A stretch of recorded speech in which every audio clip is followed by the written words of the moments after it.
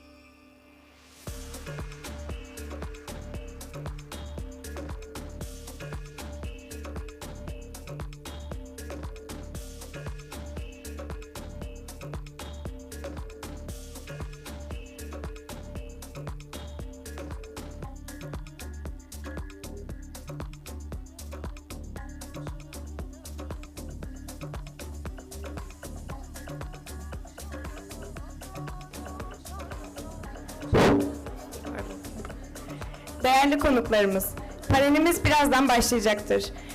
Yerlerinizi almanız önemli rica olunur. Dear guests, our panel will start shortly. Please take your seats. Thank you.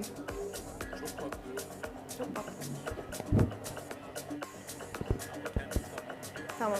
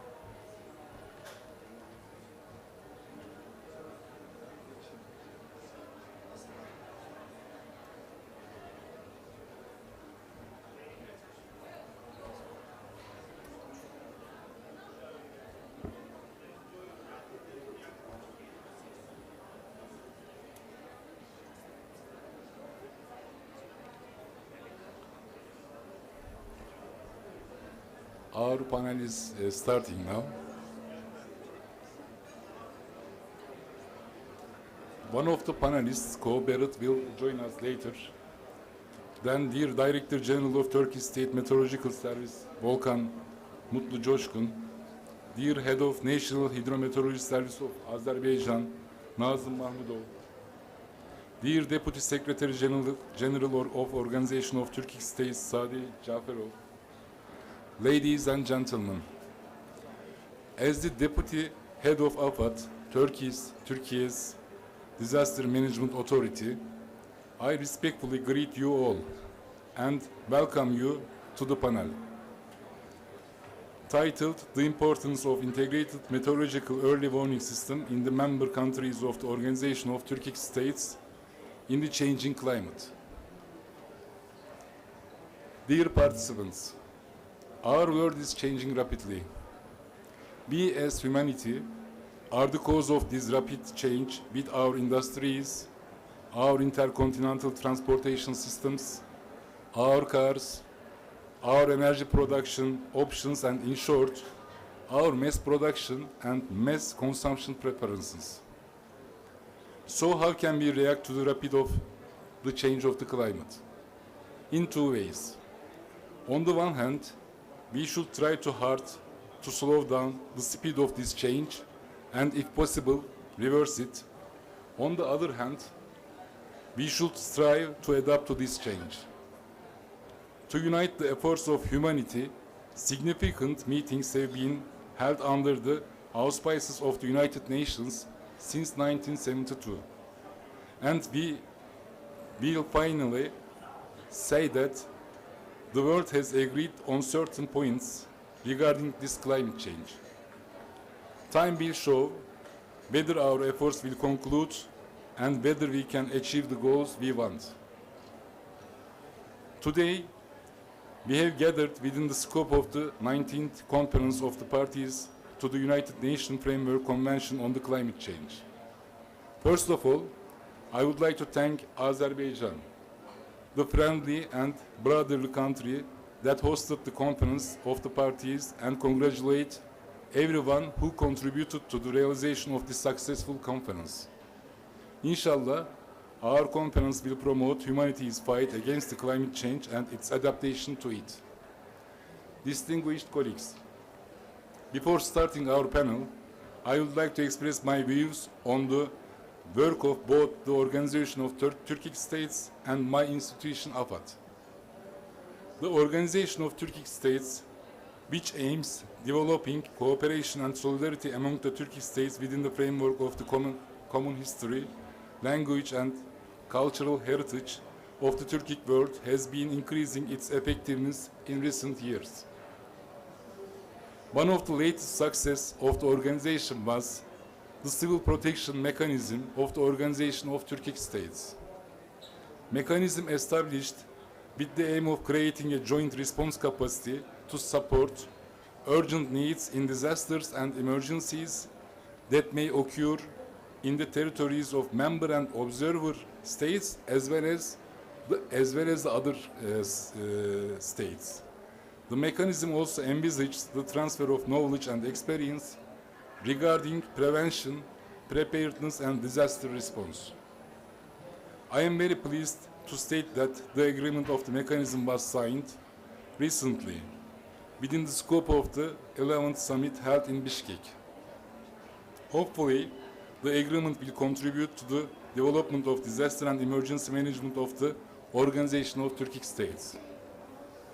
In the future, the mechanism will also be a tool for sharing meteorological early warning systems with countries, which is our topic today. Ladies and gentlemen, early warning can be defined as the announcement of an impending threat by determining its source, location, time, intensity and magnitude, probability, and possible effects. The aim is to reach as many people as possible and warn them to prevent or reduce loss of life and property. In short, to protect life. There is increasing interest in the early warning systems nationally and internationally. For instance, United Nations Secretary General Antonio Guterres announced the Early Warning for All initiative in March 2022 to ensure that everyone in the world is protected by early warning systems by 2027. As Turkey, we are also increasing our efforts on early warning systems. Mr. Coşkun, DG of the Turkish State Meteorology Service, will provide detailed information on this issue. I would like to talk about the part that touches AFAD. As AFAD, we are developing and spreading the news receiving and dissemination system throughout the country. Threat news is conveyed to the public and relevant institutions via mobile notification, SMS, CMS, local announcement systems and siren systems developed with local and national resources. In particular, meteorological warnings issued by Turkish State Meteorology Service and the warning text created by AFAD against the possible negative effects of disasters, such as floods, inundations, lightning strikes and forest fires that may occur due to these, are delivered to citizens via SMS. In this way, we ensure that citizens are warned regionally. We have a team at AFAD that works on early warning systems nationwide. The team's duty is to ensure necessary coordination between institutions, to monitor and evaluate warnings regarding forecasts, threat news sent by other institutions, to ensure that precautions are taken, and if necessary, to convey these to citizens. This team is starting to bear fruit. Heavy rainfall occurred in Artvin, a province in the northeast part of Turkey in 2021. 178 kilogram of rainfall per square meter in 24 hours. A total of $26 million of private and public damage occurred. However, much more rainfall was experienced this year, and no similar damage was encountered. More than 200 kilograms of rainfall in Artvin in 24 hours in this year. As a result of the preparation work carried out both beforehand, stream bed improvement and road improvement work, and the transmission of meteorological early warnings to our public institutions and citizens, the total public and private sector damage remained at $2 million, just $2 million. Similarly, 200 kilograms of rainfall per square meter in the center of Zonguldak province in 2023. A total of $112 million of damage occurred in the public and private sectors as a result of floods. However, 300 kilograms per square meter rainfall this year and only a total loss of $8 million was occurred in the public and private sectors. This was also a result of the precautions taken beforehand and the preparation works carried out after the meteorological early warnings. Our aim is to reduce these losses even further by increasing the effectiveness of risk management, early warning systems and preparation works. Esteemed participants, it's time to give the floor to our esteemed panelists. First of all, I will give the words to the DG of Meteorology of Turkey. Let me clarify the ground rules. Each panelist will have 8 minutes to speak. Questions and answers will be at the end of the panel. Now, first we listen to Mr. Volkan Mutlu Coşkun, the Director General of the State Meteorology Service of the Ministry of Environment, Urbanization and Climate Change of the Republic of Turkey. Mr. Volkan graduated from the Department of Meteorology Engineering of Istanbul Technical University, one of the deep-rooted universities of Turkey. After serving in various positions in the General Directorate of State Hydraulic Works of Republic of Turkey for 18 years, he continued his career in the Ministry of Food, Agriculture and Livestock of Republic of Turkey and rose the position of Deputy Undersecretary in this ministry. Mr. Coşkun, who was appointed as a Director General of the State Meteorology Service in August 2018, represents our country as the permanent representative of Turkey and a member of the management group of the WMO 6th Regional Union at the World Meteorological Organization. He also has worked within the World Meteorological Organization and the World Meteorological Congress. Yes, the floor is yours, Mr. Director General. It's your time.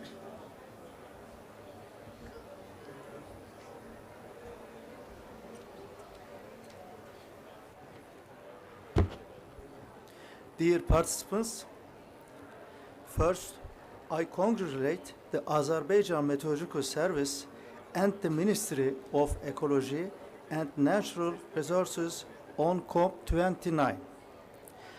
I want to start my speech with brief information from two reports. The first one is the World Economic Forum's Global Risk Report. Extreme weather events have been among the top 3 for the last 5 years. This information tells us clearly what we need to do. The second information is from the WMO's Atlas of Mortality and Economic Losses from Weather, Climate and Water Extremes. During the last 50 years, weather, climate, or water disasters increased by 5, while deaths decreased almost threefold. This information tells us what we have done well in the last 50 years. These two pieces of information both tell us the same thing: the importance of early warning systems. Today, we will discuss early warning systems and the importance of international cooperation in this field. I want to take this opportunity to welcome each of you and once again express my gratitude in your presence to our esteemed moderator and panelists. Now, let's focus on meteorological early warning systems in Turkey. You know, Turkey is a country located at the intersection of different climate types. Our country is more vulnerable to meteorological events such as floods, avalanches, storms, and heat and cold waves. For this reason, the Turkish State Meteorological Service has made significant investments in recent years to increase the effectiveness of early warning systems. The first step is accurate observations. We obtain meteorological data from an observing network composite of 2,058 different systems. These include meteorological radars, automatic meteorological stations, lighting detection, and tracking systems. We also invest in supercomputers to run numerical weather prediction models.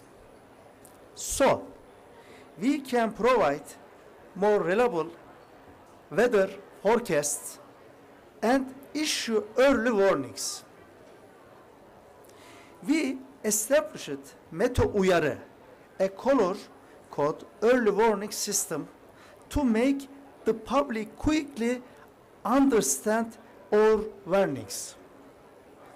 Our meteorological early warning enable local governments and disaster response teams to take rapid action. In addition, we share early warnings from the in-house developed forest. Fires meteorological early warning systems with relevant units. Early warnings for extreme meteorological events let the public be prepared.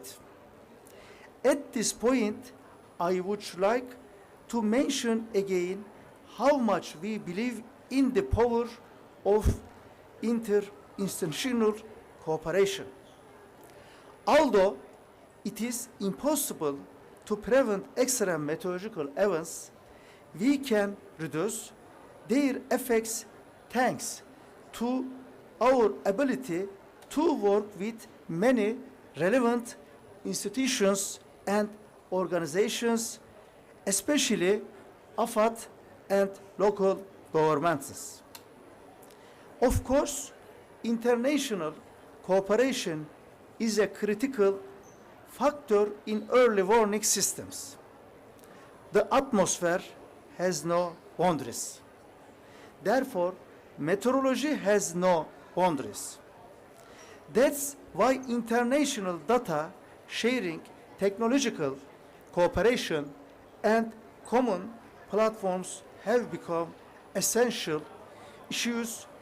In this context, Turkey actively participates in international meteorological cooperation.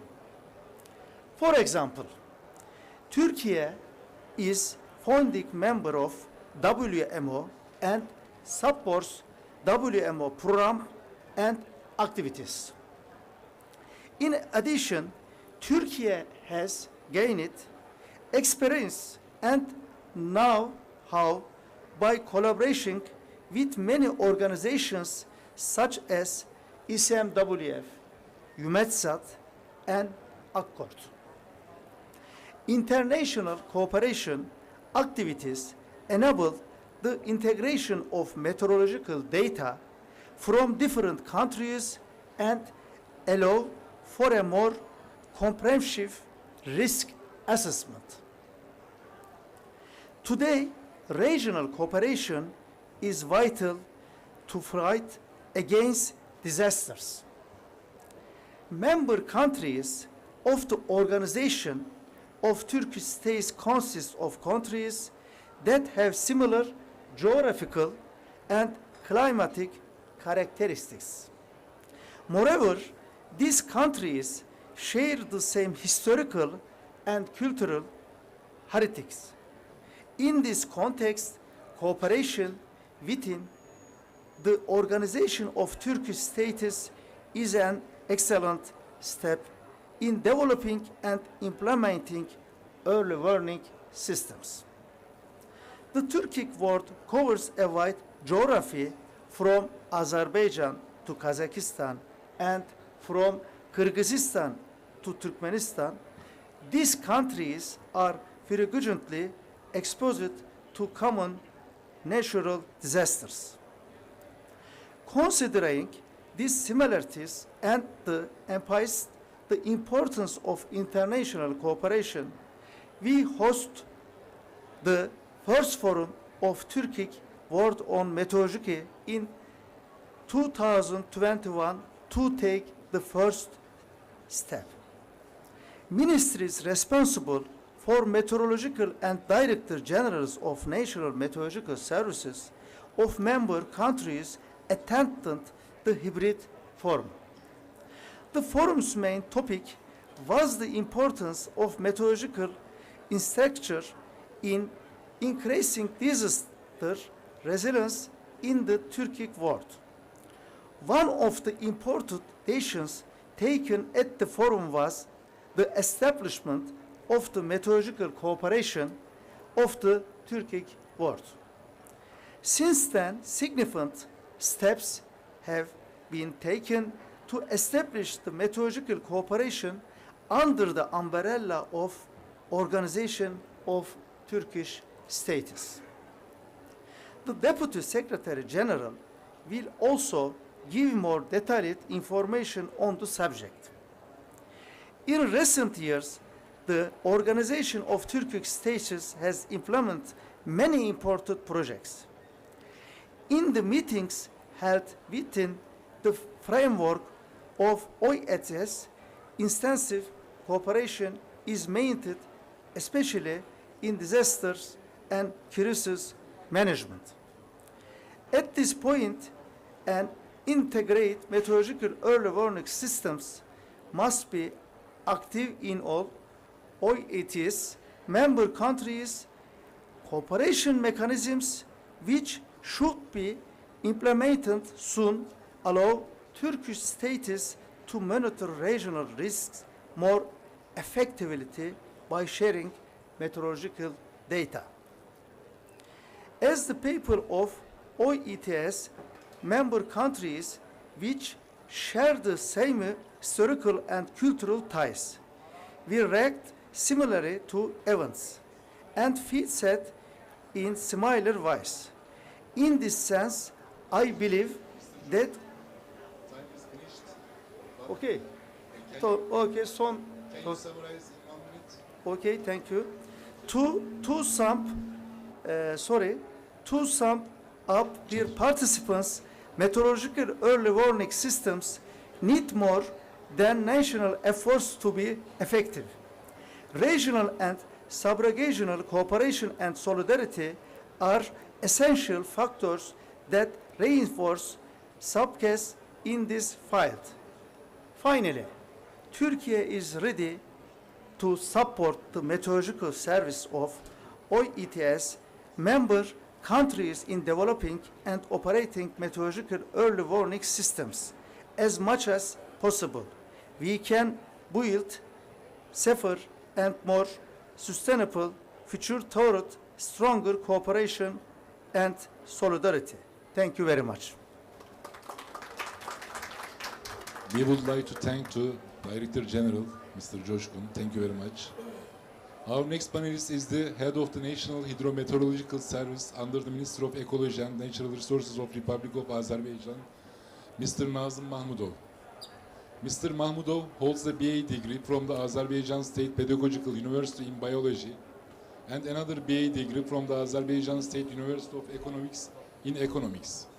He served as an engineer, chief consultant, and department head in the Ministry of Ecology and Natural Resources of the Republic of Azerbaijan.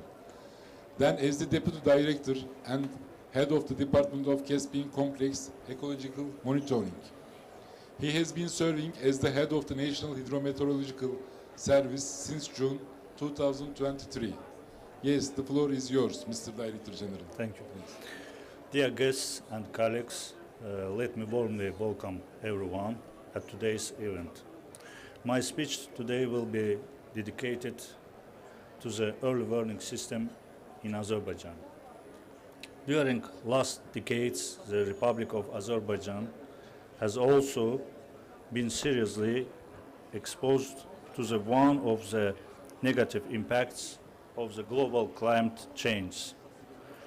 In the last 100 years, average annual temperature in the territory of Azerbaijan has increased by 0.4 1.3 degrees Celsius. We are recognizing the importance of the preparedness of each country and coordinated responses to climate change impact, and actually aiming to strengthen our joint efforts to achieve the 1.5 degrees Celsius target and to reduce climate change vulnerability of Azerbaijan on the base of common narrative. No one left behind, working together at all levels with our partners and brotherly countries. For information, the Republic of Azerbaijan joined the United Nations Framework Convention of Climate Change in 1995. In the first NDC, our country declared to reduce the greenhouse gases level up to 35% by 2030 compared to 1990. The second NDC comprises the 40% decrease target by 2090 compared to the base year. And new NDC 3 has more ambitious target of net zero emission in 2050. In the field of meteorology, my country has a chance to peer learning of the advanced experience of the Republic of Turkey, particularly in terms of establishment of the early warning system that we highly appreciate. Recently, a group of our colleagues from the Ministry of Ecology and Natural Resources of the Republic of Azerbaijan visited Ankara, the capital city of the Republic of Turkey, for developing the cooperation with the Turkish State Meteorological Service and to exchange best experiences in the mentioned field. The TürkMetCap forecasting system created by the Turkish State Meteorological Service is used in the preparation of hydrometeorological forecast. TürkMetCap is based on forecast models and satellite data. TürkMetCap is a synoptic visualization and analysis system. In order to improve the quality of forecast and warnings, the TürkMetCap program was implemented in Azerbaijan in 2004, and its latest version was introduced in the 2010. Through the system, it is possible to obtain a weather forecast covering the next 10 days. The EUMETSAT satellite system provides visualization of cloud system in 12 spectra and enables monitoring of atmospheric process on a large scale. This system is also used during the preparation of the forecast to the Caspian Sea. In the framework of regional cooperation, actual data from the hydrometeorological observation network is also exchanged. The synoptic data of certain meteorological station and the Mashtar aerology station are being transmitted to the Turkish State Meteorological Service of the Ministry of Environment, Urbanization and Climate Change of the Republic of Turkey 8 times a day. The close cooperation in the field of meteorology is also carried out with our colleagues from Kazakhstan. Synoptic data of TIFE meteorological stations as well as marine burning for the 4th Shevchenko region of the Caspian water area and are transmitted. Early warning systems are designed to analyze and identify potential risk and threats related to weather and climate.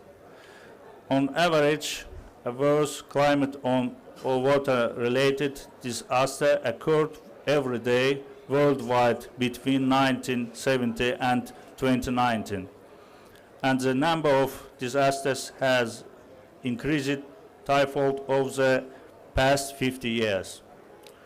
50% of all disasters were related to weather, climate, and water hazard. The main goal of the early warning system is the management of dangerous hydrometeorological events, which are increasing against the background of climate change and the minimization of the risk they can create. Director General, last 2 minutes. You have last 2 minutes. Okay. In the last 5 years, the modernization work in observation network of the National Hydrometeorological Service was implemented within the framework of the state programs. Along with dangerous cloud system, the radar determines the direction and speed of the zodiacal wind based on its location. It distinguishes the direction of the wind with shade of color in order to more accurate analyze the process occurring in the atmosphere. It is also possible to extract the vertical profile of the wind by head using radar. At the end, I would like to remark with satisfaction that we have recently launched the Meteor Point as mobile application in order to provide more operative and comprehensive delivery of hydrometeorological warming and forecast information to our population. Thank you for attention. We would like to thank the Director General. Thirdly, welcome. Thirdly, I will give the floor to the Deputy Secretary General of the Organization of Turkic States, Mr. Sadi Japarov. Japarov is a graduate of Baku State University, Department of International Relations and International Law. He also holds a PhD in law from the National Academy of Sciences of Azerbaijan. He most recently served as the head of the Department of International Law and Agreements at the Ministry of Foreign Affairs of Azerbaijan, where he joined in 2006. He was appointed Deputy Secretary General of the Organization of Turkic States in December 2022. Yes, the floor is yours, Mr. Japarov. Thank you, Mr. Moderator. Dear panelists, dear participants, ladies and gentlemen, it's a great pleasure for me to take part at this panel on behalf of the Organization of Turkic States within the COP29. I would like to express my deep gratitude to the Turkish side for initiating and organizing this event. I also take this opportunity to convey the greetings of His Excellency Kubanычbek Omuraliyev, the Secretary General of the Organization of Turkic States. Unfortunately, he left due to other planned arrangements and he's not today with us. So as we know, environmental and ecological problems don't recognize national boundaries. Attempts of a single country in solving the environmental issues and building the green future in a separately taken territory will not lead to the expected outcomes. Therefore, climate change, green future and other environmental subjects continue to be a top priority on the agenda of the world community. And as Organization of Turkic States, we conduct multilateral cooperation among our countries in 35 key areas, including politics, economy, energy, transport, tourism, education, justice, culture, youth sports, and others. And in this context, I would like to emphasize that the environmental issues, including the meteorology, is also included in the agenda of our organization. So on February 19, 2021, on the initiative of the Turkish side, the first meteorological forum of the Turkic world was held in Ankara. And this forum was dedicated to the 84th anniversary of the General Directorate of Meteorology of the Republic of Turkey. And after that, in 2023, the second meteorological forum was held and hosted by Azerbaijan. And now our member states, Uzbekistan, is willing to have the third forum. But besides those forums which are encompassing the Turkic world, we are demonstrating efforts in order to establish a cooperation mechanism within the Organization of Turkic States. And in this context, we highly appreciate the initiative of the Turkish side on the establishment of the meteorological cooperation mechanism under our organization, and call upon all member states and observers to support this initiative. I believe in a near future, we will be able to host the establishing event of that mechanism. And in this context, I would like to inform you about other initiative, because Deputy Director General of AFAD, so Disaster and Emergency Management Presidency of the Republic of Turkey, is present here. We hold discussions on the establishment of the civil protection mechanism under the Organization of Turkic States during last 2 years, and we were able to sign the agreement on the establishment of that civil protection mechanism among 5 our member states, and observers also may join that initiative. And I would like to emphasize this fact, this is very important. This civil protection mechanism will be the third in the world after those which are within the UN and European Union. And now I'm going to inform you about the initiatives that are undertaken by our organization in the field of protection of the environment. The key documents of the organization, in particular the Nakhchivan Agreement on the establishment of the Organization of Turkic States, the Turkic World Vision 2040, and OTS strategy for 2022-2026 documents give priority to environmental protection in the national and joint policies of our member states. In this context, I would like also to focus on the outcomes of our recent summits, the informal summit which was held on July 6 in Shusha, and our regular summit which was held recently on 6 November in Bishkek. So in Shusha summit, Azerbaijan, which was held in Azerbaijan on the theme of building a sustainable future through transport, connectivity and climate action, the member states signed the final document of that summit, which was titled the Karabakh Declaration. And by signing the Karabakh Declaration, our leaders instructed all of us to establish cooperation mechanism of the relevant authorities of the Turkic states to interact in the field of protection of environment and climate agenda to strengthen the regional and global response to the climate change issues.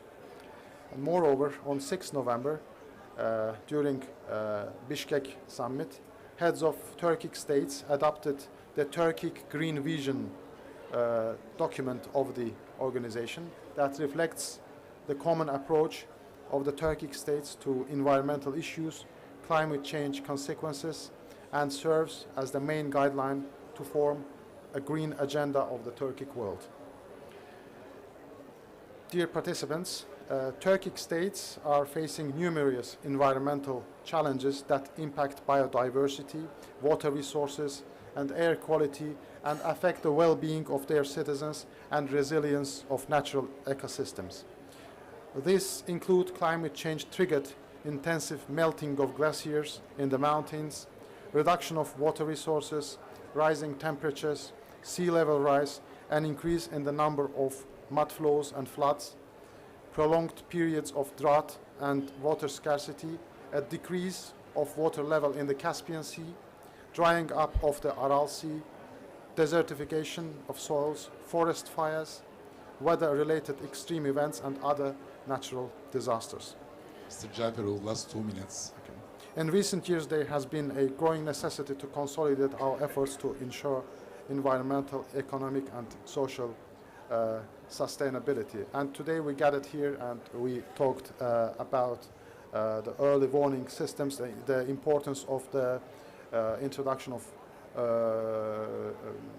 and harmonization of early warning systems in our member states. And I am very pleased that Azerbaijan, one of the founding countries of our organization, is hosting the COP29 event these days. And this event provides us with a good opportunity to establish a new cooperation mechanisms within the OTS. And last week, during COP29, we held the first meeting of the minister responsible for environment of our member states within the COP21. And by signing the declaration of that meeting, our ministers agreed to intensify joint efforts in the Turkic countries to address global and regional environmental issues. And solving and addressing environmental issues in the Turkic region is not only for the welfare and prosperity of the Turkic people. This is a contribution to the world, to the prosperity and development of the countries worldwide. And concluding my speech, I would like to express appreciation to all the organizers and participants of today's event. Thank you for your attention. Thank you very much, Mr. Jaferov. Our last panelist is Ms. Ko Barrett. He just joined us. Welcome. Deputy Secretary General of the World Meteorological Organization. Ms. Barrett holds a BA in Environmental Studies from the University of North Carolina, Asheville. She was elected as a distinguished research scholar, and a member of the Scientific Research Society, Sigma Xi, at that university. After serving as the director of the Global Climate Change Program at the United States Agency for International Development, USAID, he joined United States National Oceanic and Atmospheric Administration, NOAA, in 2005. Rising to Deputy Administrator of NOAA's Climate Program Office, Ms. Barrett joined the United States Senior Executive Service in 2016. She served as the Deputy Administrator for NOAA research programs for 5 years. In 2015, Ms. Barrett was one of the first women elected to serve as Vice Chair of Intergovernmental Panel on Climate Change, IPCC, a role she held until July 2023. She was appointed Deputy Secretary General of the World Meteorological Organization in January 2024. There are lots of awards that Ms. Barrett had taken for her studies. I will mention last one of them. The Global Landscape Forum included Ms. Barrett on its list of 16 women restoring the Earth in 2022. Thank you very much. Now floor is yours. Thank you, Mr. Moderator. That was quite an extensive overview of my experience. I think it will be longer than my remarks, actually. But thank you for that kind welcome, dear panelists. I'm happy to It be was here. very long, yes. Okay, thank you. So, Excellencies, colleagues, and friends, it really is an honor for me to be here this afternoon representing the World Meteorological Organization at this very timely event that emphasizes the importance of cooperation among Turkic states on early warning. As many of you are aware, the Early Warning for All initiative and the urgent need to ensure that everyone on the planet is protected by life-saving early warnings by the end of 2027 are priorities for the UN Secretary General. And he tasked the WMO to co-lead this effort with the UN Office for Disaster Risk Reduction and a number of other international and UN organizations. And I'll just say it is a hugely ambitious initiative, ensuring that everyone on the planet has advanced warning of extreme events to avoid the worst disasters. We will only succeed at this initiative if we work together to ensure that multi-hazard early warning services have a strong science and knowledge base, that the warnings and forecasts are accurate and relevant, and they are communicated effectively and on time and translate into early action on the ground. And this is why partnerships are so essential for this initiative and for early warning efforts across the globe, because we need to cover the entire value chain of preparedness activities, from understanding risk to delivering on resilience. And importantly, we need to expand and accelerate our activities across the globe, covering even more partners and target countries than we started with to reach the goal set by the UN Secretary General Antonio Guterres. So we therefore need national and community ownership, and we need international and regional collaboration like we're talking about today. The world has a lot to learn from Turkey's experience on this topic. Turkey, as we all know and as we're hearing, is extremely vulnerable to multiple hazards: heat waves, forest fires, heavy precipitation, flooding, and unfortunately earthquakes. But the Turkish Met Service has great expertise in forecasting, warning, and advisory services and advancing dissemination techniques.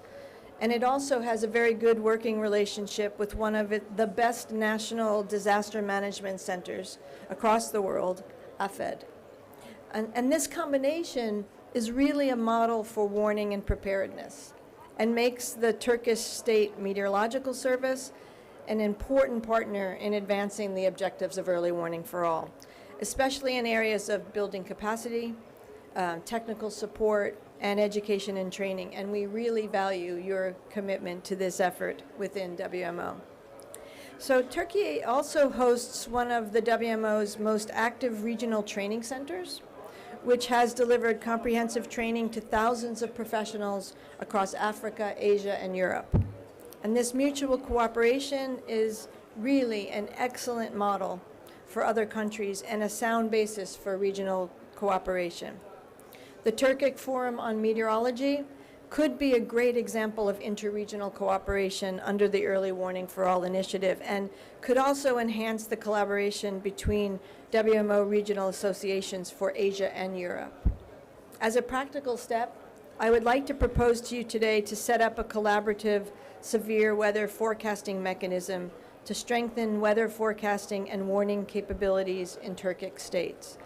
Approximately 10 other sub-regions of the world are already doing this, and clearly this region and this alliance is well suited to join us, so please do. Within WMO, we have something called the Flash Flood Guidance System, which is another example of excellent collaboration. Flash floods are among the most dangerous hazards we face, as we have seen recently in Spain, and in so many other countries, and we lose far too many lives to flash floods. I know this because where I live in the U.S., in North Carolina, we recently had a disaster from Hurricane Helene, and the loss of life is just really unbearable. Not to mention the loss of infrastructure, and even now utilities are still out 1 month ago. But so flash floods are one of the key hazards that we must tackle in early warning for all. Turkey manages 2 of these flood guidance regional centers that serve over 20 WMO members across the Black Sea, the Middle East, and Southeast Europe. And these centers really deliver crucial services, including numerical prediction models, precipitation estimates, and support to other countries. So we're really grateful for Turkey's support for vulnerable countries. And the Met Service, in coordination with UMETSAT and WMO, extends substantial in-kind support to low-income countries across Africa and Asia for meteorological observation, forecasting, and warnings. To conclude, I just want to say that investments in early warning for all reap huge benefits, huge dividends. Early warnings are the low-hanging fruit of the low-hanging branch of climate adaptation. So let's grab onto this branch with both hands to protect our communities now and to build resilience to climate challenges in the future. Thank you. Thank you very much, Ms. Barrett. Now, the time for questions and answers. If you want to ask some questions to our panelists, we are listening for you. Anybody? No questions? No question. Yes, please. To whom first? Thank you so much. Who do you want to ask? Please tell. I just want to ask the Turkish. I am from Madagascar Meteorological Service. We really need it is exemplary on how you maintain like thousands of stations and so many radars. For us, the key of cooperation we have with South African telecom countries and the Indian Ocean region, it is really a key because we cannot maintain or develop effectively the early warning system. So how do you come to have so much advancement in the meteorological services, and how you plan to perfective to maintain it and still improving it? Thanks.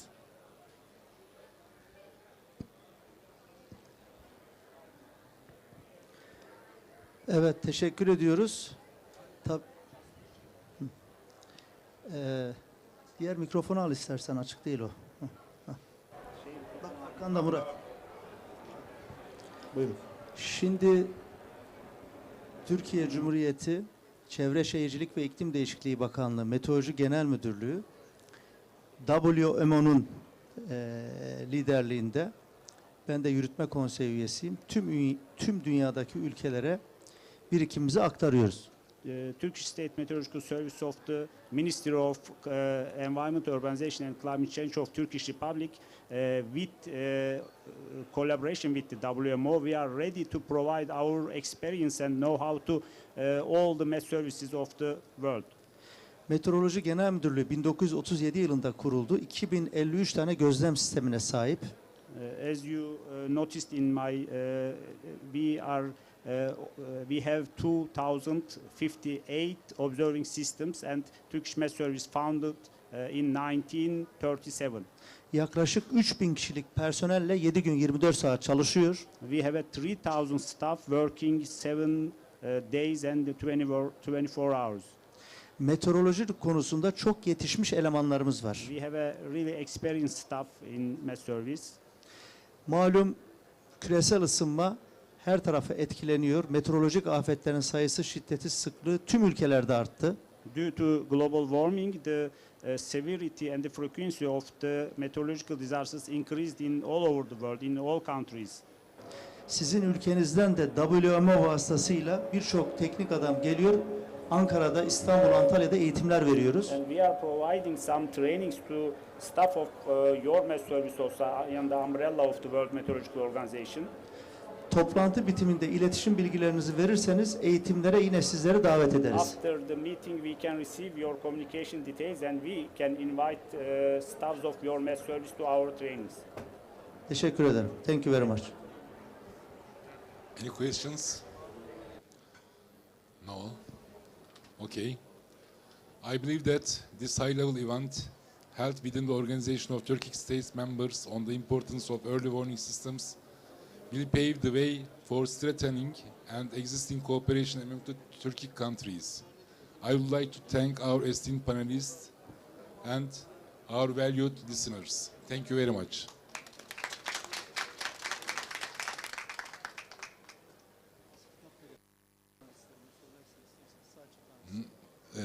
We will give books for the panelists. Yes. Turkish Meteorology Director.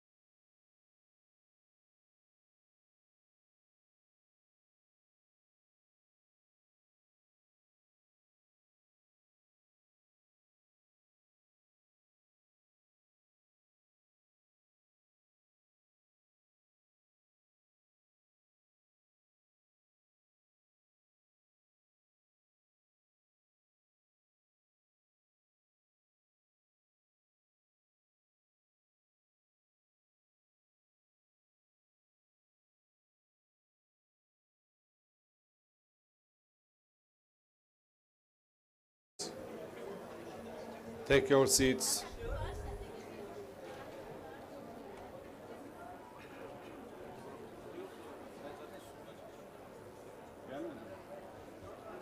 Son konuşmacı gelmedi mi? Son konuşmacı. Hı? Ne?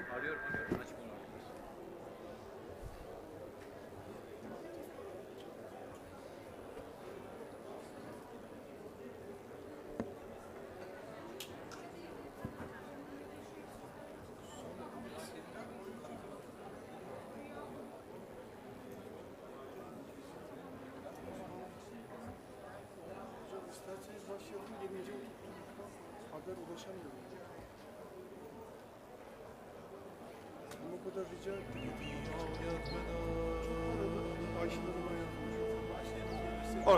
All right, we can start. Ladies and gentlemen, dear participants and distinguished guests, it's my honor to be here to welcome you all for this panel discussion on climate projections and vulnerabilities, impacts, and risk assessment related to climate, the consequences of the climate change. So today we have high reputations, we have speakers who have high reputations as well. So firstly, I like to invite Deputy Minister, Her Excellency Umayra Taygayeva, Deputy Minister of Ecology and Natural Resources of Azerbaijan, for the opening speech. And I like to invite Excellency here for your speech. Please, you have the floor.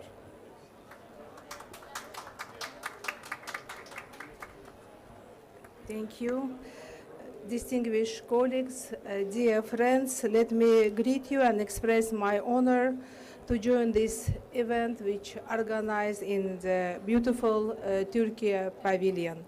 As you know, the IPCC Sixth Assessment Report and the outcome of Global Stake Talk are deliver a crucial message. Despite recent progress, the world response to climate change is not enough.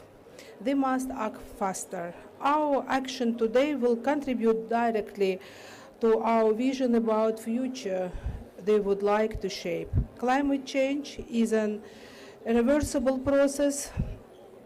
Therefore, it is important to understand current and future climate risks, develop appropriate and most realistic climate scenarios. The IPCC Sixth Assessment Report, based on the best available science, provide input to the first global stake talk and timely, accurate information for policymakers.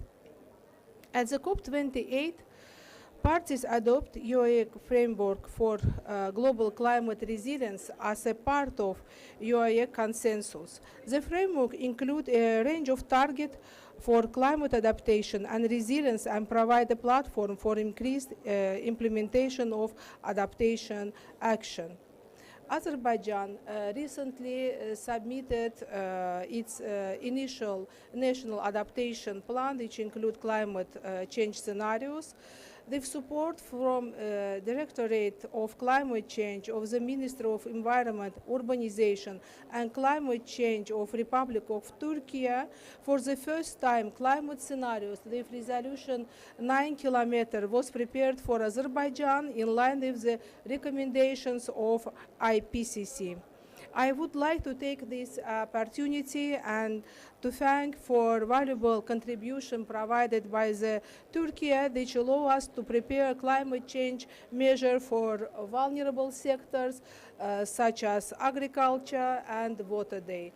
As you know, today food, agriculture and water day Water is at the heart of climate action for both adaptation and mitigation activities.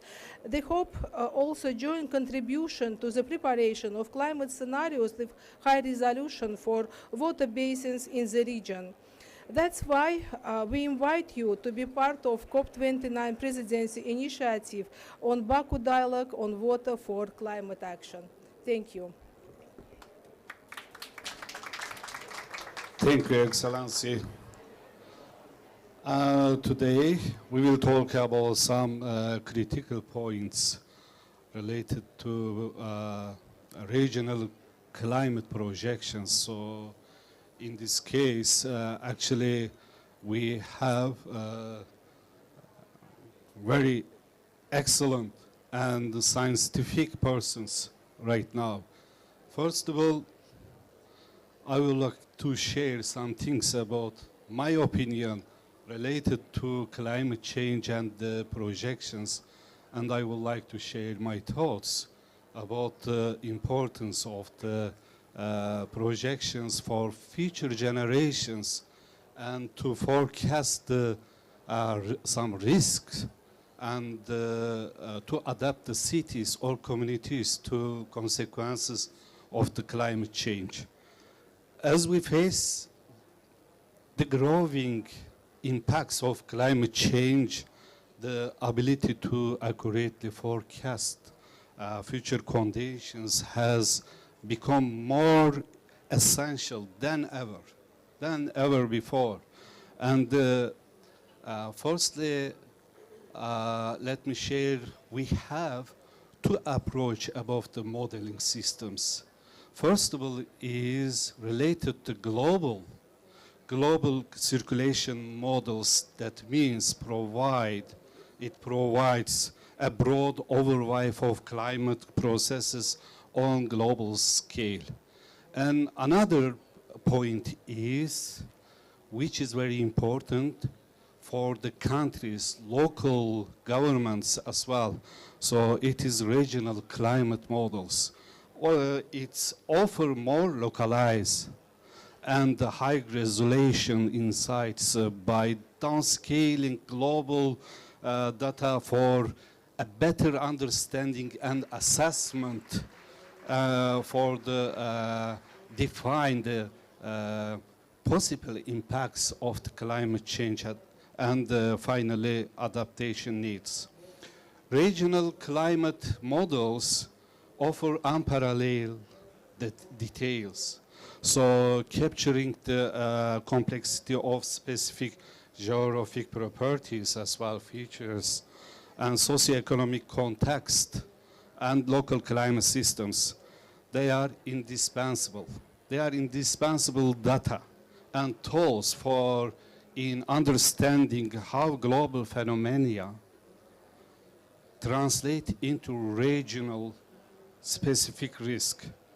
For an effective adaptation study, and we have to begins with a robust vulnerability, impact and risk assessments.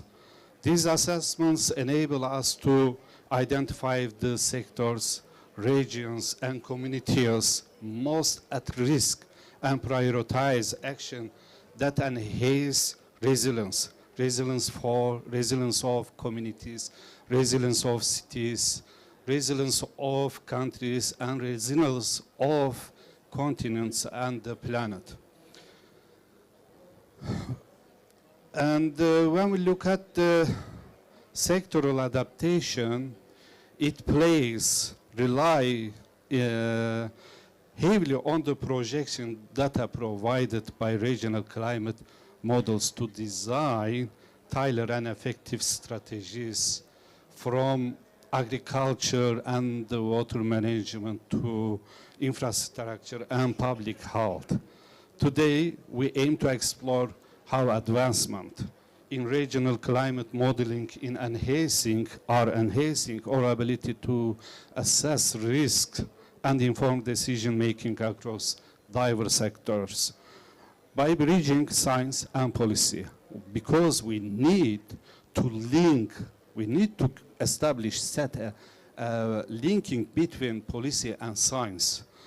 These models ensure that adaptation actions are not only scientifically sound, but also context-specific, equitable, and forward-looking.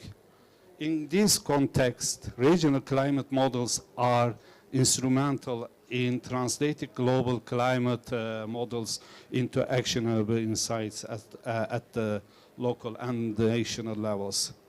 And additionally, we will discuss the critical role of scientific knowledge in addressing climate change and emphasize the significance of climate projections in assessing climate risk and informing policy making. I am delighted to share the stage with distinguished panel of experts who bring a wealth of knowledge and experience to this discussion. So, as you know, IPCC serves as scientific cornerstone in the global response to climate change. Today we are pleased to have dear friends, Abdullah Moksi, Secretary of IPCC, who will provide insights into IPCC work with a particular focus on the upcoming 70th assessment cycle. Dear friend, you have the floor.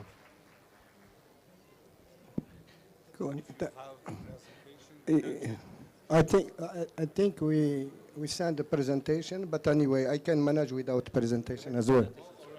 You have it. Okay. Thank you very much. So thank you very much. Really, I am honored.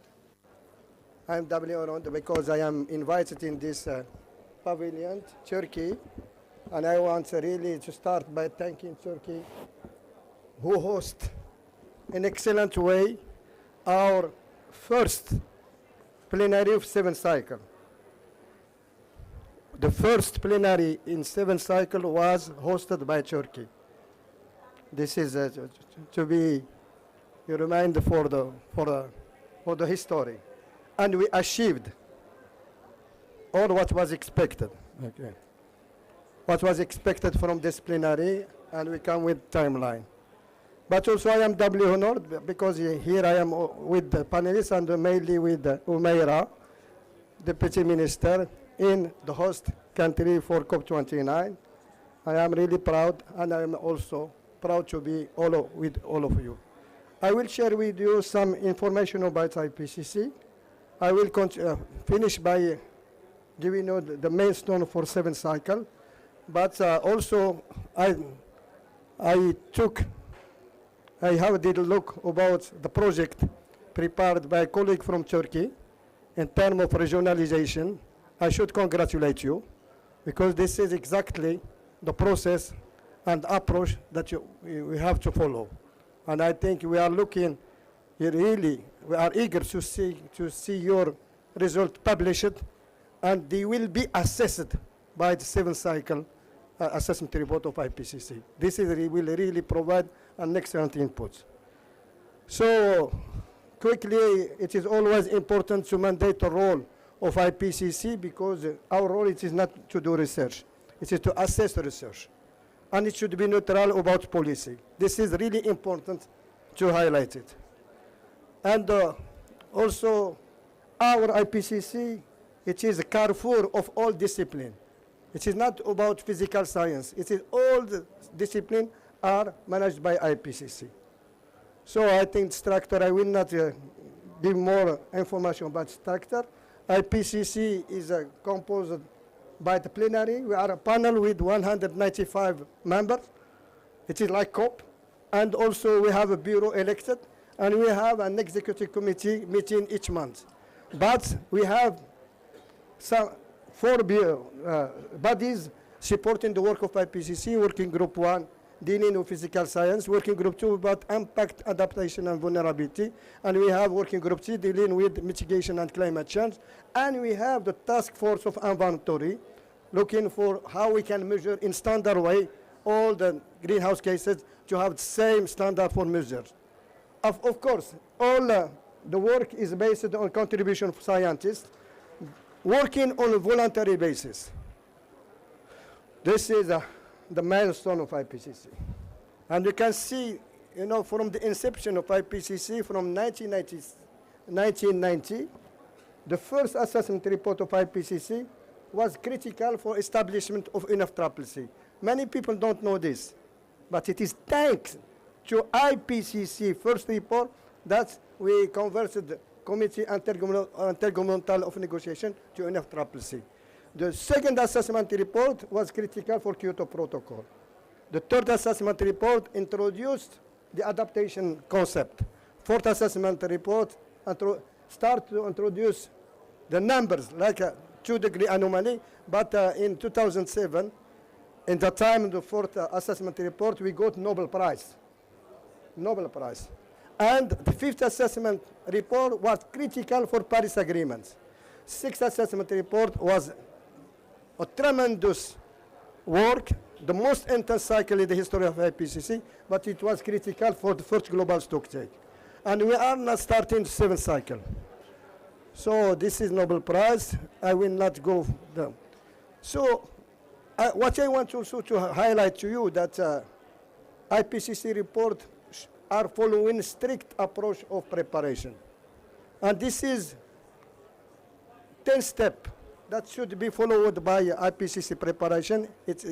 I am calling them the 10 commandments. And any report from IPCC is following this. At the end, it is a sort of collaboration between scientists and governments. So let me give you some indication about IPCC. It is, this moment, we are not discussing IPCC results. It is unequivocal. And also, what is coming from the third assessment, third working group of IPCC, is that the action is now. We should not wait. There are some numbers of how we are preparing IPCC. Just to give you an idea, for 6 cycles, 760 authors were involved. We dealt with 100,000 period literature. And also we considered 300,000 comments. What it means? Anyone, any expert can be expert for IPCC report. And their comments can be integrated. This is kind of fun. And also something which is linked to your work. IPCC working, we said it is based on assessing research, but you are using scenarios. And what is really very important is we did have a workshop about scenarios, and your study can be an excellent example to follow the outreach, the workshop of scenario outcomes. Because I did have a look at it. I think it will be really something as a success story. Those are the all documents for 6 cycle. And coming to something, this is really I want to share with you, because I think this is the main things that we can share. Is IPCC is based in pathway, scenarios, and also with your regionalization, you use it, and I know that, and I think this is something you should explain, because in IPCC, we are working with kind of scenario that they are not based on the simulation of the model. They are based on what kind of economy can be there, what kind of population will be there, what kind of context is there, and this is providing many pathways. I will not develop this, but just this is to show that what you are doing in line what we are doing in IPCC. And this is a kind of definition what is scenario. Scenario is saying that, for example, 10 years by 10 years, for example, in Turkey, the population will be like this, the economy will be like that, and so on and so on. And then we make a sort of parallelism between those data and the model of circulation, global circulation that can be fitting on those scenarios. This is very important, and I think we did an excellent job in this. And those are the category we are providing, and you are using one of them. This is kind of illustration of scenarios as it were presented by Working Group 1. For example, the more important easy one is 1.9 in the bottom and 8.5 as the top. And others are used. I will not here same thing. When we are dealing with global surface temperature relative change, we are using for each scenario, we are providing this information and what are the projections till 2100. And this is a kind of scenario, and I am sure I am just want to make a sort of parallelism with your study.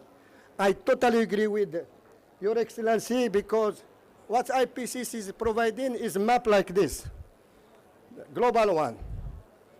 And you have, for example, for one region, for example, all Mediterranean have same color. They have same color. But when you are coming to regionalization, limited area model, then you will provide more detail that can inform what will be the forecast simulation for your country in this region rather than that region, and this is something which is excellent. I congratulate you. And this is something which is really important. I am sure you will provide it as parallelism. Is what is really important now is how we can measure the risk. What kind of knowledge risk management we can,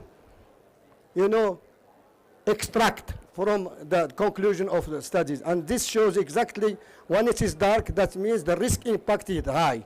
And depending of scenarios, of course, the risk is at high level when we are dealing with the highest anomaly of temperature. Same for exploring how risk changes with changes in adaptation, exposure and vulnerability. It is exactly something that shows when we are in scenario of 2 degrees, it is more critical than 1 degree C. And this is same. So we did have the workshop about scenario, and I'm sure you will use the outcome from scenario with the excellent approach. Now about 7 cycle. For our 7 cycle, we have just 18 months that we start 7 cycle. As I said, once again, I will repeat that thanks to Turkey that we have an excellent plenary. And the conclusion, these 2 slides are coming for art conclusion from plenary in Istanbul. And it was an excellent, generosity that we achieved an excellent conclusion. In 7 cycle, we will have to produce our usual report from Working Group 1 dealing with physical science, Working Group 2 dealing with impact, adaptation, and vulnerability, and Working Group 3 dealing with mitigation and of climate change. And also we will have sensitivity report with special report on climate change and cities, methodology report on short-lived climate forcer, methodology report on carbon dioxide removal and technology, carbon capture and utilization of storage, and also an update of IPCC technical guidelines in impact and adaptation. What I can say, the 7 cycle will be a little bit less than 6 cycle, but more oriented to adaptation. More oriented to adaptation. And I'm sure in your study, national studies projection, it will be also very good if you focus more on adaptation aspect. It will be very something which is useful. And also we'll deal with the short climate forcer as well as capture of carbon removal and also carbon storage. New techniques. And this is something which is important. So I will conclude that it is really a good opportunity that all the science, all the knowledge coming from the assessment of research from IPCC, coming from your work, and this is really excellent, to have a soft regionalization, what is happening in your country, in your region, because it comes from global model, but you should have a sort of cascading process that should go to regional model, and not only regional model, should also for some national model. And it is exactly the kind of knowledge that is needed to publish and to be assessed by IPCC, and it will give a sort of success stories for other regions to be followed. And second, if it is used for IPCC, it will also complete the process. All in all, it is not about just coming with the conclusion and the report of IPCC. It is about how this information will be used in the planification and to help in decision making, saving lives and goods, and what will happen in Valencia and other region is a good lesson for us. And also not saving lives and goods, but also improving quality of life, the things that can make climate change as climate change. Information that can help in knowledge risk management, that can really install what we call vigilance. We should be vigilant. We should become a sort of climate vigilant that can ensure that the condition of life for this generation can be excellent, and also we can ensure excellent life for future generation. Thank you very much, and thank you for this honor for me, and I'm always happy to be here. Thank you very much. We sincerely thank Mr. Moksit for his fruitful presentation and highlighting topics. Thank you very much. So I have a question to you. So could you please provide a brief summary for 70 assessment of IPCC work? If you have some ideas, can share us. Yeah, as I said, I think the seventh cycle is coming with the chair vision. And this is something important, because we want this seventh cycle as much as inclusive, diverse, and also practical. What it means, diversity, we need to have more and more representation for gender, more and more representation for youth, new career scientists, not the past one. And also, we want that we can include as much as possible local knowledge and indigenous people. This is something which is important, and this is coming from the vision of chair. The other thing, as I said, seventh cycle, what is gone? Sixth cycle was solution-oriented. But this one, it is more adaptation-oriented. More adaptation-oriented. And now, with this mechanism, looking for more inclusion, that means all scientists. We are inviting all scientists to contribute to the work of IPCC in seventh cycle, because, as I said, IPCC is assessing the research, not doing research. But if you do research like the one you are doing now, IPCC will have enough element, enough material to assess and to inform decision maker.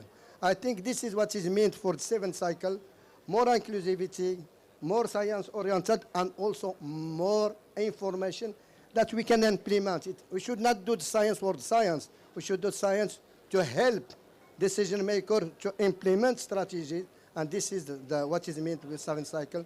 And thank you very much. Thank you. I think it's a calling to scientists around my country, right? So, as you mentioned in your speech, Turkey is located in Mediterranean region, Mediterranean climate region, and already we have, and we are living some scenario. So, just looking for this point, and Turkey has to provide some models and to forecast or future conditions against the climate change. So, because if you haven't any projections, you cannot succeed. You cannot succeed to adapt your cities, your communities to devastating impacts of climate change. So, at this point, given Turkey a location within the Mediterranean basin and one of the most vulnerable to impacts of the climate change, we have some results and carry out in presidency of climate change in Turkey. So right now I would like to share some information about the projection or projection, and because we have a high resolution, and for these important studies my colleagues expert Ali Cem Deniz will share some information about all studies. It's floor yours.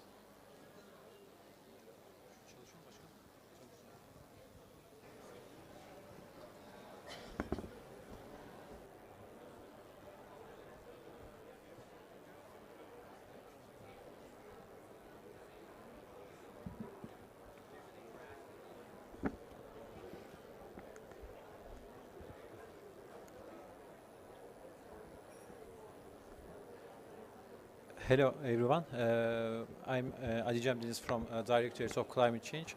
Firstly, I would like to thank Mr. Moksit for his kind comments for our study. And today I'm going to talk about climate projection studies that we initiated in May 2024.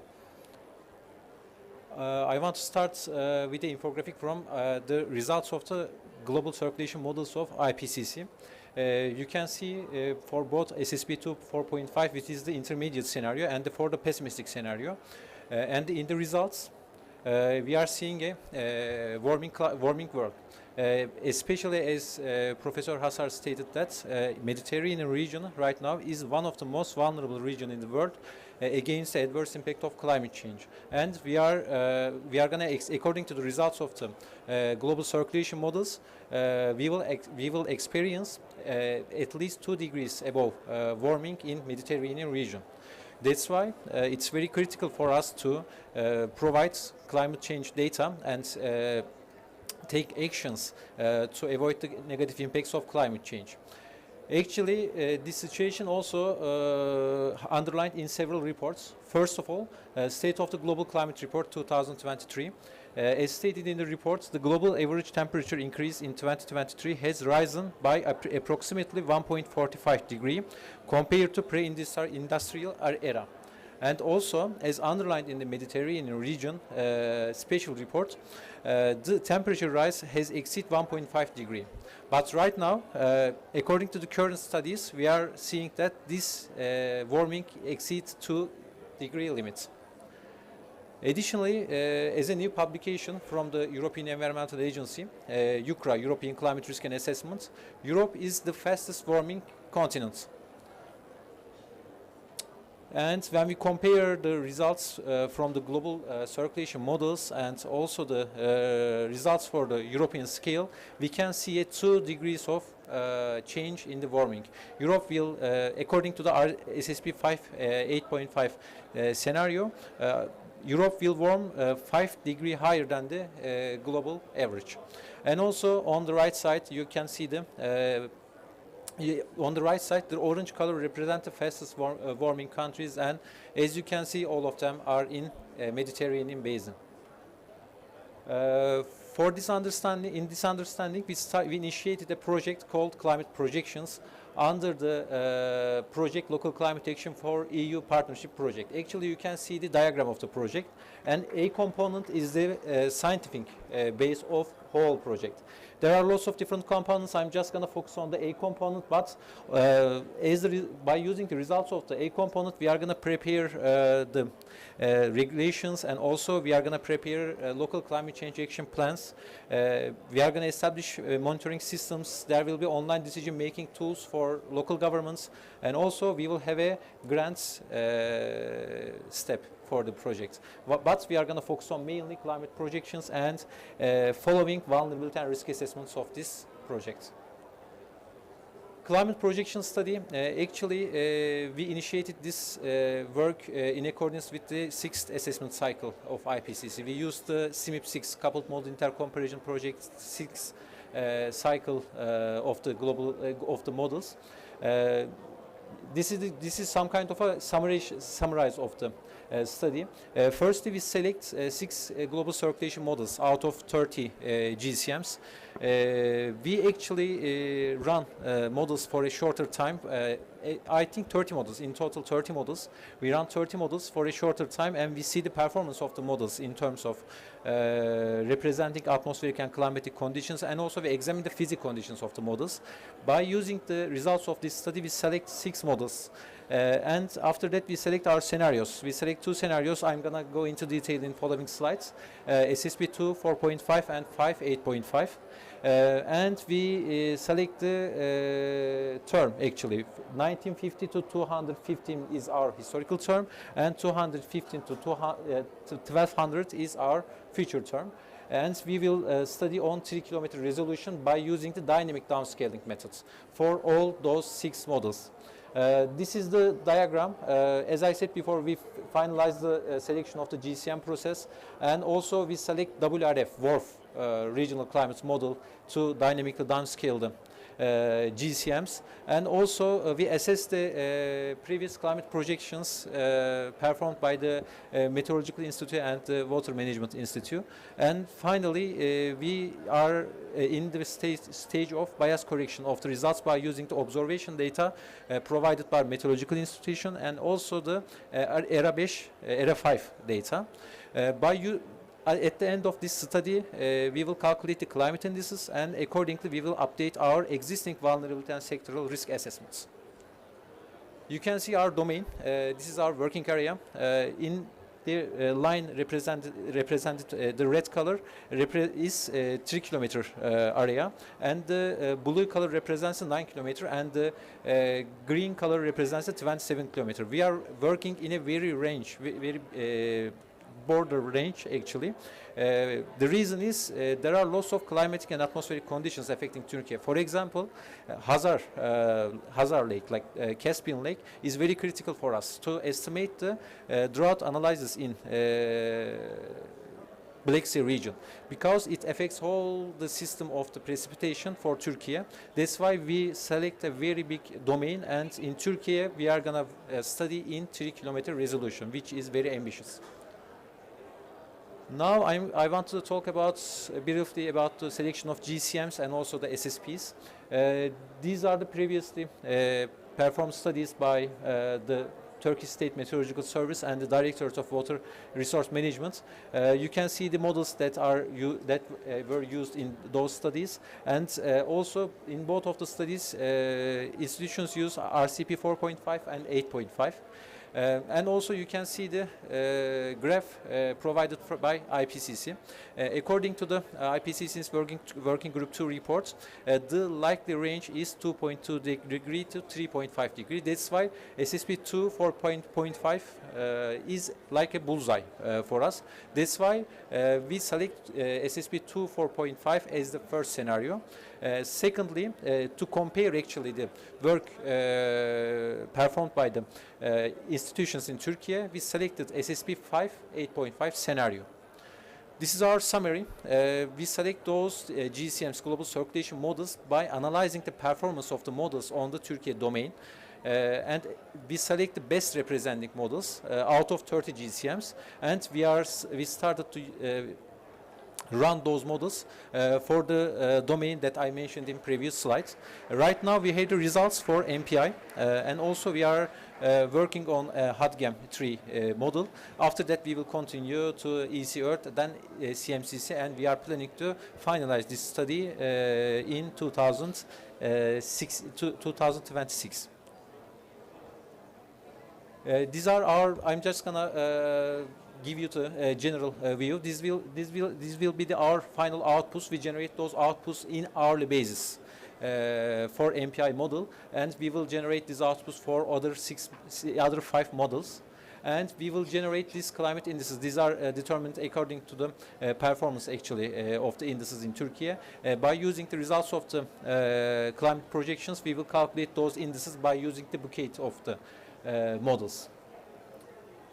Now I want to share the first results of our climate projection study. This is the results from the MPI model, 3 kilometer results, the red line, as you may remember from the previous slide. As you can see, this is for, by the way, SSP 2 4.5. As you can see, Turkey is under the risk of warming thanks to due to the changing climate. And according to our results, especially, can I use this one? Especially in the region, in the Mediterranean region, and also the southeastern part, and also the Aegean part of Turkey, are under risk of extreme warming, and we are expecting to see warming up to 2 degrees, comparing to the reference periods, 1985 to 2014.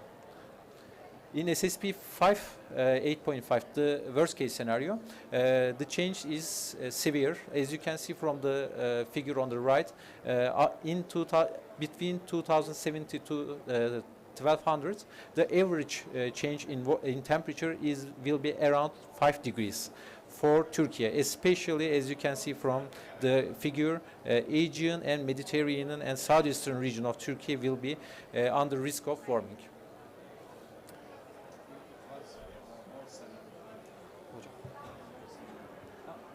By the way, this is the results. This was the results from the worst case scenario, SSP 5, 8.5. These are the results for the precipitation. I just selected precipitation, temperature, and wind speed to present here. As you can see from the results of SSP 2, 4.5, the change in total precipitation will be decreased in again Mediterranean region and southeastern, a little bit southeastern region, and also the Aegean region. In worst case scenario, this decrease will be severe again, especially in this region, some part of Aegean region and also the Mediterranean region. For wind forecasts, again, by referring to the 1985 to 2014 reference period, the change will be, actually the change in the wind speed will be higher. There will be increase in, again, Mediterranean region, but some part of Turkey we will see a decrease in the wind speed.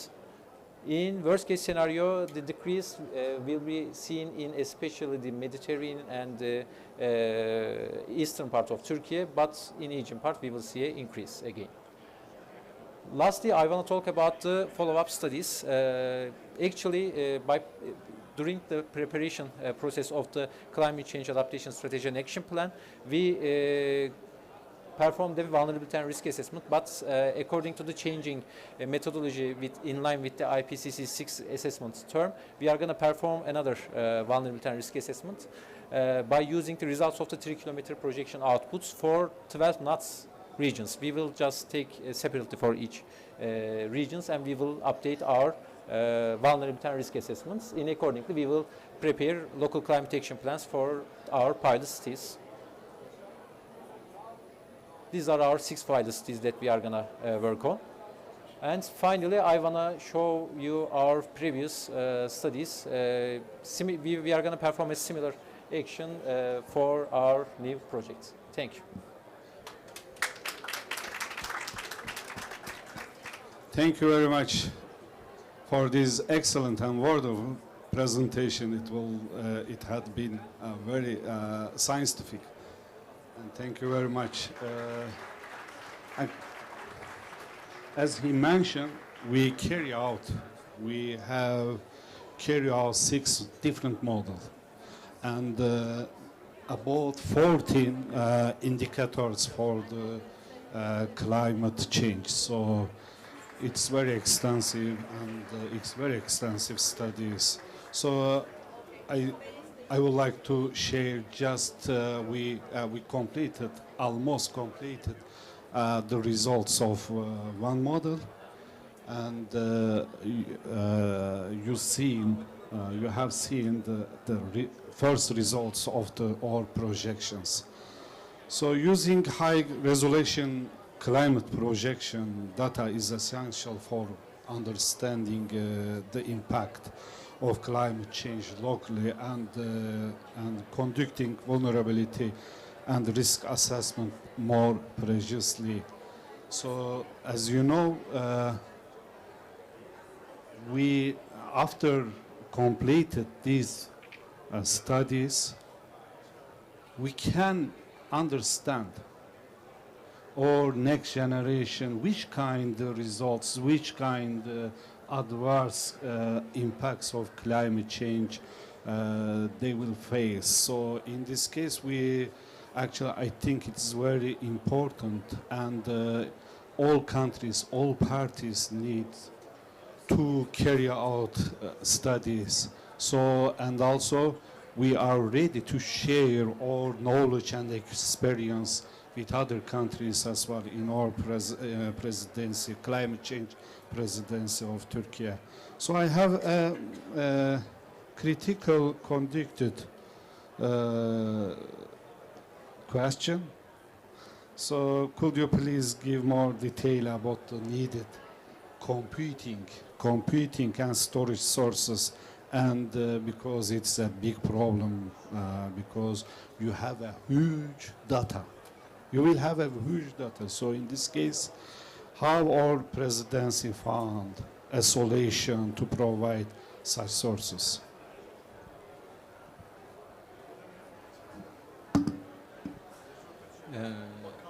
Thank you. Actually, it was a very big problem, as you were experiencing, my director.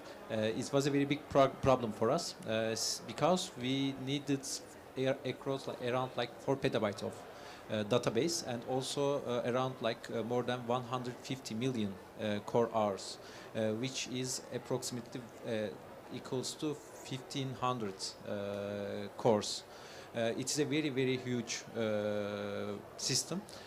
We talked with, actually it was a very long process for us. We examined the options and finally we find a solution. We are now using the Mare Nostrum 5 from the Barcelona Supercomputer Center. Thanks to TÜBİTAK, thanks to the investments of TÜBİTAK, we are now using the Barcelona Supercomputer Center for our needs to actually support our needs for core hour and database. Thank you very much, my colleagues. I honor have to such an expert in our presidency who is very scientific view. He has very scientific view, and for developing new strategies and for developing new models for the projections. So now climate projections and reports provide solid evidence of the causes, impacts and potential solutions to climate change. It is essential that this knowledge is now translated to meaningful and effective action. In this context, we are pleased to have Ms. Katya Ezibranner, Director at Guidance House. She will present leveraging multi-level scenario projections for tailored climate actions. Mrs. Ezibranner, you have the floor, please.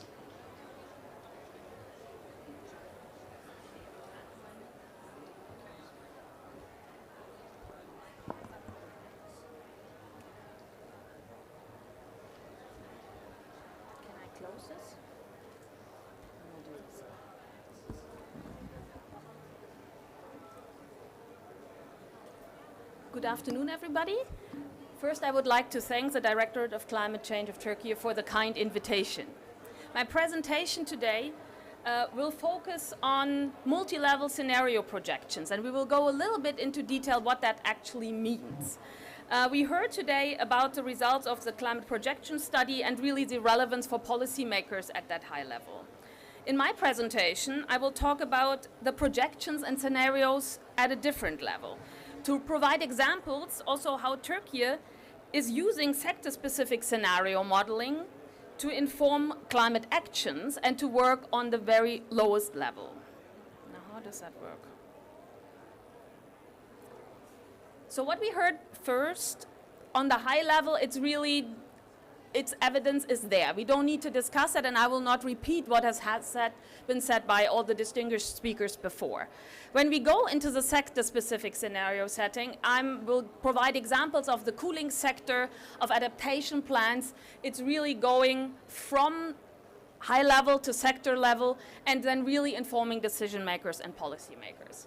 But when it comes to the implementation, we really also need the stakeholders, because that is where everything is coming from the ground. So the high-level models inform the policymakers, but then it will flow down also to the concrete actions. It will also show, sorry, now I'm confused. It will also show on this specific level where adaptation measures are needed. Let me go to this.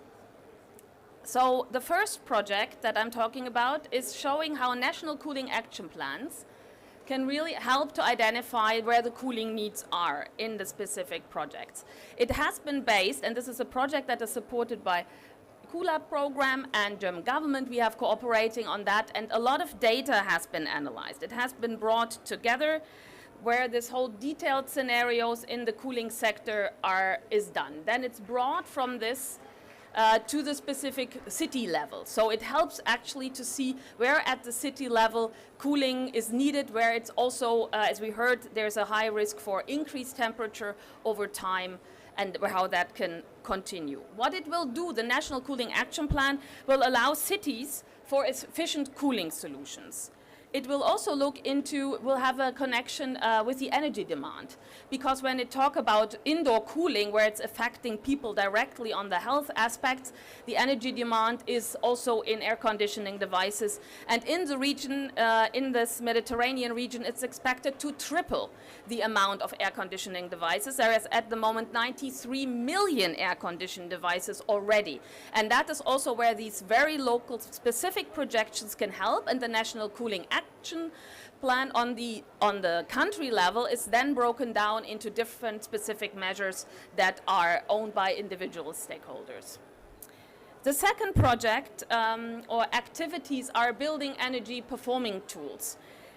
This model really evaluates how buildings perform under different climate scenarios, and that of course will be important in the future as the different scenarios changes, the temperature may increase, but it's important to consider this really in energy efficiency and the reconstruction of buildings, retrofitting of buildings, and the results of these studies really inform not only the construction industry, but at the same time, of course, also the homeowner, what decisions to take, and also where to invest, and to be ready also to have cost saving. So there's also an element of communication in this. It really also allows the modeling on that side to be able to compare. So there's also opportunities in this. Sometimes when this is the finance COP. Everybody talks about the finance COP. When it comes to financing a specific building, often the banks say, so how do I know that that building is actually more efficient than the one that we have used to build? And this tool, based on scientific evidence, is also providing an analysis or a baseline also for the banks to say, okay, yes, I see an impact here, I want to give it, and of course for the house owner or the infrastructure companies, they can support that as well. So finance is also, of course, an important driver in this whole aspect. The Energy Efficiency Technology Atlas of Turkey, that was a project also implemented in the cooperation, and it's demonstrating energy savings really on technology level. So it simulated the potential for investments required for major energy efficient technologies under the different future conditions. So that's also something will change. So, and sometimes there is, of course, traditional experience and knowledge. Sometimes when we look at the measures that can be taken, they can be technology, but they can also, of course, be a traditional way of building houses, or sometimes in the building sector. White collar has done a lot also in the aspect of reducing the demand also for different, for buildings and cooling, and also, of course, in the heating. It's also providing policymakers makers a plan how to be more resilient and adapt to the increase and the future measures coming.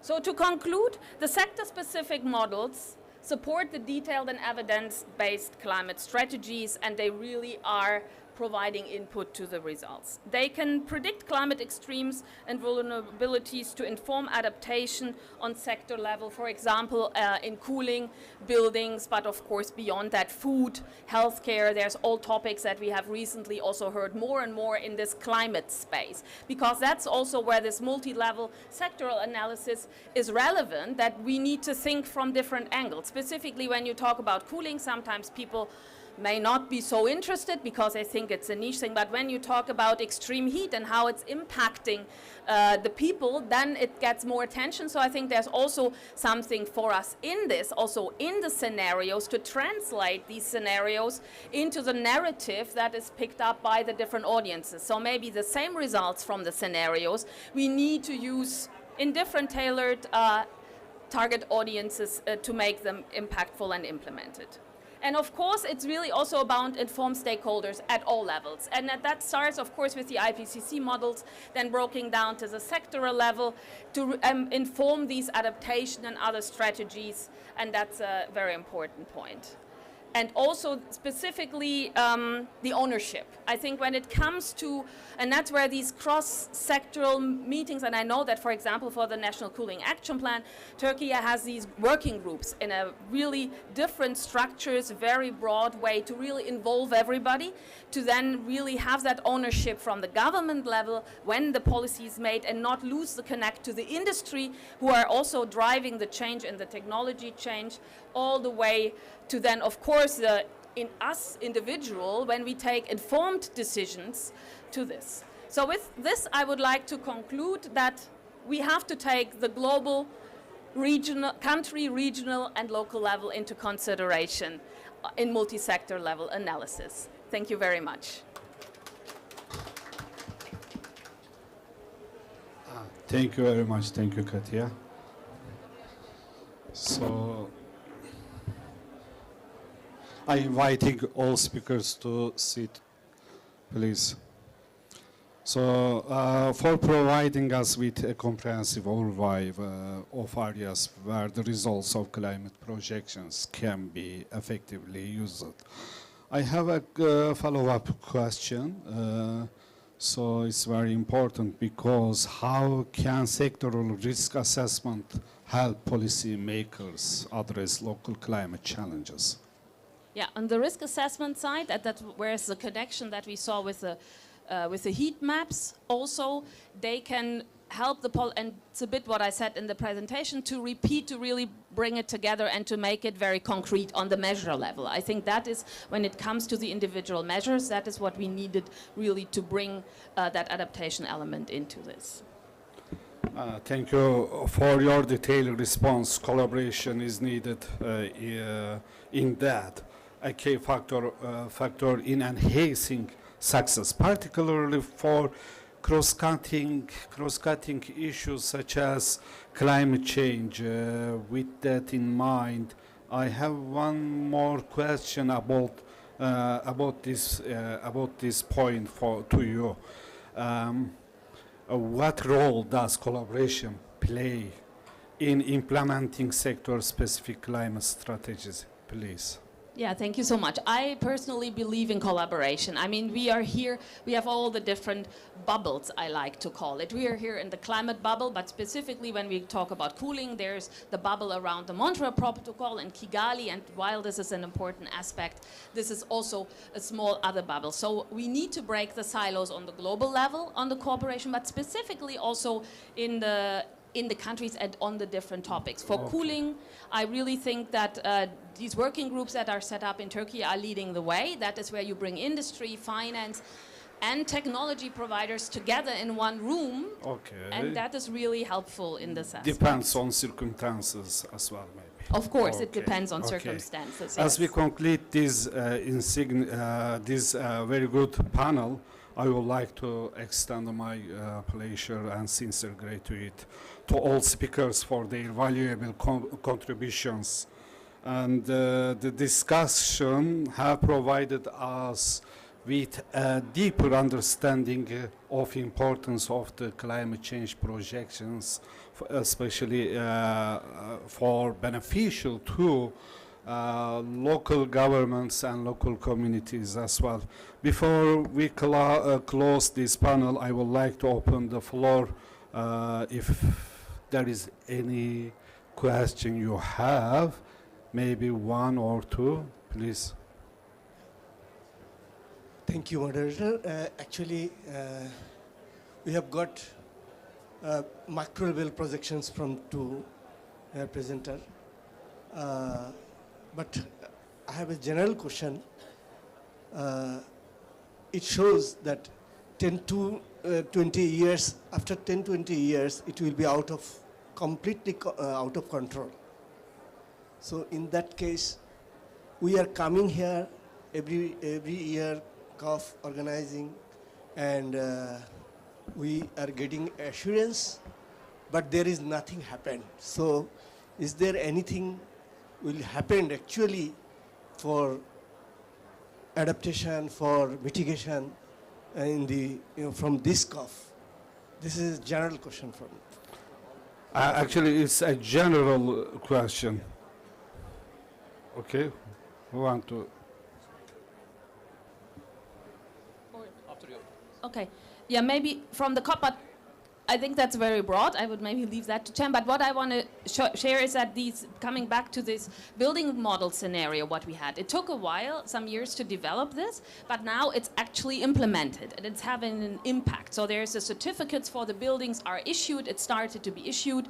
Multilateral development banks in this case came on and did the finance. So we are seeing where the gaps are that maybe hinder implementation, specifically in the building sector, but we're starting to see actions.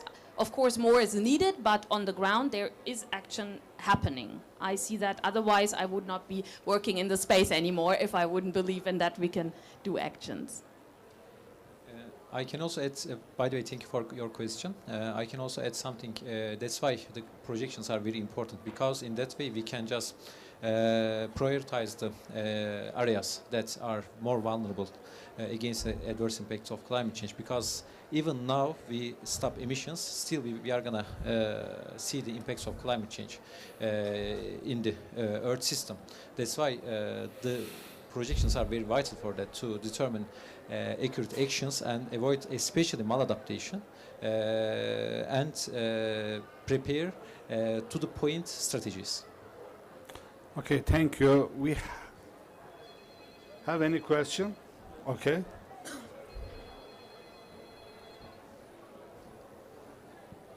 Okay, thank you all. My name is Jérôme Togo. I'm from Burkina. Question about for Mr. Moxit. I look for your presentation. So, what EPCC programs and scenario after 2030? When I look for your presentation, if it ended, because your big and well action ended in 5 years. So, what projection about climate change after 2030? I think it's a global scale. Well, a global. Thank you for this question. First of all, I can invite you to visit our website, and then we will have, in terms of physical science, our working group 1, working group 2 for impact and vulnerability, and working group 2 for solution. But also we have scientific report. But what is after 2030? Yes, 2030, you have the information about if you are not doing anything, they are sort of increase. But what we are looking for is that to keep 1.5 under. And this is, I think, it is connected because it is, I think your question is a little bit, have many dimensions. But what we are looking for is just to stay in reach about 1.5. And this is connected to the ambition and so on. This is what is coming for our scientific report. Thank you. We may take just one question more, if you have. No, thank you very much. Shaking.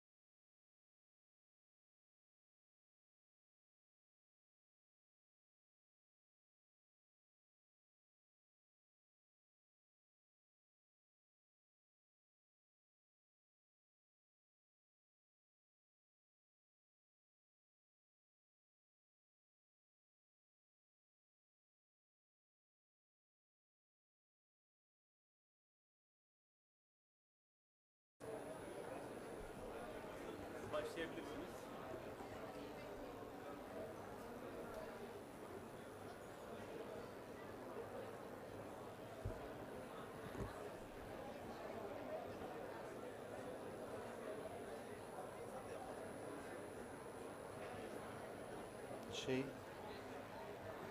şu pointer vardı ama.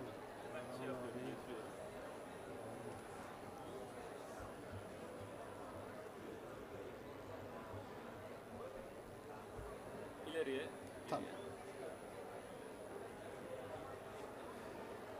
Değerli katılımcılar, Türkiye'de bina sektörünün enerji verimliliği ile ilgili yapılan çalışmalar ve hedeflerimizle ilgili, projeksiyonlarımızla ilgili bilgiler vereceğim. Çevre Şehircilik Bakanlığı Meslek Hizmetler Genel Müdürlüğü olarak bina sektöründe çalışmalar yapıyoruz.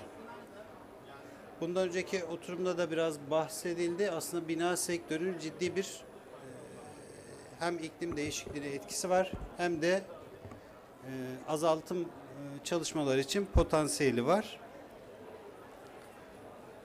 Bunun kapsamında da bize verilen bazı görevler var. Bu görevler de genel anlamda kalkınma planları, enerji verimliliği eylem planları ve iklim değişikliği eylem planlarında gösteriliyor. Ve buna göre de biz önümüzdeki yıllarda neler yapacağız, şu an ne yapıyoruz, gelecekte ne yapacağız ve buradaki potansiyelimiz ne? Bunlarla ilgili çalışmalar yapıyoruz. Burada da kabaca belli. Şimdi Türkiye'deki bina stoğumuzu incelediğimiz zaman stoğumuzun büyük bir kısmı eski. Ancak biz burada 3 yılı dikkate alıyoruz. 2000, 2011, 2024. Bunu şunun için yapıyoruz. 2000 yılı bizim için milat, 99 depremi sonrasında deprem yönetmenimizde bir değişiklik olduğu için 2000 yılından önceki binalarımız bizim için aslında kentsel dönüşümün avantajından faydalanarak yenilenebilecek bina stoğumuz olarak karşımıza çıkıyor. Dolayısıyla da bu bölümdeki binalarımız aslında kentsel dönüşüm kapsamında yenilenecek. Dolayısıyla burada çok ciddi anlamda bir bina sektörü olarak avantaj elde etmiş bulunuyoruz. 2000-2011 yılları arasındaki binalarımızsa kısmen verimlilik anlamında iyi ancak daha iyileştirilmeye ihtiyacı olan binalarımız. Burasında biz iyileştirme potansiyeli olan binalar olarak görüyoruz ve buna göre de bu bölümdeki binalarımızın mevcut binalar kapsamında iyileştirmesi çalışmalarına devam ediyoruz. 2011-2024 arasındaki binalarımız ise bize göre aslında enerji verimli binalar. Çünkü hem enerji kimlik belgesi uygulamamız hem de enerji verimliliği ilgili mevzuatlarımız 2011 sonrasında aktif olarak devrede. Dolayısıyla da buradaki 2011 sonrası binalarımızda zaten izleyebiliyoruz. Bundan dolayı da buradaki hedefimiz bu binaların yenilenebilirden artık enerjilerini kazanmaları ve karbon salımlarını azaltmaları ve 2053'e kadar sıfırlamaları. 2024 de aslında bizim için bir milat. Çünkü 2023 itibariyle artık yaklaşık sıfır enerjili binalara geçtik. Dolayısıyla da bundan sonraki hedefimiz artık bina yerinde kendi enerjisini üretip kendi enerjisini tüketecek. Dolayısıyla da emisyon salmayan binalara doğru gideceğiz. Peki bunu nasıl sağlayacağız, nasıl izleyeceğiz? Bunu enerji kimlik belgemiz üzerinden izliyoruz. Bu enerji kimlik belgemiz merkezi bir yazılımdan üretiliyor. Türkiye'de yaklaşık 10.000 tane uzman üretiyor. Bu binanın bütün özelliklerini bu belge üzerinden hem kullanıcısı, o binanın kullanıcısı hem de kamu tarafından bizler takip edebiliyoruz. Dolayısıyla da burada hem enerji sınıfı, hem emisyon sınıfı, hem de yenilenebilir oranları daha net bir şekilde ortaya konuluyor. Hedefimiz ise binalarımızın artık standart olan C sınıfından daha yukarıya çıkması ve emisyonların sıfırlaması. Bunun için de binalar artık yenilenebilir kullanımını arttırmak durumunda. Biraz önce söylediğim gibi yaklaşık sıfır enerjili binalar konseptine biz de Avrupa Birliği paralelinde geçtik. Buradaki hedeflerimizi görüyorsunuz. Önümüzdeki yıl itibariyle artık kapsamımızı daraltıyoruz ve bundan sonraki süreçte de 2030-35 yeni hedefler doğrultusunda 2050'ye geldiğimizde artık binalar kendi enerjisini kendi üretiyor olacak. Mevcut binalarımız da buna adapte olmaya devam edecek. Bugüne kadar da 2023 sonrasında yaklaşık 15.000 tane binamız bu ENZEP kapsamında üretilen binalardır. Dolayısıyla bu da bizim yaklaşık 2. yılımızın sonuna geliyoruz. Bu binalar artık yavaş yavaş kullanıma başlanıyor. Dolayısıyla bina stoğumuzdaki potansiyelimiz de daha belirgin bir şekilde gösteriyor aslında. Bununla beraber bir de bizim dünyada bilinirliği olan LEED, BREEAM gibi, DGNB gibi yeşil bina sertifika sistemlerinin paralelinde kendi ulusal yerli bir sertifika sistemimiz var. İsmine yeşil bina dediğimiz sertifika sistemimiz. Bu da sadece artık enerji ve emisyonlar açısından binayı değerlendirmiyor, sürdürülebilirlik açısından binayı değerlendiriyor. Tasarımından binanın ömrünü tamamlayıp yıkıldıktan sonraki süreçteki atığının bertarafına kadar hepsini değerlendirdiğimiz ve buna göre de sertifikalandırdığımız bir sistemimiz var. Bu da 2022 yılı itibariyle yayınlandı. Şu anda da Türkiye'de sertifika alan binamız var. Başvurular da bir taraftan devam ediyor. Bunlar danışmanlar tarafından sisteme giriliyor. Danışmanlarımız da 2 üniversitemizde açılan eğitimlere katılıp sertifika almak ve sisteme bize tanımlanmak zorundalar.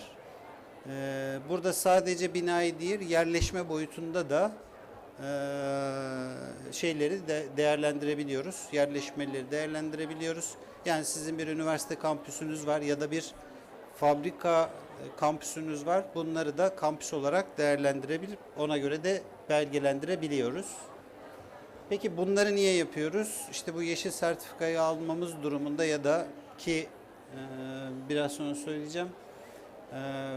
2026 sonrasında kamu binalarında bunu zorunlu hale getirmek gibi bir hedefimiz var. Dolayısıyla 2026 sonrasında yapılacak kamu binaları yeşil sertifikayı almasıyla beraber burada gördüğünüz enerji tasarrufunu sağlıyor, emisyon tasarrufunu sağlıyor ve maddi boyutu da kazancı bu. Bunun yanı sıra genel müdürlük olarak biz aynı zamanda imar mevzuatlarını da düzenliyoruz. Dolayısıyla imar mevzuatı kapsamında da su verimliliği anlamında bir takım çalışmalar da yapıyoruz. Su verimliliği kapsamında da bir yağmur suyu toplama sistemleri zaten belli büyüklükteki binalarda zorunluluk vardı. Bunun kapsamını genişletiyoruz. Daha küçük binalarda da yağmur suyu toplama sistemlerinin zorunlu hale gelmesini sağlıyoruz. 2, belki dünyaya örnek olabilecek çoğu ülkede zorunlu olmayan ancak bizde zorunlu olarak uygulanacak olan gri su toplama sistemleri hayatımıza girecek. Buradaki hedefimiz de artık özellikle su stresi yaşayan Türkiye gibi ülkelere bir miktar örnek olmak ve suyun daha verimli kullanımını sağlamak. Bunun için uğraşıyoruz. Tabii biz bu çalışmaları yaparken önce kendi burada gördüğünüz bina bizim kamu binamız, yani bakanlığımızın binası. Öncelikle kendi kamu binamızda, yani kendi binamızda buradaki sistem, bahsettiğim her şeyi burada yapıyoruz. Dolayısıyla bir bina 140 bin metrekare büyüklüğünde bir bina. Bu binada yaklaşık 5.000 kişi gün içerisinde çalışıyor. Bu bina ne enerji tüketir, ne enerji üretir, atığı nedir, nereye gider? Yağmur suyu toplama sistemi, gri su toplama sistemi, trijen vesaire bütün sistemleri biraz sonra göreceksiniz. Bu sistemlerin tamamını da aynı zamanda izliyoruz. Anlık olarak izleniyor. Bir şey daha yapıyoruz. Binamızın girişinde birebir bir şey vardır, modeli vardır. Gelen misafirlerimiz de o binanın o anda ne üretiyor, ne tüketiyor görmelerini de sağlıyoruz. Dolayısıyla hani bize hep şu soruluyor, siz bir kurallar koyuyorsunuz, bu kuralları siz uyguluyor musunuz kısmında? Evet, biz uyguluyoruz. Önce kendi binamızda uyguluyoruz, örnek teşkil ediyoruz. Ondan sonra da bunun diğer binalar tarafından da uygulanmasını istiyoruz. Bu bize ne kazandırıyor? Baktığınız zaman bizim binamız bir kamu binası ve ofis binası olarak düşünebilirsiniz. Normalde işletmeye aldığımız zamanki seviyeyle şu anki geldiği nokta 2023 itibariyle ciddi anlamda enerji tüketimlerinde azaltım var. Bu bina enerjisinin bir kısmını kendisi üretiyor. Ve yeşil bina sertifika sisteminde de çok iyi sınıfta bir sertifika, belki mükemmel bir sertifika almıyor ama o da mevcut olmasından dolayı, ancak çok iyi sınıfında bir sertifika alabiliyor. Bunun haricinde bina sektöründeki en büyük problemimiz ve sorunumuz mevcut binalar aslında. Yeni binalarda bir kural koyuyorsunuz ve diyorsunuz ki biz bu kurala uygun bina üretilmesini istiyoruz diyorsunuz ve onu da takibini yaptığınız sürece problem yok. Ancak mevcut binalarda ciddi bir potansiyelimiz ve sorunumuz var. O yüzden de mevcut binalarda iyileştirme ile ilgili çeşitli çalışmalar yapıyoruz.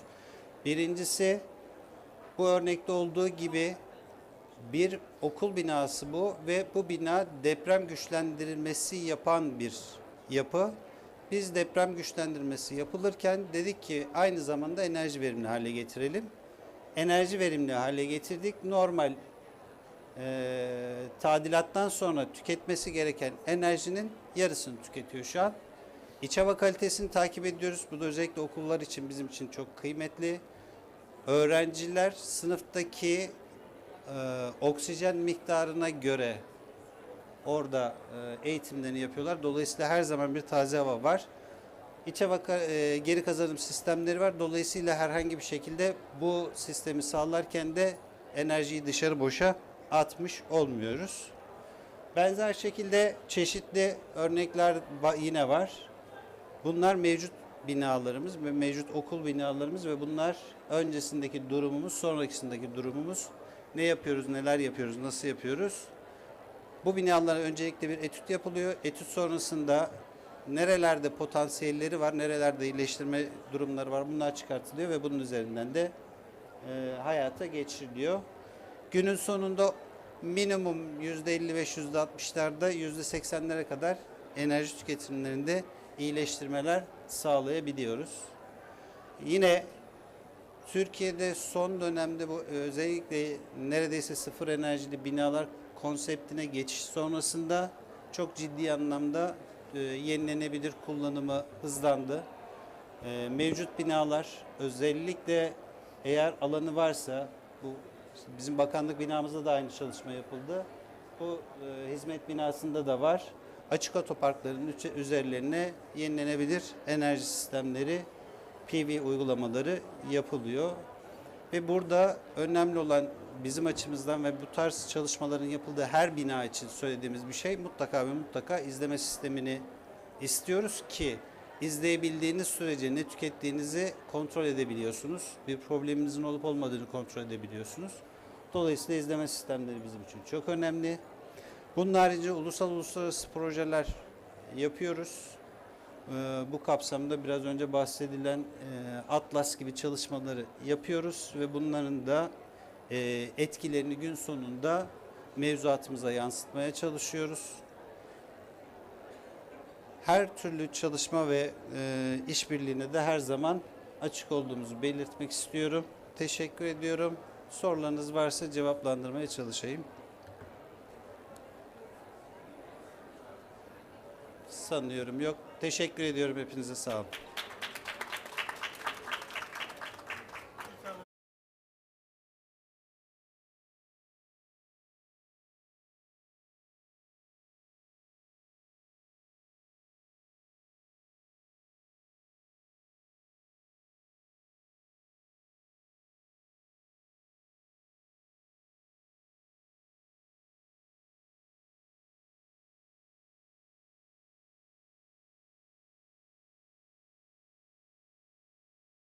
Bazı ülkelerde evlerinin yanlarında yani depo gibi bir şeyler yapılıyor.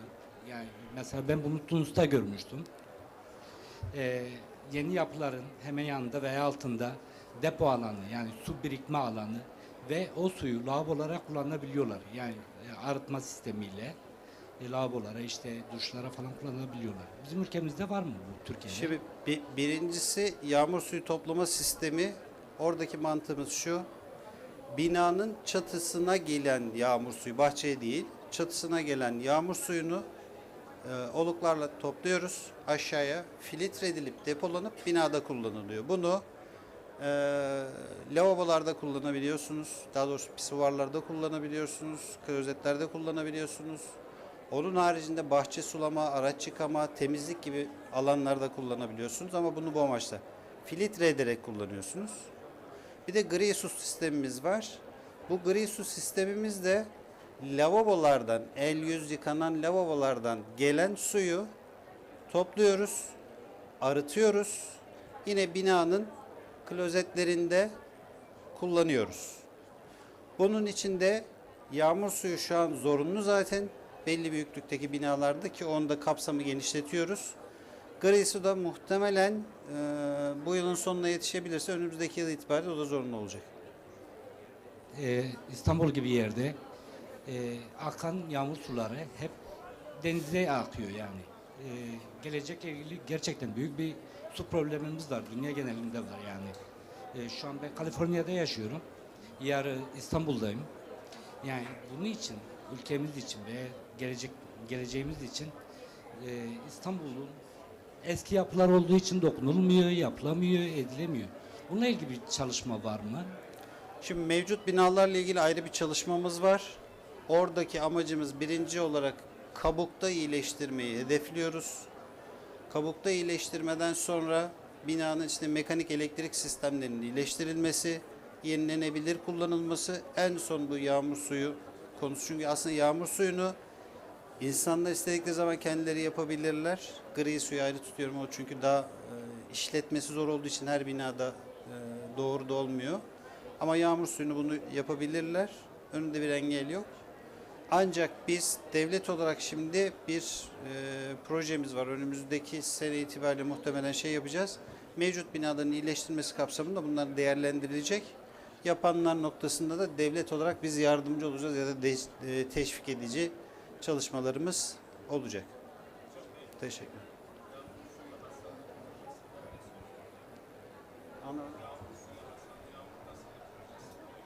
Şimdi teşekkürler sunuşunuz için.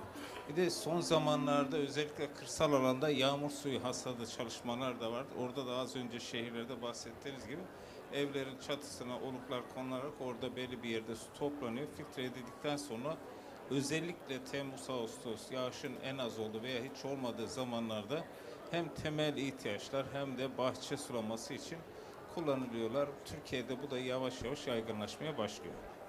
Orada tek istediğimiz şey şu, yağmur suyu eğer toprağa geliyorsa ya da bahçenize geliyorsa orayı toplamayacağız. Çatıya geleni toplayacağız sadece. Aynen.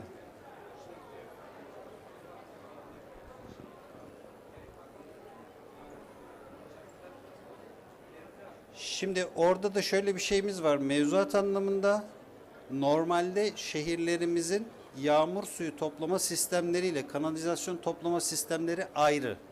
Aynı değil. Dolayısıyla sistem çalıştığı sürece aslında denize gitmiyor. O arıtma tesisine doğru gidiyor. Olması gerekiyor ama her yerde düzgün çalışmayabiliyor. Biz hani binayı çalıştığımız için sadece şunu yapıyoruz. Biz bina bunu çözebiliyorsak sokaktakini belediye çözdüğünde problem ortadan kalkacaktır.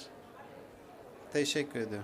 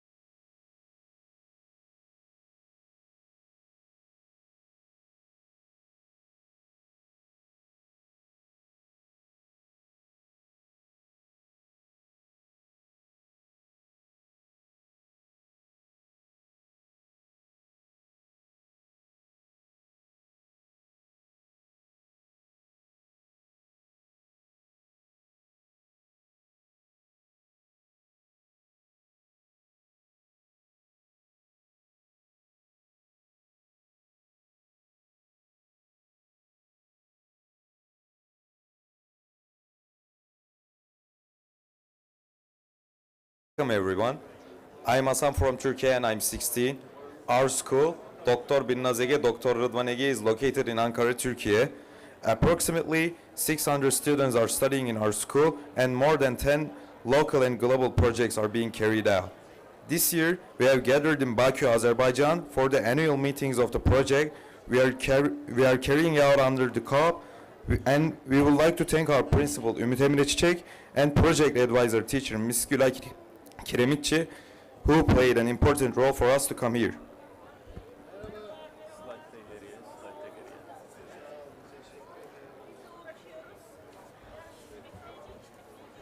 Hi, I'm Kardelen. I'm 16 years old, high schooler from Dr. Binnaz Rıdvan Ege Anatolian High School. I'm not just a high schooler, but I'm also a Decarbonize student.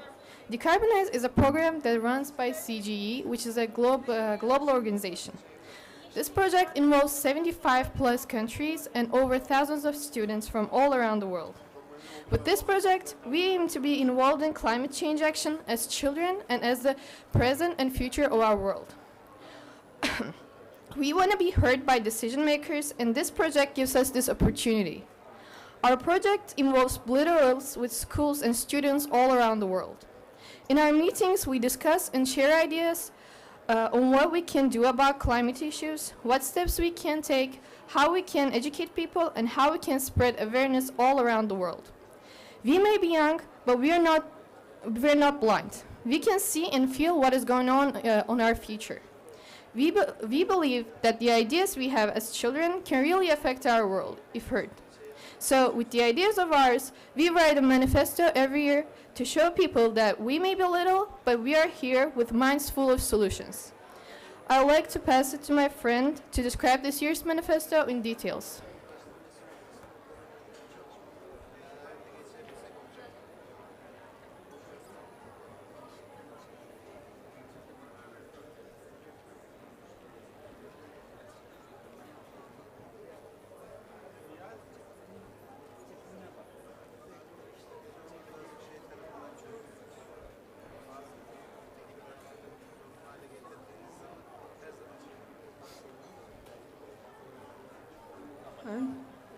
Hi, my name is Defne. I'm 16 and I'm from Turkey. So I'm going to talk about our manifesto. This is basically, we collected a lot of high schoolers' ideas on climate change from all around the world, and we have some demands. We have 13 of them, and I'm going to talk about them. First 3 of them are about government policy. We demand that countries explicitly include and fund commitments to climate education in their nationally determined contributions. So young people need to be occupied with knowledge and skills to address climate changes effectively. A global survey shows that over half of the children believe climate action should be a top priority in policy making. However, less than 1/3 of national climate plans even mention climate education, and none make it mandatory. Incorporating climate education into national policies is essential for raising awareness and driving meaningful action. This foundational step can help future generations understand and mitigate the causes and impacts of climate change. The second demand is, we call for countries to share their nationally determined contributions in universally accessible formats. Accessible and clear communication is vital for engaging the public in climate policies. Governments must simplify technical language, provide information in multiple languages, and actively engage communities. Research highlights that community-led initiatives improve the implementation of climate strategies by fostering better collaboration between authorities and citizens, ensuring that policies that are understandable and inclusive will encourage greater public involvement and strengthen efforts to combat climate change. The third demand is, we urge governments to establish structured platforms that facilitate the meaningful involvement of children in climate policy discussions. So the next one is about education. Our fourth demand is we push for hands-on and experiential learning opportunities to be incorporated into climate education at all grades. The fifth one is we demand that climate education be integrated across all subjects to foster a holistic understanding of environmental challenges. The sixth one is we advocate for establishing emotional connections to the climate crisis through art and storytelling to foster a deeper appreciation for climate action. Seventh one is we propose that schools capitalize on technology-based multimedia learning tools that children are already familiar with in the classroom. So there is a sentence that I wrote that is in the manifesto. I said, when we learn about climate change at school, it just stays as words. To bring empathy, to make us feel the need to change things, we should arrange nature trips. The first step should be to rediscover our love for nature. And the next is about community action. We request that communities play an active role in educating young people about sustainable practice through hands-on projects. And the next is we advocate for children's voices in climate initiatives through mentorship and interactive learning workshops. The next one is we call for the integration of indigenous perspectives and traditional ecological knowledge into climate education. And the next one is about communication. We urge the immediate demystification of scientific information pertaining to climate change to empower and inform the public about the urgent need for climate action. We push for collaboration between the scientific community, students, and communities to broaden perspectives and create feasible plans. And the last one is we call for strategic use of popular social media platforms such as TikTok, Instagram, and YouTube to create short, engaging videos that make climate facts accessible and relatable to young audiences. So these are the demands in our manifesto.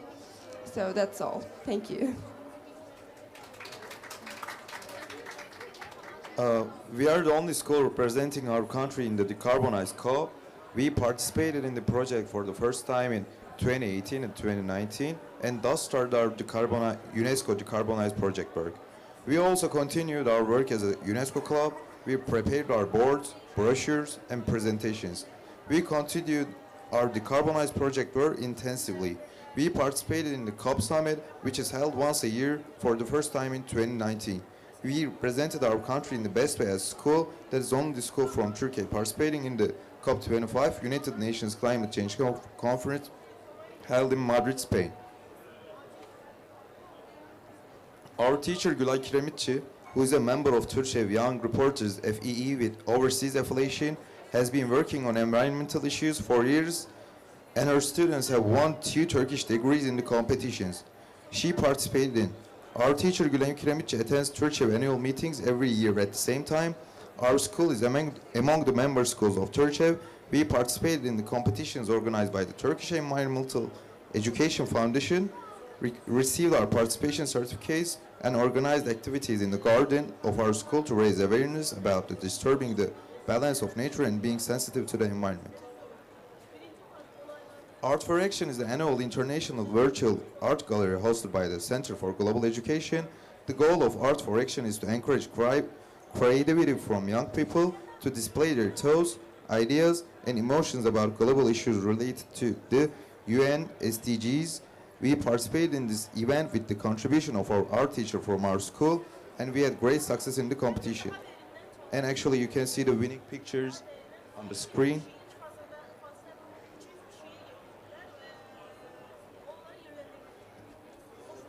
Hello everyone, my name is Alperen and I'm 16 years old and I'm from Dr. Binnaz Rıdvanegi Anatolian High School. I'd like to talk about our school on climate change. Our school hosted many guests during this project within the scope of 4-year Decarbonize COP project. Our project partner Indonesia Lab School Sirendau School came to our school within the framework of the exchange program and we carried out our work face to face. These students were hosted at their homes by our students who worked on the Decarbonize project.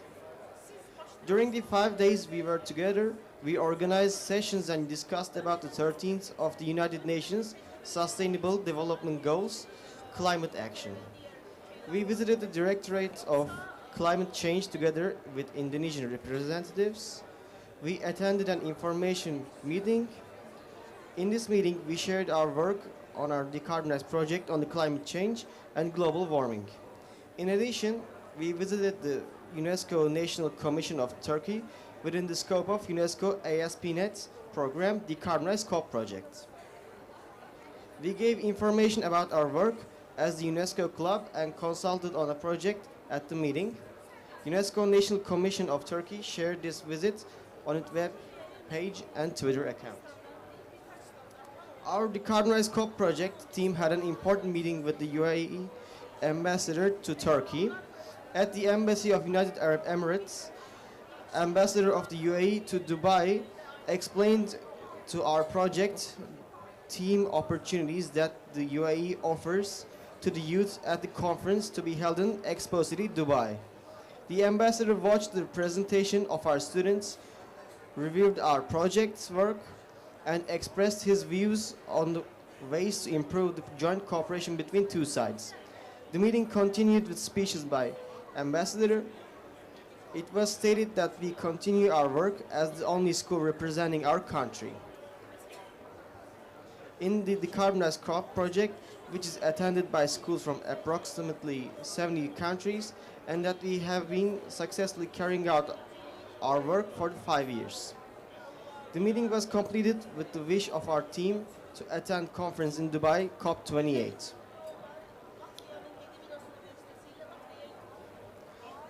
We hosted the teachers and students of Australia Pimlico State High School and the Australian ambassador to our Ankara, Miles Armitage, in our school. Our partner in the Decarbonize project, Australia Pimlico State High School, came to our school with 21 students and 3 teachers. The Australian ambassador to Ankara, Miles Armitage, also accompanied this visit. We explained our work in the Decarbonize project. This event was shared on the Australian Embassy's Facebook and Instagram pages. We organized a friendly match between the two schools and we all visited Anıtkabir together. Last year, the United Nations Climate Change meeting of the parties COP28 conference took place in Dubai. We attended this meeting with 7 students and 3 teachers. We discussed our climate challenges with ministers and officials, having watched the presentations at the big organizations in Expo City. We also attended Fairgreen International School as the Decarbonize group to explain our work and raise awareness about climate change and education. There, we explained the problems and solutions we experienced to the students. So, what do we do at COP29? We are here to present our manifesto to decision makers like you. We are here as the voice of children from all around the world who wants a bright and clear future. On the days we have been here, my friends here did an online presentation to children from elementary school to high school to spread awareness. They also visited the school and shared their knowledge with middle schoolers for them to learn and show what they can do about this problem. Yesterday, me and my other friends made a panel at the Canada Pavilion. Here at COP29, I realized that people actually do care and ready to listen to children and make their wishes for a better future come true. So right now, as we are making a presentation here, we also want you to really listen to us and take action with also our ideas on your minds. We don't want empty promises, but we want real actions. Thanks. So if you have any questions, we would like to answer them.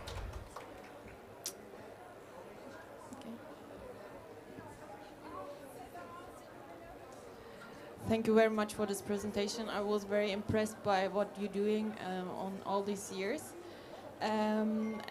But I'm very curious about your opinion on how we can communicate with youth further in this situation, because in my opinion, I see on the social media there is always devastating information and traumatized information all around the world, and almost every day that we face and also the youth are facing.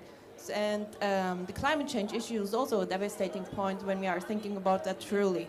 So at the point of communicating with youth, how do you think we should improve this without pushing too hard on this issue? Or do you think that the youth are already used to having traumatized information about all around the world, so that climate change is not a big issue for them right now anymore? Well, if you have any answers to that, you want to answer? Okay, I can. Well, I think youth already realizes that, but for them to make, like, not to push them, but to help them understand and take actions, we can, like, as the Gen Z especially, we are always on social media. That can help a lot, like, to show them what is really going on. And like my friend said, like we wrote in the manifesto, hands-on experience at schools can be fun. We get the idea, but without fun, we can't really do them, make them in real life. So it would be better if we have activities at schools that can show us what is the reality, plus what we can do about it with fun activities. It would be better, so you would not push them and help them to understand this problem. Anyone else? Okay, thanks.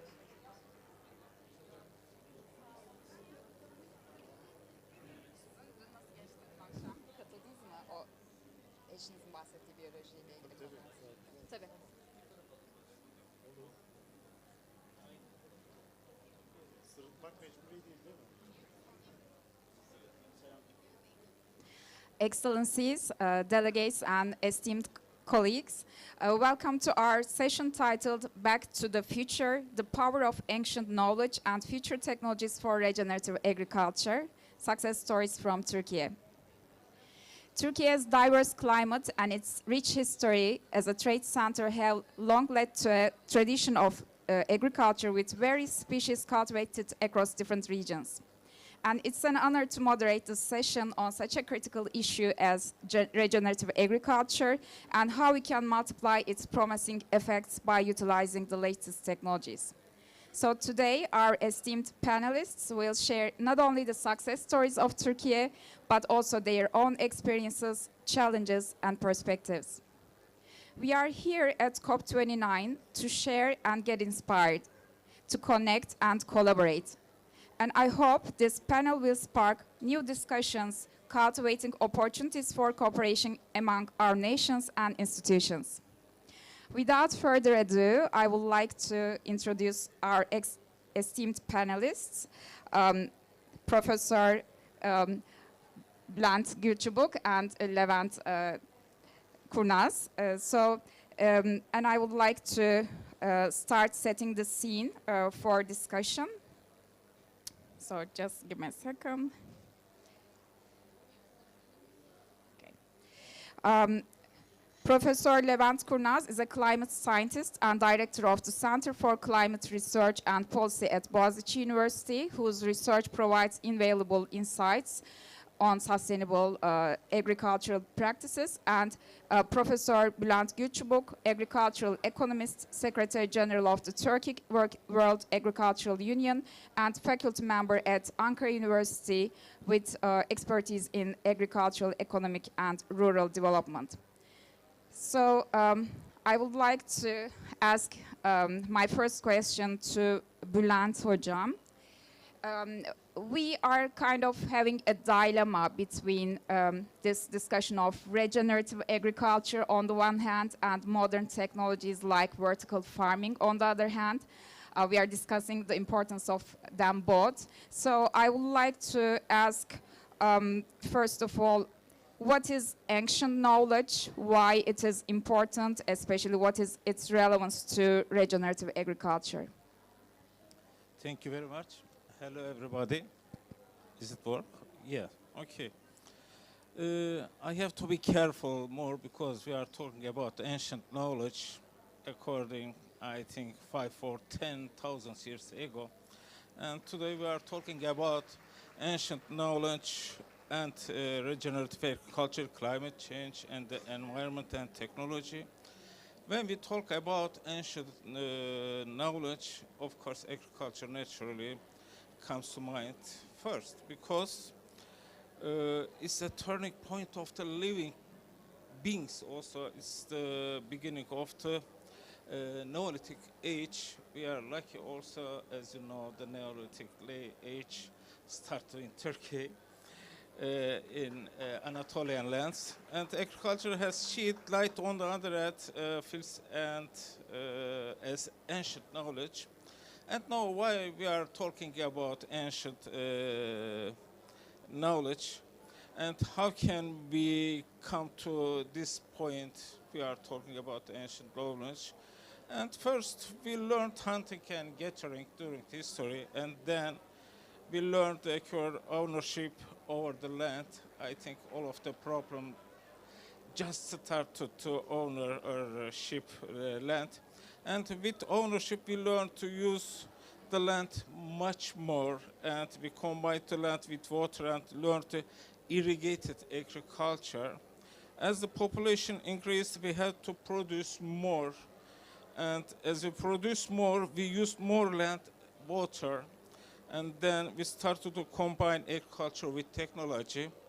And in the 1950s, we switched to criminal agriculture. This is behind to me, criminal agriculture. I mean, we discovered the green revolution and the process of soil and water degradation, which chemical fertilizer, chemical drug, pesticide, and diversification. foreseen. And now we have come to today, and we ruined the world. Now we are trying to start over. We are talking again ancient agriculture. And now what's happening in the world we live in today, about this, about water, about soil, about climate, technology, and etc. First of all, we have begun to cluster in the cities. I think 80% of the population world is living in cities. And we start to consume more and more for everything. And we have consumed soil and water, and also we lose, according to some figures or some statistics, 28 billion tons of soil every year goes to oceans or sea. The amount of arable land per capita is decreasing, and the amount of water is decreasing faster. I want to give one example.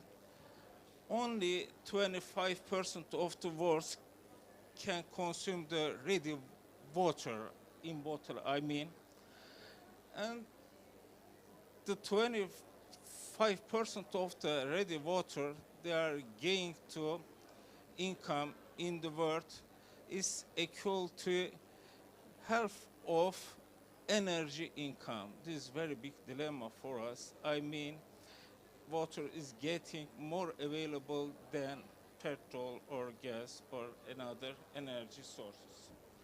And now we are back to beginning again, back to ancient times. How do we get out of this? The problem is here, I think. I believe that we need to bring ancient knowledge back to the present. We can bring this knowledge together with technology. We can feed everyone, not only for human, for other animal or plants. We need to put regenerative agriculture into more practice in the world and, of course, for our country. And the way we look at problems has become strange.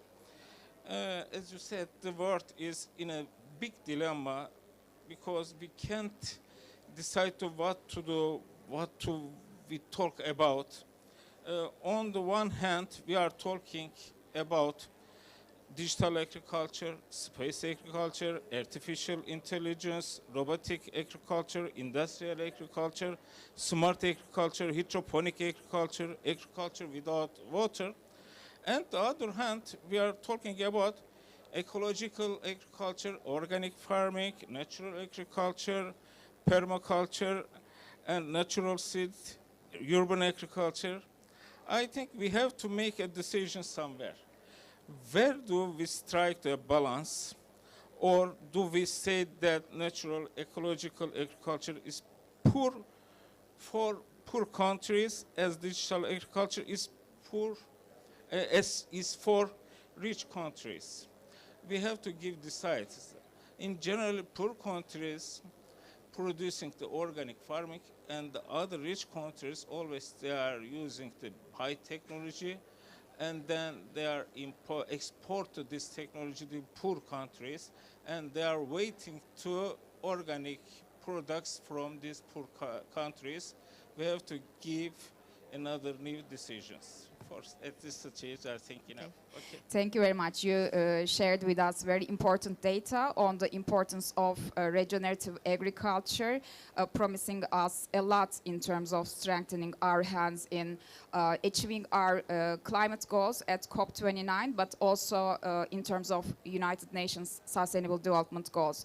As we all know, regenerative agriculture helps us to decrease greenhouse gas emissions by improving soil health, and also by supporting biodiversity, it increases our resilience as well. It is very important in terms of food security, achieving zero hunger, etc. So I would like to turn to Professor Kurnaz and ask my first question about traditional agriculture's resilience and weaknesses. Levent Hocam, how can ancient agricultural methods adapt to the impacts of climate change, such as shifting rainfall patterns, rising temperature, or how might they remain vulnerable in the face of these challenges? The answer is easy. They cannot. I'm sorry. We are dreaming because we have truckloads of problems. Starting with, first of all, about 40% of all of the food that we grow is consumed. About 60 or 50 something percent just becomes trash. That's a huge problem. And because of that, we cannot feed people. When we go to traditional farming or agriculture, what we mean is basically the farmer was there, the farm area was there, and he was producing something from there and he was eating it there. So none of this food got lost. Can we go back to that one? No. Can we dream of getting back to that one? Definitely not. Therefore, we have to adapt to whatever is happening around us at the moment. Now, the main issue with that is climate is changing, yes, and this traditional information is important because at the time there were huge variety of all of the seeds. And now we are using only a few versions of these seeds. And that information had every kind of climate pattern in mind. And they were ready to change their patterns when the climate changed.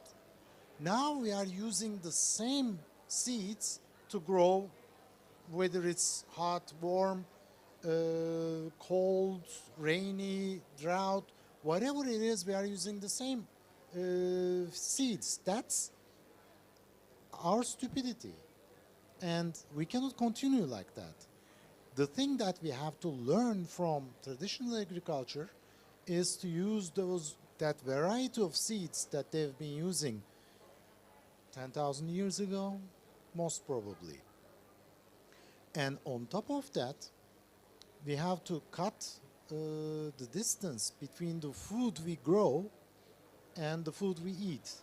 Because the less distance the food travels, the healthier that food will be. But we never think of that because underneath all of this is the footprint of this food. And that footprint is not only carbon footprint that we are talking about. There's also water footprint, chemical footprint, all of that matters. Therefore, we have to produce the healthiest food as close as possible to where we are. Because that's the ancient way of doing things. Are we doing it that way today? No, but we have to go back to that one. Bülent Hocam'ın, the things that he was saying about urban agriculture, for example. Most of us experienced this major issue during the COVID pandemic. We all hoped that we had a small garden somewhere where we can grow tomatoes, just for that summer. But we didn't have the chance. Therefore, we have to be very close or much closer to the food that we are growing because none of you basically know how much work goes into producing that food. And we have been talking this among ourselves coming here. You never question how much money you are paying for the cell phone. But you are always questioning how much money you are paying to the tomatoes. And if they are selling a kilo of tomatoes for, let's say, $1, and someone is selling it for 50 cents, we intend to buy the one for 50 cents. We never question how much work really goes into that one. Therefore, all of these questions need to be answered at some point.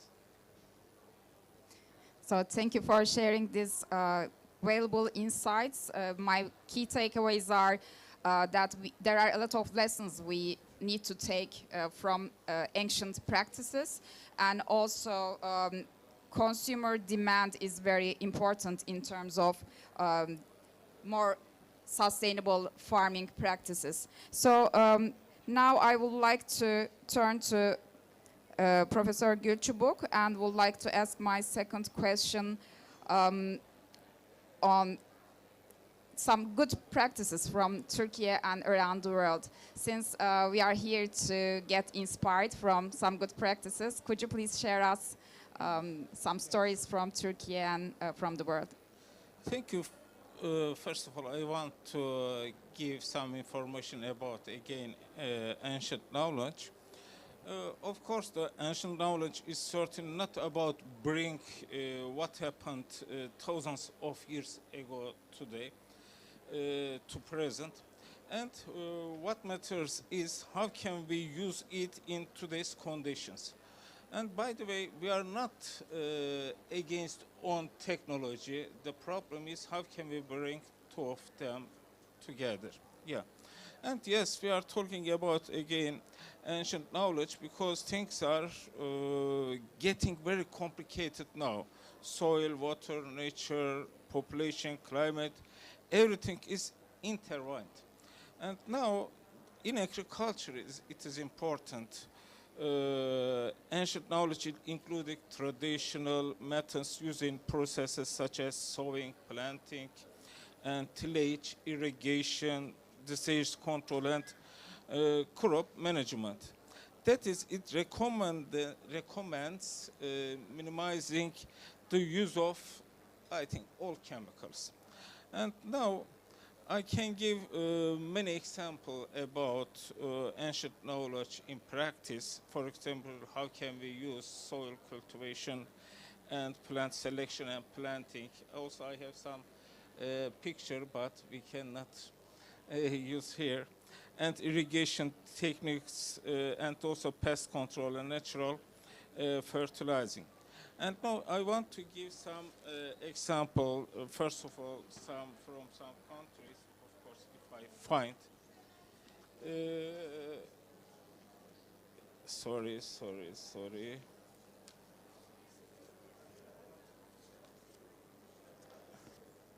Oh, okay. First of all, from India, for some Siddhartha Seed Bank in India, they are support local farmers to preserve and cultivate a tradition, since the use of local seeds is important for regenerative agriculture.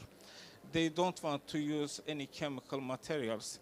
And also permaculture systems is very important in Peru country. Inspired by ancient horticulture and agroforestry practice, they are healing the soil and plants together. And also Ethiopia has a big experience about ancient knowledge. For example, they are using for erosion control. Erosion control is achieved through ancient soil management techniques. They don't want to use so much machinery. And I want to give some information about Turkey. Sorry, of course, if I find again. Yes. In Turkey, we have many examples. For example, for regenerative agriculture in viticulture, we are using some traditional methods. Steps are taken to reduce the use of chemical fertilizer and pesticides, increase soil organic material, and protect biodiversity. And the use of cover crops is important for protect the soil, and minimal tillage techniques are particularly prominent.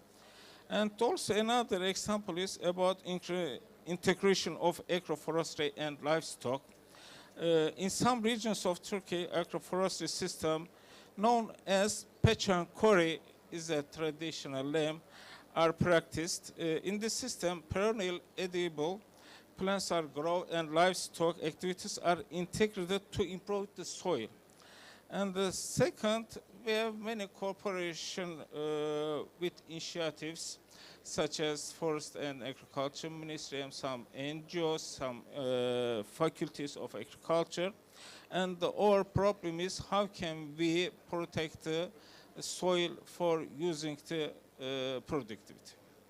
Yeah. Thank you very much. You're You welcome. bring the issue to a very important point, like the potential of adapting ancient methods to contemporary conditions. So here I would like to turn to Professor Kurnaz and would like to ask, how can traditional farming systems based on knowledge and practices be revitalized as a sustainable solution to this change? I mean, are they still relevant? Do we need to adopt these solutions and find new ones? What do you think about that? Now, when we go back to about 1500 BC, around 1500 BC, they discovered an extremely new method of farming. Do you know this? I mean, about 6,000 years before that, how you do farming was through tillage. And there is a reason for tillage. And that reason is not getting air into the soil. Because as you know, the plants don't need any air in their roots. They need the air outside. Therefore, you don't have to air the soil. And what they discovered is basically something called the single tube seed drill. And that single tube seed drill is basically you make a small hole in the ground, then you put the seed in and you cover the seed, because that's all you need. But earlier, with tillage, I mean, you don't have to air the soil. All you need is to have some cracks in the soil so that the seed can sink in, is not being eaten by the birds or the insects. That's all. Now we come back to the 21st century, we are unable to teach this to the farmers. Unfortunately, all of the companies at the moment are trying to make the farmers use more machinery. And especially the farmers in Turkey. When you're tilling the farm, what's the depth that you should be doing it at? About this much. You shouldn't go any deeper than this. And the ancient knowledge knows this because they couldn't go any deeper. They don't have the machinery. Now we have the machinery and we till it till like 50 centimeters or so. If you do that, you're killing the soil altogether. So basically, when you go to 6,000 years ago, they knew how to do it out of necessity. Then they didn't have enough seeds and discovered that no tillage is better because they use less seeds. That was 3,500 years ago. They knew it. Today, we cannot teach this to our farmers at all. Because I think in Turkey and everywhere globally, farmers do not think with their brains. They think with their eyes. And if they don't see it really happening in front of their eyes, they don't believe it. And we lack the manpower or the interest to go to every village and show them that this is better. Because when we come back to Turkey, we have a huge erosion problem. And that erosion problem is going to grow in the near future because we will have more wind-blown erosion. Earlier, when I was a child, when Bülent Hoca was a child, farmers tend to plant trees along the sides of the farms. Değil mi hocam? And the whole reason for that was that any tree can be cut when one of the child grows and can be used for the wedding of that child. That was the background of that. However, it was very useful because it protected all of the farms from wind erosion. Now that is totally gone with the modern agriculture. I mean, we don't have to go back 10,000 years. All we need to do is go back 50 years or 80 years, 100 years. Those things that we were doing at that time were smart. Are they enough for today and for the future? Definitely not. We have lots of other techniques that we have at the moment which can aid those ancient techniques and generate a farming practice that will be the future's farming practice, mixing the two, the ancient practices and the modern ones. I can add something. Of course, we cannot go to 50,000 years ago, but we know if we go to 60 or 50,000 years ago, the producers or the farmers didn't have complicated technology, but they producing only for their real needs. But now we are producing for whom and how much. The problem is here because we are using more land, more water, and then we are always thinking how can we prevent some damage materials for soil or water. If you produce only for our real needs, I think we cannot talk all of this subject. But the problem is we are using all materials or natural resources too much, more than our real needs. Yes, again, a lot of valuable insights.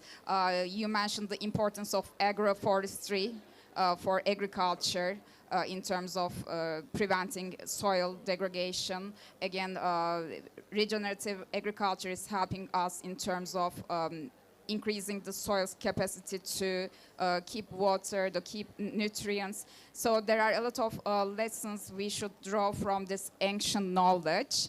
Having said that, I would like to turn our face to the future and would like to ask my third question to Professor Gülçubuk. What kind of farming awaits us in the future? I don't know. But it's a very difficult question, really. And the problem is, how will the agriculture, the farming of the future look like? First of all, I think it won't be easier or harder than today because it will be easy with technology, but easy if we can find farmers. The problem is because the average age farms are getting increasing, and then because the age of farmers during the reducing in the world, after that we always think how can we feed all the people or animal or another things.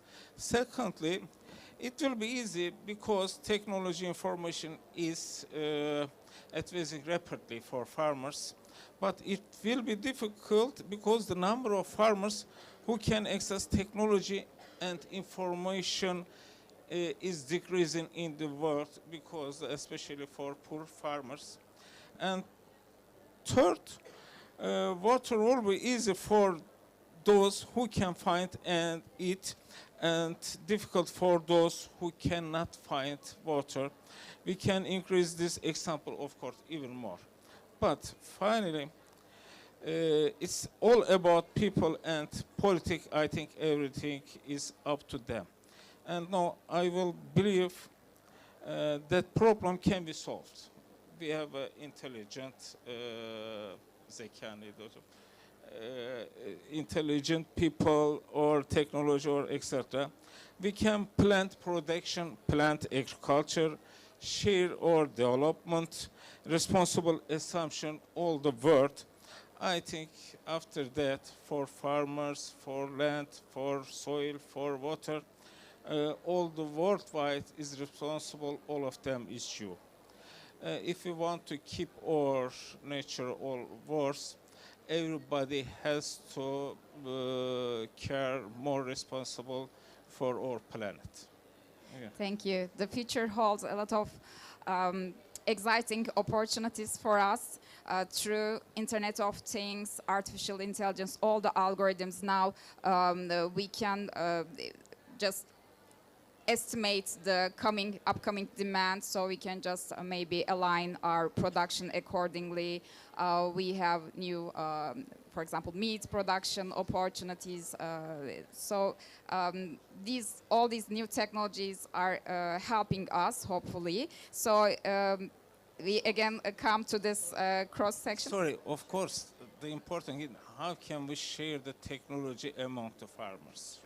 Because the only 10% in the world farmers, they are using the high technology, but the other 90% of farmers cannot use high technology or internet on another things. But always we are waiting organic farming or natural products. We are waiting from poor farmers. This is a big dilemma in the world, I think. Yes, it's another crucial point we need to discuss, especially at platforms like COP, Conferences of Parties, to ensure some new solutions. So I would like to again ask how we can increase the collaboration between ancient knowledge and modern science to Professor Kurnaz. So my final question to you is, how can ancient agricultural practices be integrated with modern climate adaptation strategies to preserve biodiversity and improve soil health? I know that we are trying to develop new technological solutions accordingly, but do you think they are enough? What's your take on that? I don't know. Now, but the real answer depends on how many people we have. Because how many mouths we feed is the basic determinant of this whole story. If we have, according to UN, 11 billion people, 12 billion people in the next 40, 60 years, it will be impossible to feed that. And now we are working on a project to figure out where major droughts will be happening concurrently. Because now, in Turkey, for example, when I was a child, we learned that Turkey was one of the few countries which produced its own food, or which was able to produce its own food. Now we are buying wheat from almost everywhere. But there's a problem. We always believe that wheat will be available somewhere, meaning a drought will not happen at the same time in the US, in Canada, in Russia, in Ukraine. But at one point, many of these countries will have the same problem. Therefore, the ancient knowledge says you have to keep some surplus. You shouldn't be living day to day. That's the most important thing. And COVID pandemic basically taught us that we shouldn't be living day to day. Because just before that, all of the companies went into the mode where they produce everything day to day. Just in time is the name for that. And just in time was very precious. And then they saw that China closed up for 1.5 months and they couldn't find anything to produce with. The same thing is true for agriculture. And these farmers, yes, they lived season to season, but they always kept some surplus. And the surplus that we are keeping at the moment is not sufficient for the major disasters that are coming. And the major disasters, when we are talking about Turkey, in the coming 30 years, the rainfall will decrease by about 30%. That's huge. And if you go to the subject of today, to the Turkic republics, it's going to be much worse there because all of the water that's coming from the Himalayas and the Hindu Kush is basically glacier water, and that will disappear in 20 years from now. And the rain is going down, and Russian population is going down. Yes, you can do farming in Siberia. New areas are opening up, but they don't have enough people to produce food. So we have to just think about our human structure. How many people do we have for farming? Because the number of farmers are dropping. And in the past, the human capacity was such that if you have this farm, how many children do you need? this many children, so you had that many children. At the moment, we don't think like that. We live in the cities, and many of us have 1 or 2 children. And therefore, I mean, we have to think in terms of the past and in terms of the future. And the future will be bringing us extremely bad times, and these are our happiest times at the moment. Tomorrow will be much darker than today. Okay, it's kind Sorry, of I have a question for Sure. listeners. How many people have a hobby garden or tiny house? 1, 2, 3. Why did you buy your hobby gardens or tiny garden? Why did you buy? Yeah. So actually, I am a volunteer from the Global Safe Soil organization, which is directed towards finding solutions for degradation of soil crisis. And I have a couple of questions to you. But coming to a question, I like gardening, especially flowers, and I'm using composting. And I like to deal with the soil because it really impacts the human health. And I'm using only organic fertilizers. And in the world, there are only 2 sources known as organic fertilizers. It's animal waste plus plant wastes. So, and I see it works in my garden, and such regenerative practices like mulching, what else? Капельное орошение. Water-saving technologies, yeah, special equipment for gardening. It works. Yeah, I see how biology of the soil is improving. And so, is it answer? Did I answer to your question? Yeah. Now, can I ask your questions? Okay. We as a global movement driven by volunteers. We have the team of several millions of volunteers in many countries. And our movement is aiming, is doing activity in 2 directions. First, we increase global awareness on soil degradation, because every citizen of every nation should know that this soil degradation issue exists. United Nations says that 40%, more than 30% of agricultural soils are degraded. And United Nations predicts that to year 2050, more than 90% of soil will be degraded if we don't do steps right now. And my question is how we, like SCO, civil society organization, Safe Soil, can help Turkey in building the network of eco network system for hand-holding farmers in transition period to regenerative agriculture method, because we have experience in South India, and now we are extrapolating this experience in many countries. And we now we want to approach Turkey government and farmers associations, scientific society, in order to help, to support on free basis. Expertise is coming from our scientific technical team, which is 100 volunteers who developed global catalog and regional catalog, and especially for each country. It's available on SafeSoil.org. Where practices of sustainable soil management available for croplands, feedlands, and animal rearing pastures. So can you please help me to communicate to Turkish government? Yeah, so that we will collaborate, because we are already doing such things in many countries. We are signing MOU and starting to work. It is real work. It is on-ground work with farmers. We can send our experts. So it will be very helpful if you give us an advice.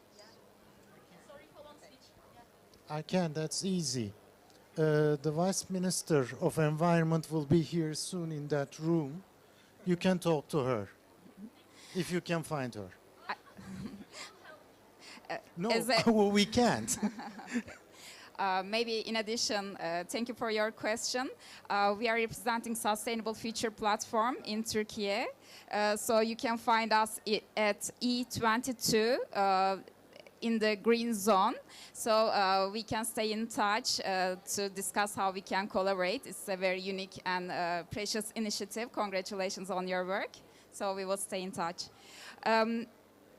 Maybe after this section, we will be there, and if you come to there, we can help you. And also, many ministry person is here. We can connect it with you, okay? And also in Turkey, many NGOs working about regenerative agriculture or another things. I asked to, I'm sorry, for hobby gardens or tiny house, because we are always moved to cities, and we are looking the agriculture activities again. Why we are coming to cities, and why we are again wants to producing some agriculture products, and if you want to producing some agriculture products, as my friend, we can go to again to village.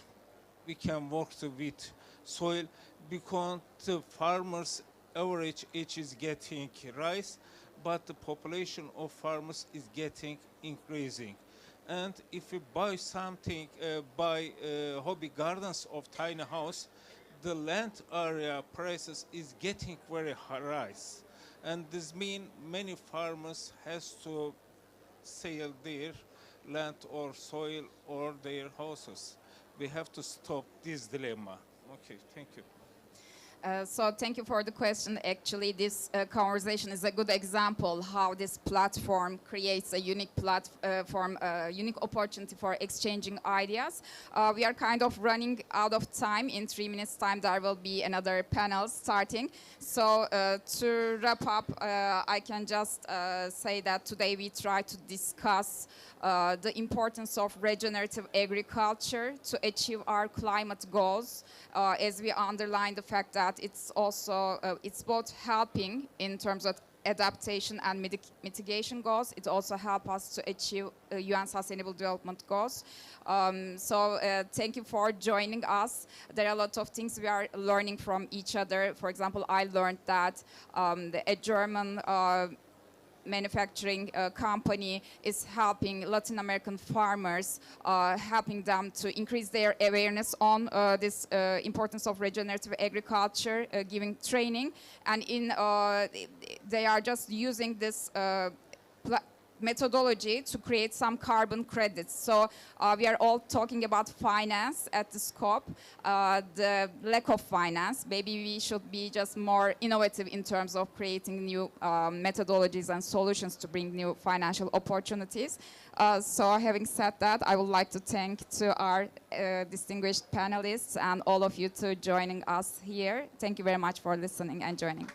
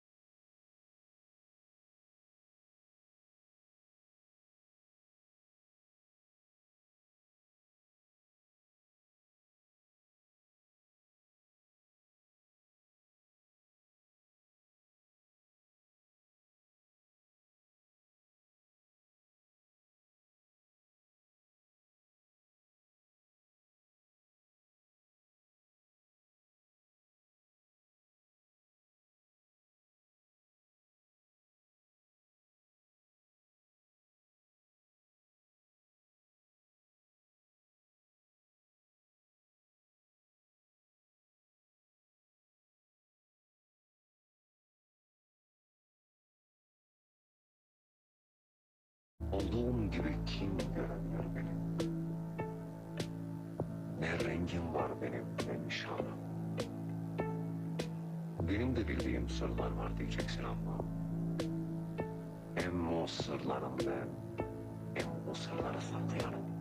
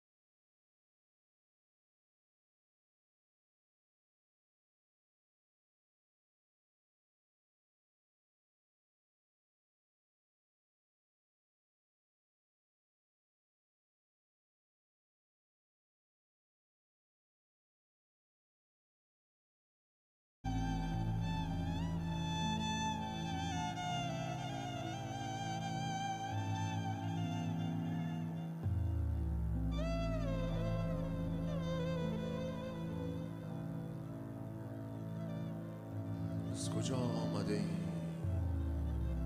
به کجا خواهی رفت از کجا آمده ای به کجا خواهی رفت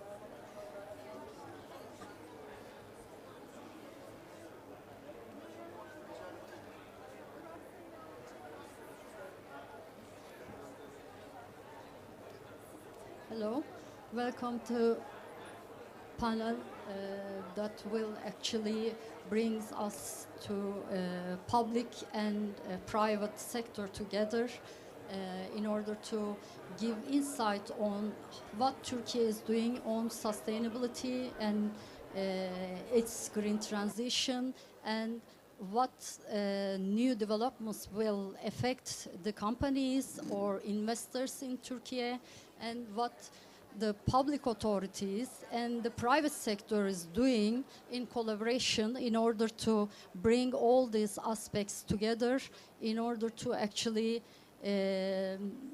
settle up a new sustainability environment.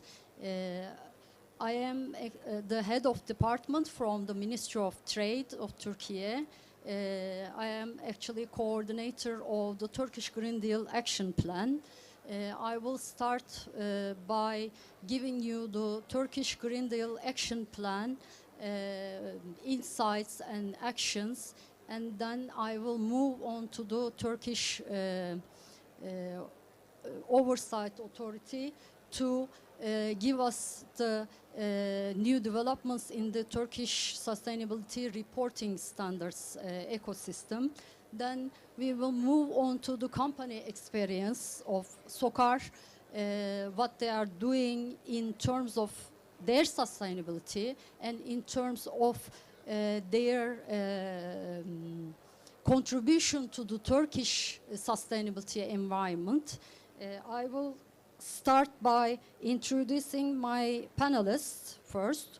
Ms. Gülşah Günay is the head of Department of Sustainability Standards in the Public Oversight Authority. She began her career as an assistant state revenue expert, and she worked at the Turkish Accountant Standards Body. Ms. Günay continues her master's degree in one of the Turkish universities, Gazi University. And she also gives lectures on reporting, auditing as well.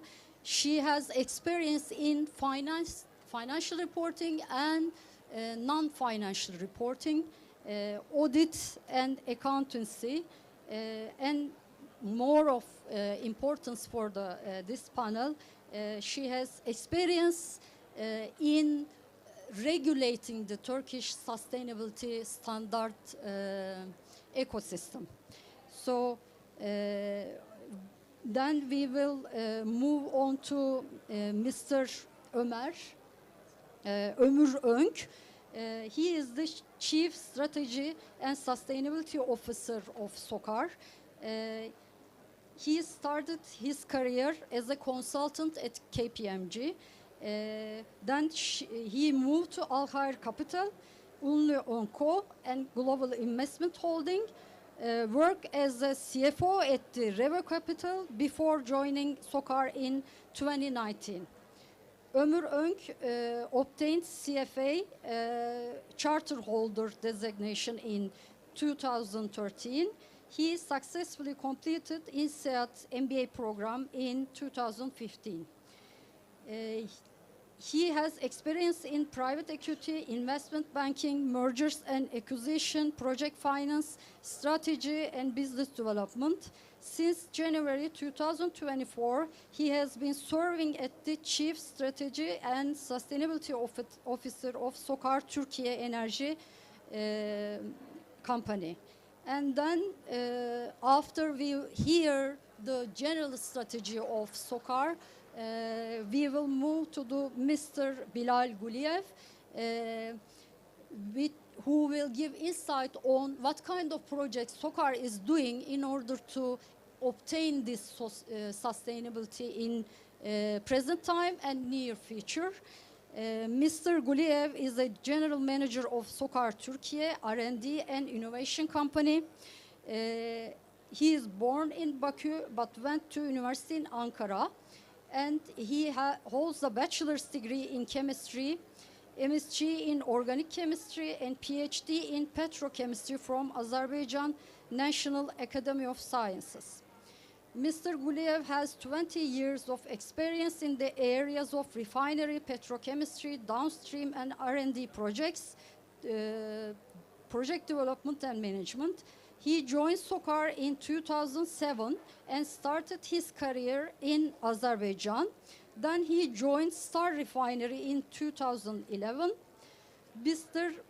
Guliev is the general manager of SOCAR Turkey since 2020. He published more than 10 scientific articles and is also a co-inventor of some international patents. So hopefully what they do in SOCAR give insights on both from the scientific side and the managerial side. That's how a company actually draws the attention on sustainability and how they actually continue their sustainability projects. And then we will, lastly but not least, move to the Mr. Mikhail Yusufov, who is the Chief Communication and Government Relations Officer of SOCAR Turkey. He is graduated from Bilkent University, which is one of the Turkish universities. Again, we have the competent authorities in SOCAR actually who has experience in both in Azerbaijan and Turkish cultures, so they can actually compare two different cultures, but in an investor position, how they foresee their sustainability work and how they communicate these works. Mr. Mikhail Yusufov also has the master's degree in international relations, economics in Cornelius University in Hungary, and followed by a second master's degree in European and international relations at the Diplomatic Academy of Vienna in Austria. He has both public and private sector background. His public career started in 2007 as the executive director of the NATO International School of Azerbaijan. Again, we have the actually academic background with our another panelist and the public background. Then he moved to the private sector and joined SOCAR Turkey in 2013, where he had several roles. He has been serving as the Chief Communication and Government Relations Officer since October 2020. He is also a board member of several group companies and serves as an executive member of the group's sustainability committee. Now, I will try to give you some brief insight on what Turkey is doing regarding its green transition. As you may well know, Turkey has the customs union with the EU, which gives us Turkey actually the free movement of goods rights. Turkish goods actually enters into the EU market without having any additional papers, additional certification or accreditation processes.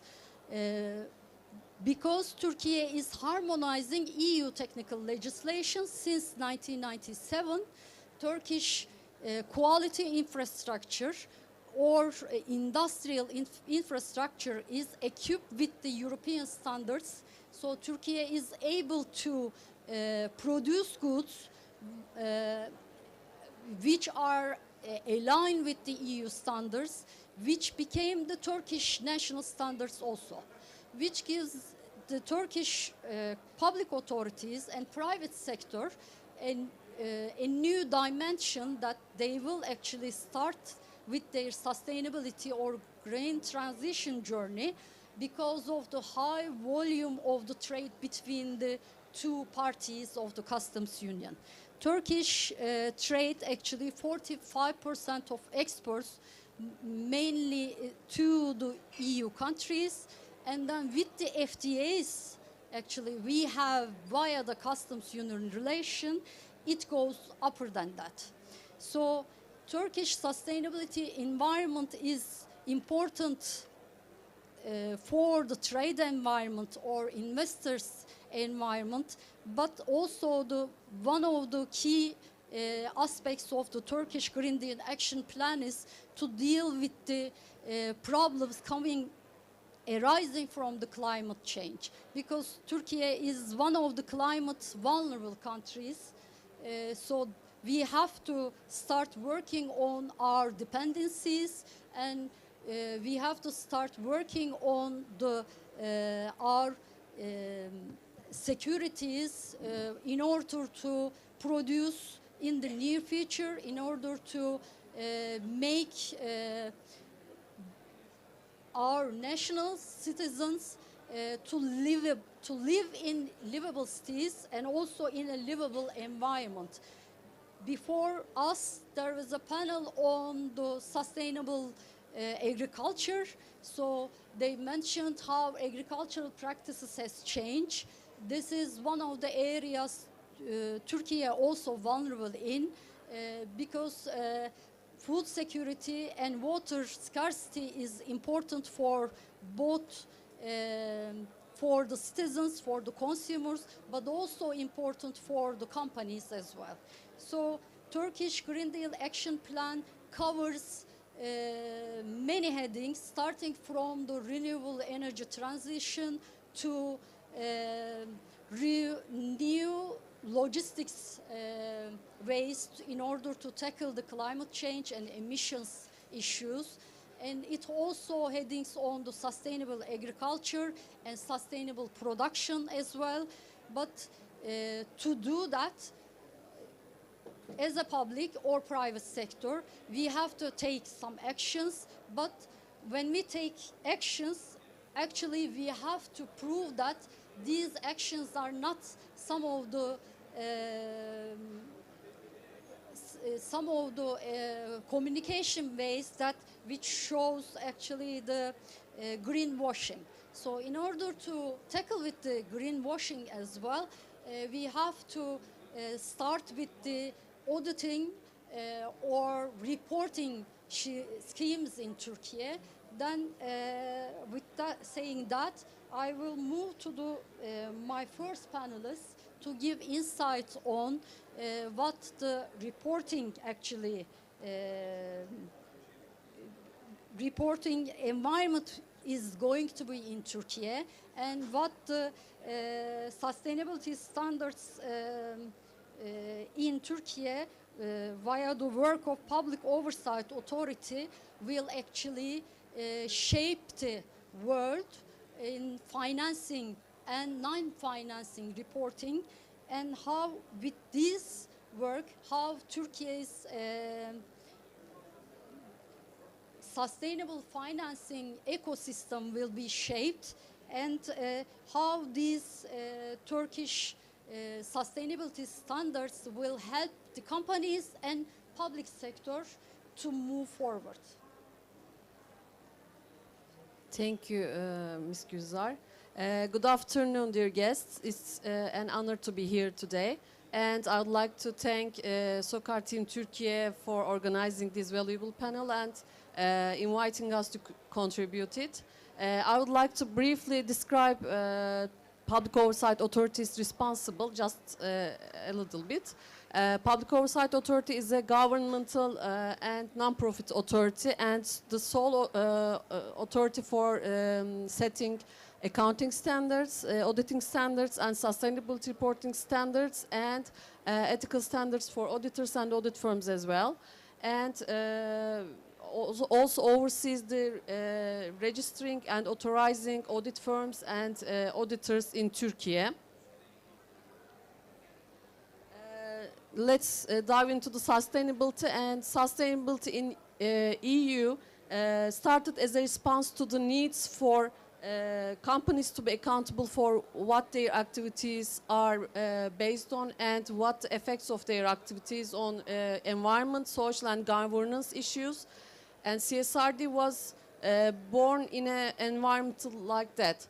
CSRD mandates approximately 55,000 companies for mandatory sustainability reporting, and also they need to be audited, these sustainability reportings. and they are enhancing their sustainability reporting for double materiality. They insist on double materiality because they don't want companies to see only the sustainability issues whose effects on their finance situation. Also, they want to see the effects of companies' activities on these ESG matters.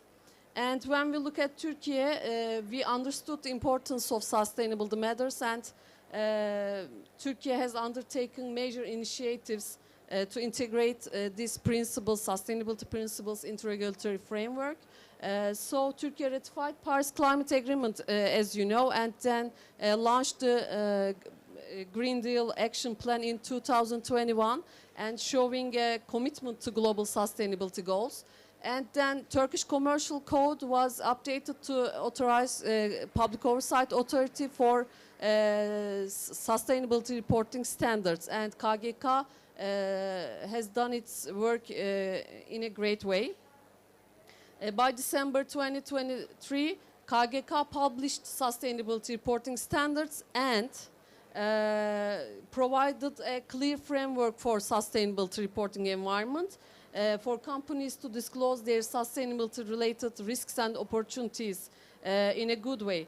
These standards focus on financial materiality, not double materiality, but in the next future years, we are planning to take a double materiality as well.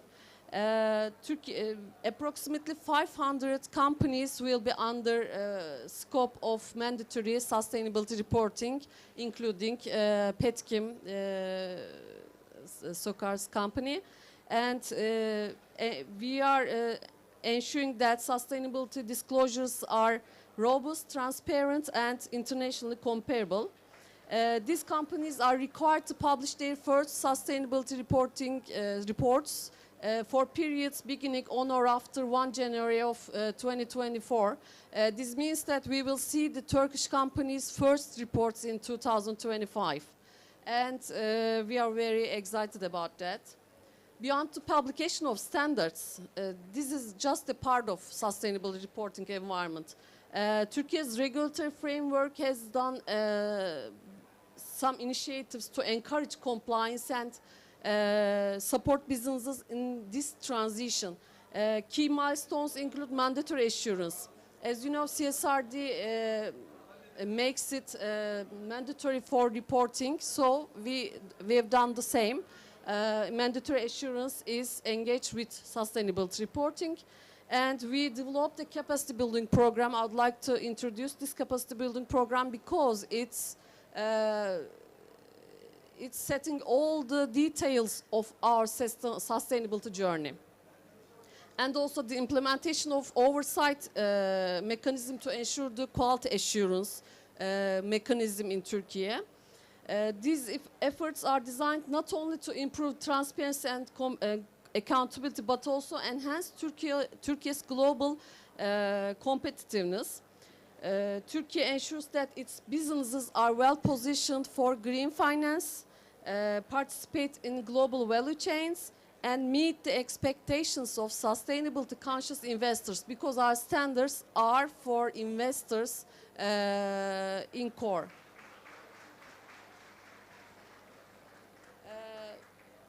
Let's dive into the capacity building program because we have a little time. I know. Capacity building program consists of 4 phases. The first one is awareness and collaboration. This panel is also a part of this phase. Awareness and collaboration is so important because if the tone at the top of companies don't believe in sustainability and reporting, nothing happens. Whether your teams are working on it or not, we must believe in it for every sector, public or private. So up to date, we have held meetings with more than 50 stakeholders, and most importantly, we will continue our activities until there's no company left in our country that we reached. For this, we have held the first Leaders Summit in Istanbul in November 7 with the C-level companies and C-level of the companies and public sectors, deputy ministers and top leaders of the public institutions and in financial center. And we believe that it went very well. And we will meet all the companies' presidency, I believe.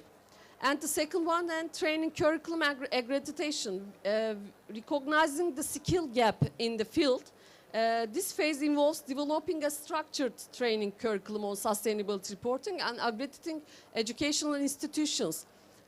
We are planning to accredit at least 5 educational institutions in Turkey in December 2024 this year, because everyone needs information, everyone needs education.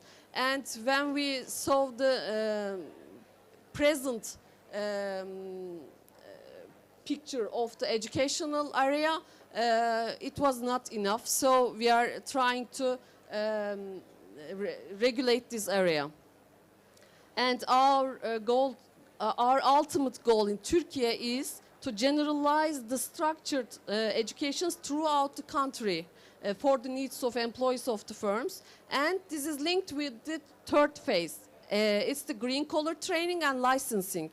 As businesses globally face a shortage of experts in sustainability reporting, and this phase introduces a licensing system to train and certify professionals referred to as green collar workers. These certified experts will play a vital role in sustainability reporting, and they will help businesses to produce high quality, globally compliant sustainability practices. We all know that firms challenge with high consultation fee for sustainability reporting, and when we meet every stakeholder, they are saying always the same thing. This is a huge amount for sustainability reporting, so these collar workers will fill this gap in this area.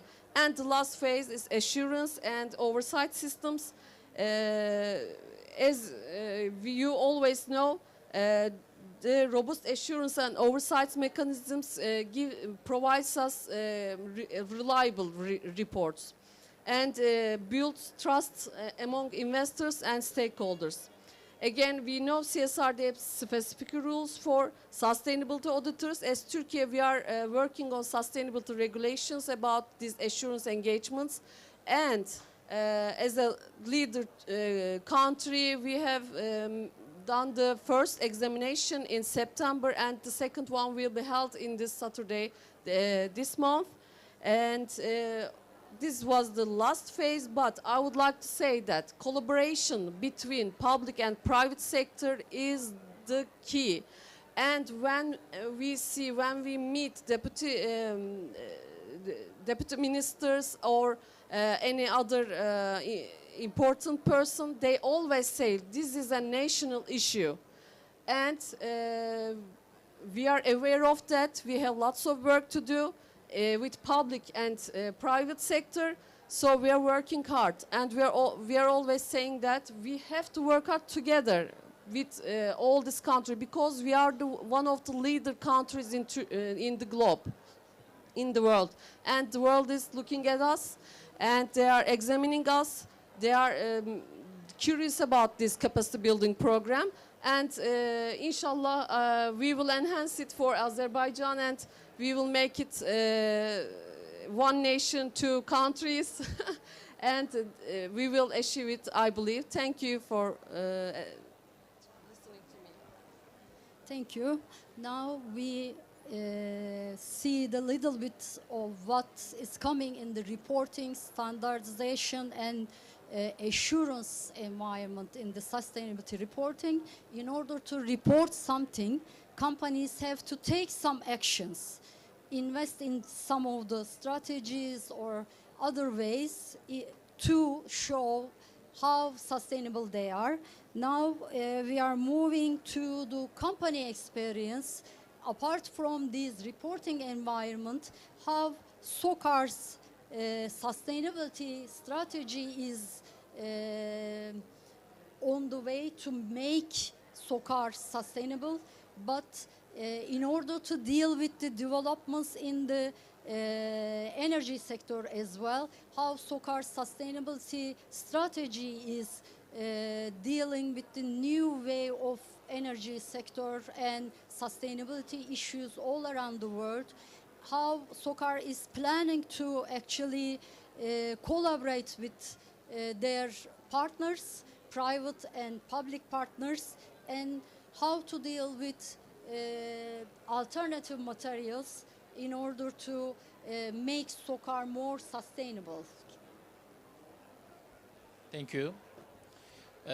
First of all, I would like to start how we see sustainability as SOCAR Turkey. Sustainability is no longer just an aspiration for us, it's a strategic necessity. It is one of our 5 company objectives. It's part of our corporate strategy, as I said. Why? Because sustainability is not only our license to operate, but also it's a critical expectations from our shareholders, stakeholders, and broader society. So, failing to meet these expectations would make it very difficult for us to reach financial resources. Also would make it very difficult for us to develop top-tier strategic partnerships, and ultimately it would significantly decrease our competitive edge. Therefore, because of all this reason, it is not optional for us, it is a must-have.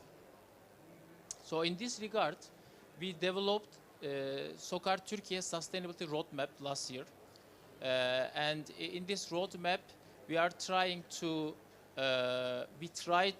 actually determine what we are going to focus, because it's a broad range of areas it covers. So we determined where we are going to focus, and we also determined how we are going to do it with a governance structure. So this sustainability roadmap is based on very well-known ESG framework, and it has 3 pillars. The first pillar is environment. As you know, we are operating in very hard to abate and emission intensive sectors, so the first pillar is very critical for us. In this pillar, also we have last year as SOCAR, we signed oil and gas decarbonization charter. This global charter have certain targets that is also very related to our operations. Some of them are 20% emission reduction, absolute emission reduction, and 30% emission intensity reduction until 2035. So these targets are also our own targets as SOCAR Turkey. So for this, we have short-term and medium to long-term projects. In the short term, we are focusing on financially feasible, mostly energy efficiency projects. And in the long term, we are working on strategic projects, mostly that requires big capital expenditures, such as sustainable aviation fuel. And our second pillar is social pillar. As a subsidiary of a state company, we are proudly saying that we are very strong at social pillar. And even despite that, we have many initiatives in this area as well. For example, we have many initiatives to increase our women workforce participation, especially in leadership and operational roles. The third pillar is governance. In this third pillar, of course, the governance underpins the entire sustainability roadmap. And in this, we developed a sustainability program management. This program management, on top of the group sustainability committee that we already established, these 2 bodies will help us to ensure our alignment with our corporate goals, as well as ensure us to oversee the initiatives that they are trying to follow. So in summary, sustainability is not a side project or a different department for SOCAR Turkey, but it's how we do, it's foundation of how we do and how we grow, how we do business. So it's very important from energy efficiency to reducing the emissions to developing workforce and also the governance. Each strategic step we take, we consider sustainability as part of it, and we try to generate value for all our shareholders and stakeholders. So the second part of the question is related with how the transition will happen in the world. And I would like to share some ideas about how we think about that. And we believe that the world is not yet fully ready to move on from fossil-based resources, although there are good developments in certain areas. For example, in electric cars, there are certainly good developments, and we believe that in the medium future, the increase of electric EVs will decrease the demand for gasoline and diesel for especially light and medium transportation. But on the other hand, when we look at the maritime or aviation or trucking operations, it's very difficult to replace these fuels with current technology. So on the other hand, our other operations are in petrochemicals. So in petrochemicals, we believe that petrochemicals will be part of energy transition for a long time, because it's also very essential to many industries, including renewables. And we can say that many renewables that we see, like solar panels or turbines, wind turbines, blades, or batteries, they all include petrochemicals. So we believe petrochemicals will be essential in energy transition. And in that regard, there will be solutions to decrease the consumption or waste, such as recycling or circular economy. So we will focus on that. And the third area that I would like to mention is gas. As you know, there is big transition from coal to clean energies. And we believe the gas is very important intermediate fuel. So the gas will be a bridge towards the cleaner energy generation.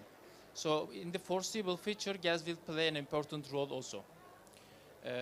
So in summary, we see that there are certain areas that's already developed, so it's very good for the climate and our world, and also other areas that is lagging. So technologically or financially, there needs to be many things needs to be done. And as SOCAR Turkey, we are committed to this transition by also we are trying to meet the current demand for all our products. Thank you very much.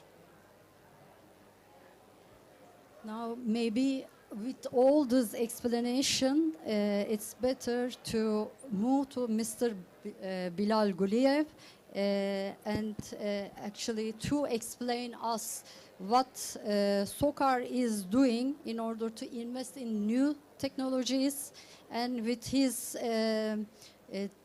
scientific background in the patents, new patents as well, and SOCAR's another area of expertise via petrochemicals, R&D in this area, not only the reduction of emissions, but also it's important for the circular economy, the new materials or the new necessities that the industry will need as an input from Petchem or SOCAR as a petrochemicals industry. So could you give us the insight on what kind of new technologies you are investing as SOCAR, and from these projects which are directly related to the energy efficiency projects, and maybe your future plans in the circular economy concept of that's rising in the production industry as well, because new green transition or digital transition actually will change all the production and consumption methodology in all over the world. So when even though some technologies are not quite ready now, it is a technology race. Most of the countries and their plans and their strategies now headed towards the technology race. So when, with the new technologies coming in this area, we might have to reconsider our R&D policies as well. So what you are doing in SOCAR, whether it's the oil industry or energy side, but in the petrochemical side is or circularity side is very valuable, not only for SOCAR, but it is very important for Turkey's transition as well. We will be glad to hear from you what SOCAR is doing in this area. Thank you, Gulizaran, for a question and also leading this panel. As it already mentioned, we have strategic targets to reach our zero targets, zero emission targets. So R&D also, our R&D company established 5 years ago, but behind all this we have more than 50 years petrochemical R&D experience. We established this company to fully meet our other companies, refinery, petrochemical companies as well, and other Azerbaijan downstream entities' needs as well. So we have a balanced portfolio of short, mid to long-term targets fully aligned with strategic aspirations. And in short term, our company mostly focused on energy efficiency, as you mentioned, with meeting our customer needs with innovative products, and also minimized our emissions through digitalization initiatives and also short time developed projects.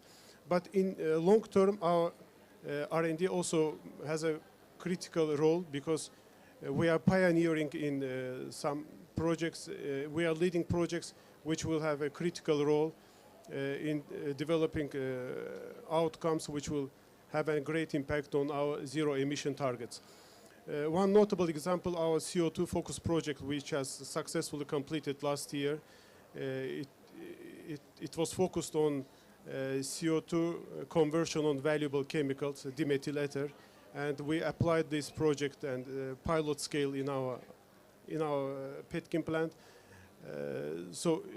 Dimethyl ether is a low emission version of diesel fuel, and we recently successfully also meet with our other stakeholders to discuss how we can use it at industrial scale. So another example which is also meeting our targets is our Algisol project, which is targeting to produce SAF based on emerging technology using CO2 as a feedstock for algae production. This algae, also one-step conversion of this algae to SAF, is also a very inspiring project, and we believe that with our international stakeholders we will contribute with this innovative technology our 2050 targets. As far as energy efficiency projects, we completed more, last 2-3 years we completed more than 50 projects, and in our refinery and petrochemical facilities we declined our CO2 emissions more than 500 kTA. It's very huge amount given that this is a short period. But in mid to long term, we again focused on some another EU-funded projects. One of our critical projects is a circular train project, which is an AI-powered digital tool, which is simultaneously will give us opportunity to reach energy efficiency along with carbon emission targets. this project will be piloted at our steam cracker, which is very great energy emitter plant. And we're planning to deliver this project in the next 2-3 years. In Turkey, we have also some pilot plants where we actively implementing our industrial pilot plants. We making these projects ready to be commercialized and to reach our industrial scale targets. Another example where we're targeting to integrate renewable energy to our industrial plants is a Nefertiti project, where we use again carbon dioxide with water to converting these products to valuable chemicals such as alcohols, ethanol, hexanol, and this is a artificially photosynthesis supported process where we use solar fuel, solar energy as a energy source. This is very integrated process as an example of circular business model, where we see that using carbon dioxide and renewable energy to produce valuable chemicals. As I mentioned, with universities, with stakeholders, we have a broad portfolio of projects where we focused also on valorization of waste streams, again to create circular business models, and also with other initiatives we are targeting to use biomass as a feedstock for production of bioplastics. We're also creating innovative catalytic processes to contribute to our targets as well. So our innovation-driven approach and also our portfolio, I believe that it will contribute not only to our SOCAR Turkey targets, but also will contribute to SOCAR in transformation as an energy company. We are continuously participating in conferences and also reporting our results. We have KPIs along with, because we are supported also by Turkish government as an R&D company. We're getting incentives with Science and Technology Ministry. And we have a broad portfolio of EU-funded projects. So we have a lot of stakeholders. As an accountable company, we are responsible for meeting our stakeholders' needs as well. In general, what I would like to say that without any policies which will be supported by government, by stakeholders, it will be very difficult to deploy these innovative technologies in midterm, because next few decades we will see deployment of these innovative technologies. Without deployment these costly, not competitive technologies, it will not be easy to reach zero emission targets. So I believe that after 2030 year, these innovative technologies will be more matured and applied at industrial scale. And as SOCAR Turkey, we believe that we will also use this advantage to use our R&D technologies and also other stakeholders' technologies to accelerate these energy transition targets. Thank you. Thank you. Now we will move to the how SOCAR is actually communicating what they are doing in this sustainability area. It is important to engage all the stakeholders when they are, because I am the coordinator of Turkish Green Deal Action Plan, and whatever we do actually affects the investors, industrials, or public or private entities, as well as academicians as well. Everybody has to change their way of doing things. So it is key aspect is the communicate in a right way with all public holders. What we see from this panel is SOCAR Turkey is actually working on the transition, not only its own transition, but also in order to contribute to this green transition in the world and the needs, to match the needs of the Turkish industrials in the circular economy arena, they will accept different kind of products. They will have their own targets. So it is important that how you communicate with your partners, as well as consumers, as well as common people in Turkey or all over the world, so you can actually move forward. One of the reporting in the sustainability will give, especially for the Petkim, to open its sustainability reporting to the publics and to the investors. But in other areas, what SOCAR is doing to communicate in these areas, it's very important for the public authorities as well. So what you are doing in this area to communicate with all the partners? Gülzar, thank you very much. Esteemed panelists, dear guests, thank you very much for joining us today here for SOCAR Turkey Sustainability, I would say, panel. And I'm feeling very close to the Turkish pavilion. It's my third year back-to-back after Sharm el-Sheikh, Dubai, and now in Baku. It's really a privilege for us also, for Azerbaijan, to host such a prestigious and important event, and COP29. And wow, while listening to my colleagues to your side from the government, I feel so much. We're doing so much stuff, and it's really taking a lot of energy from the people. It's not just like in just one time. It takes a lot of hard work. It takes a lot of preparation. It takes a lot of action plans that we are putting to the ground, to the reality. So while talking about the communication of the activities that we are doing, of course, we are an oil and gas company, and we have that bad luck. When we start to talk, people call us like we are greenwashing.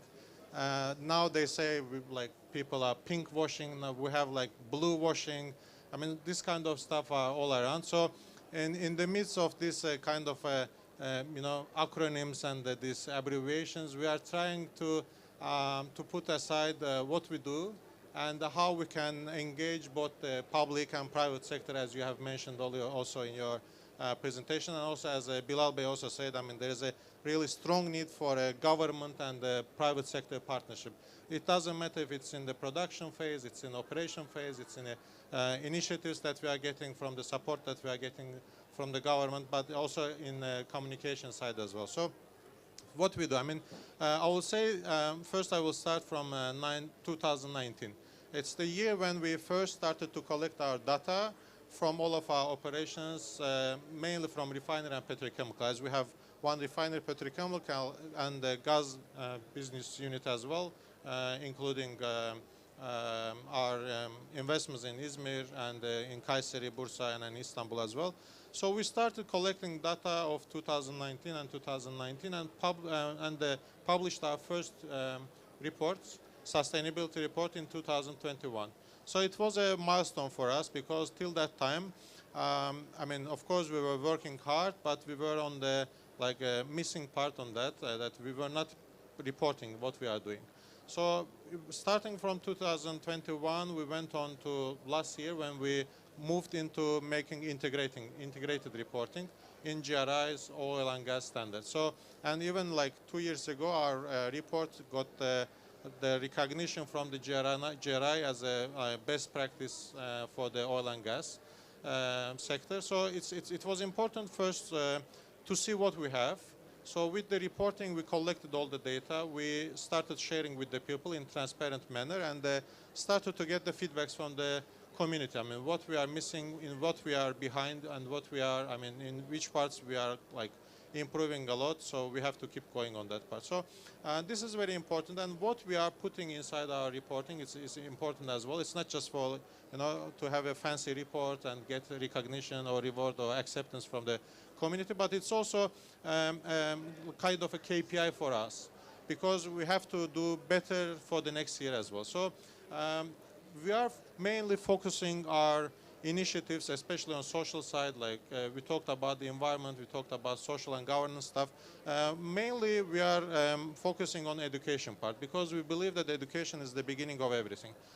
We start from from the kids. I mean, we are doing sustainability workshops for the small kids from the schools, from the primary schools of the Alia, where we are mainly investing. We have like petchem, star refinery, Sokar storage, and other facilities. So we start with the education of the kids, and as of course we are educating ourselves as well, our employees. We have more than 5,000 employees, but we are somehow touching around 100,000 people with our stakeholders, with the people that we sell our products and with whom they are producing another end products as well. So we are educating ourselves, we are educating our kids, and of course we are creating environment for that education. So far, Sokar in Turkey, in the last 16 years that we are operating in Turkey, we have built schools, 11 schools with the capacity of 10,000 students. Which is, from Sokar's perspective, is, when you look at, it's oil and gas company, it doesn't have much common if you look from outside. But no, we believe in education, we believe in the support of the kids, we believe in the future generations. So we focus on that. We focus on our sports. We focus on culture. We focus on the activities that connect Azerbaijan and Turkey. As we have said, we are one state and two nations. And in this perspective, when we look at the cooperation with the governments, it's also an important part. Government is, of course, got many instruments, got institutions that are ready to support itself when they put targets. And us, private sector, of course, we have to think about the profit as well, and also we have to think about the community as well. So we have to mix them all. So with the strategic plan that my colleagues already, Ömür Bey and Bilal Bey, and with the project that we are doing in R&D especially, that we are putting them together, we are getting the support from our employees, we are explaining ourselves to our stakeholders. It's both our consumers, the people, of course, we are a B2B company mostly, but still we have stakeholders as well. And with these projects, with the right communication strategies, that we want to reach as many people as possible. And while doing that, we want to avoid any tagging for us, as we are greenwashing or anything else. Since day one, we have put a really important target for ourselves that, we are going to announce and to communicate what we are doing in reality. Not the ones that we are planning for the future. And so these examples from our side with the reporting, with the schools, with the education, with the cultural stuff.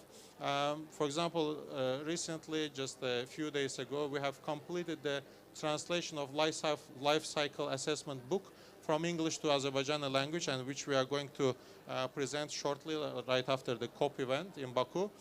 So this was a kind of a milestone for Azerbaijani literature world as well, because so far we didn't have any literature in Azerbaijani language regarding the life cycle assessment.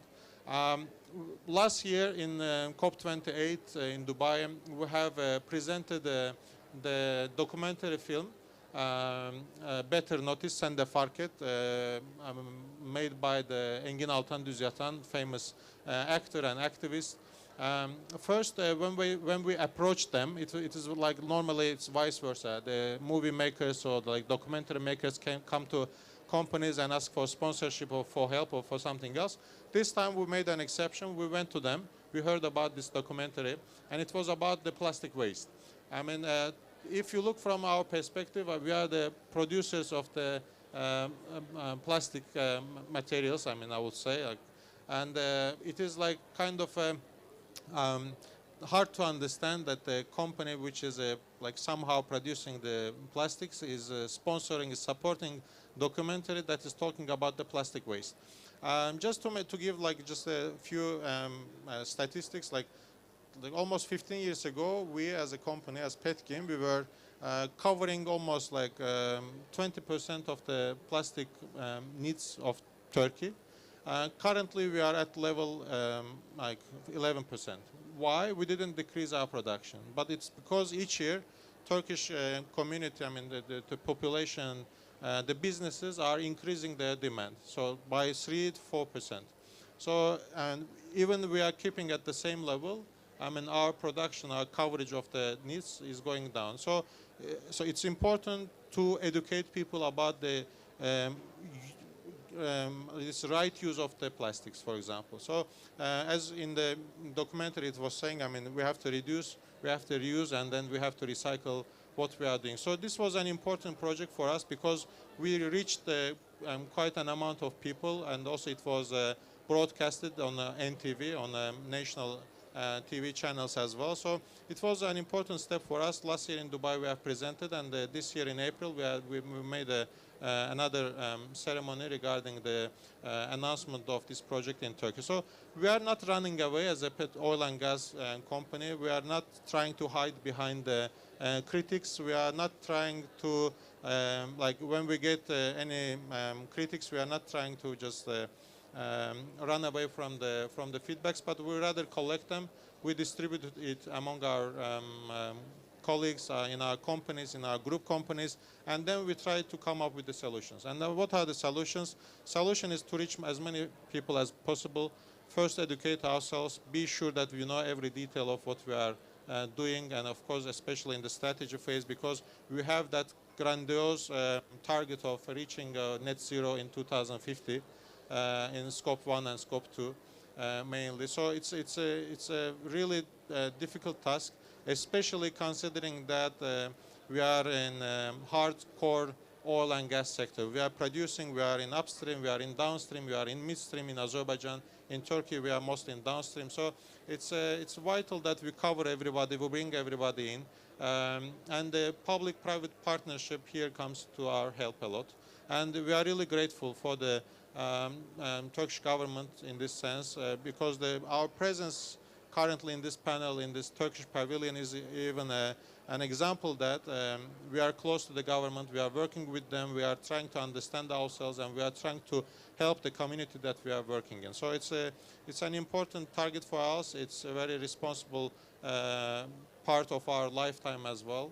And with your help, with the help of the institutions that are present in Turkey, I believe we will reach our targets. And once again, I would like to thank Minister of Environment, Urbanization and Climate Change of Republic of Turkey for hosting us back-to-back for 3 years and giving us chance to explain to the public what we are doing. And I'm seeing a lot of familiar faces here. Almost 80 people from Sokar Turkey, both our staff, our guests from public and private sector are present in COP29. And it is actually it's a sign from our company that how much importance we put into this kind of activities, into the sustainability activities, and considering that Turkey is the third largest in terms of the delegations that are currently in Azerbaijan, after Azerbaijan, Brazil, and Turkey is the third country. And we as company, as Sokar Turkey, we are forming like almost like 5 to 6% of the whole delegation, so it's a proud moment for once again for us. And I would like to thank everybody who is participant here, and thank you very much, colleagues, for your hard work. And let's do it even bigger, as we say in our motto, stronger and together. Thank you very much. Thank you.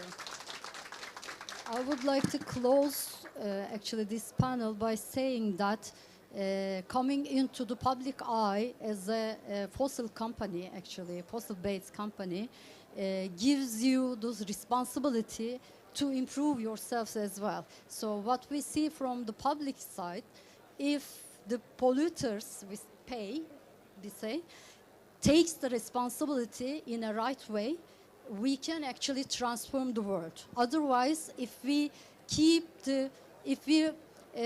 out the bridges between the industry and the public, and we can't align our goals together, and if we cannot move towards the future together, we cannot change anything.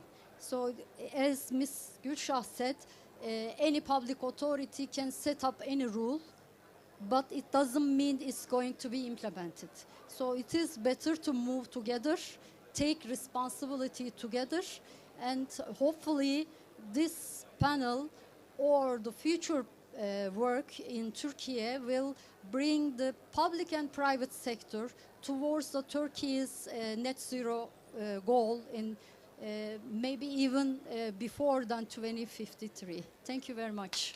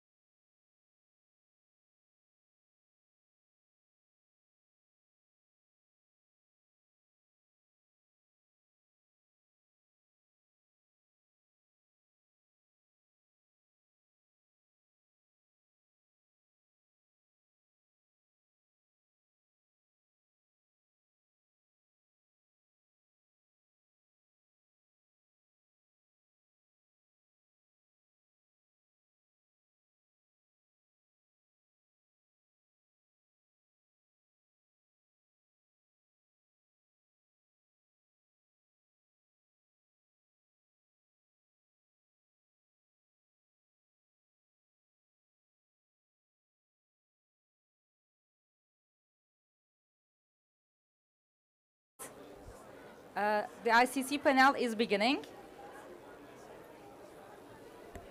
Başlayayım.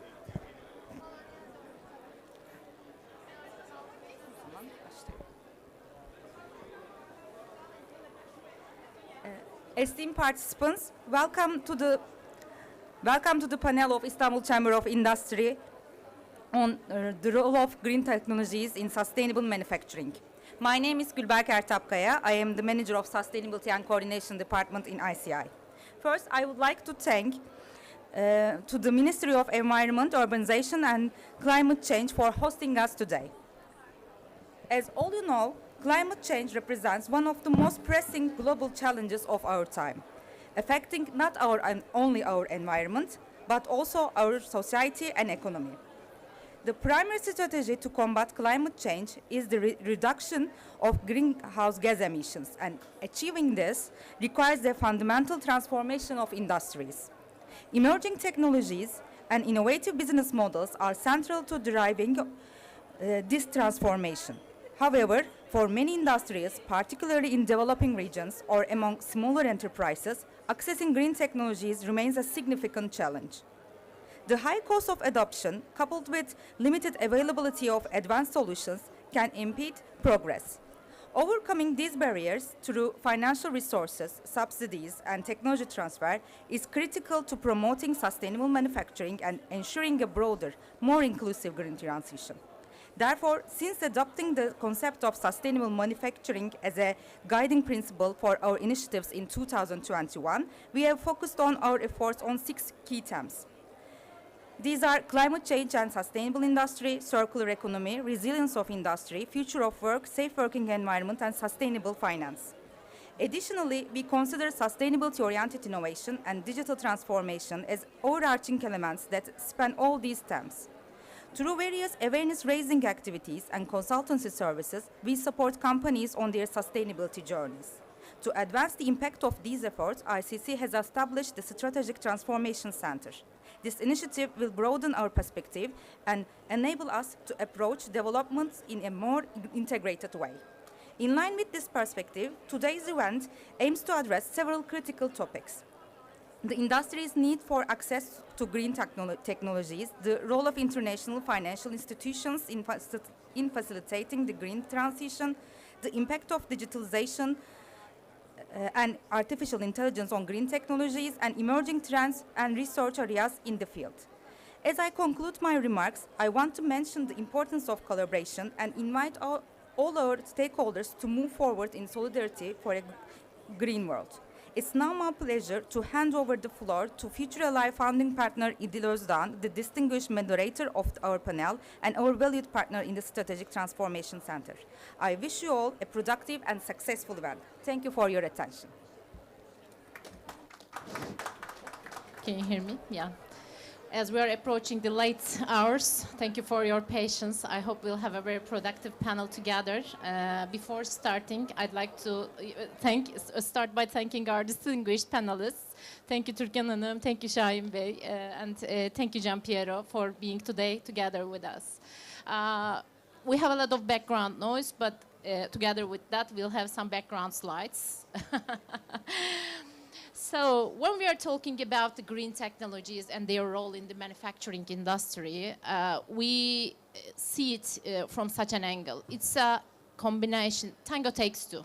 Both the developed markets and the developing markets are trying to transform themselves in this, in a simultaneous and similar way. So we see that developed countries have largely undergone, extensive industrial transformation. They have already done this, and they have completed most of their economic development. So affording such a transition is relatively possible for these developed markets. But from the other point of view, it's a real challenge for the developing markets. What we see now, the ratio of changing carbon emissions and its, how it's growing together with the GDP, it's an important question for us. If you look at the top 50 economies, we see that their growth, CAGR, is bigger than their emission rate, their compound emission rate.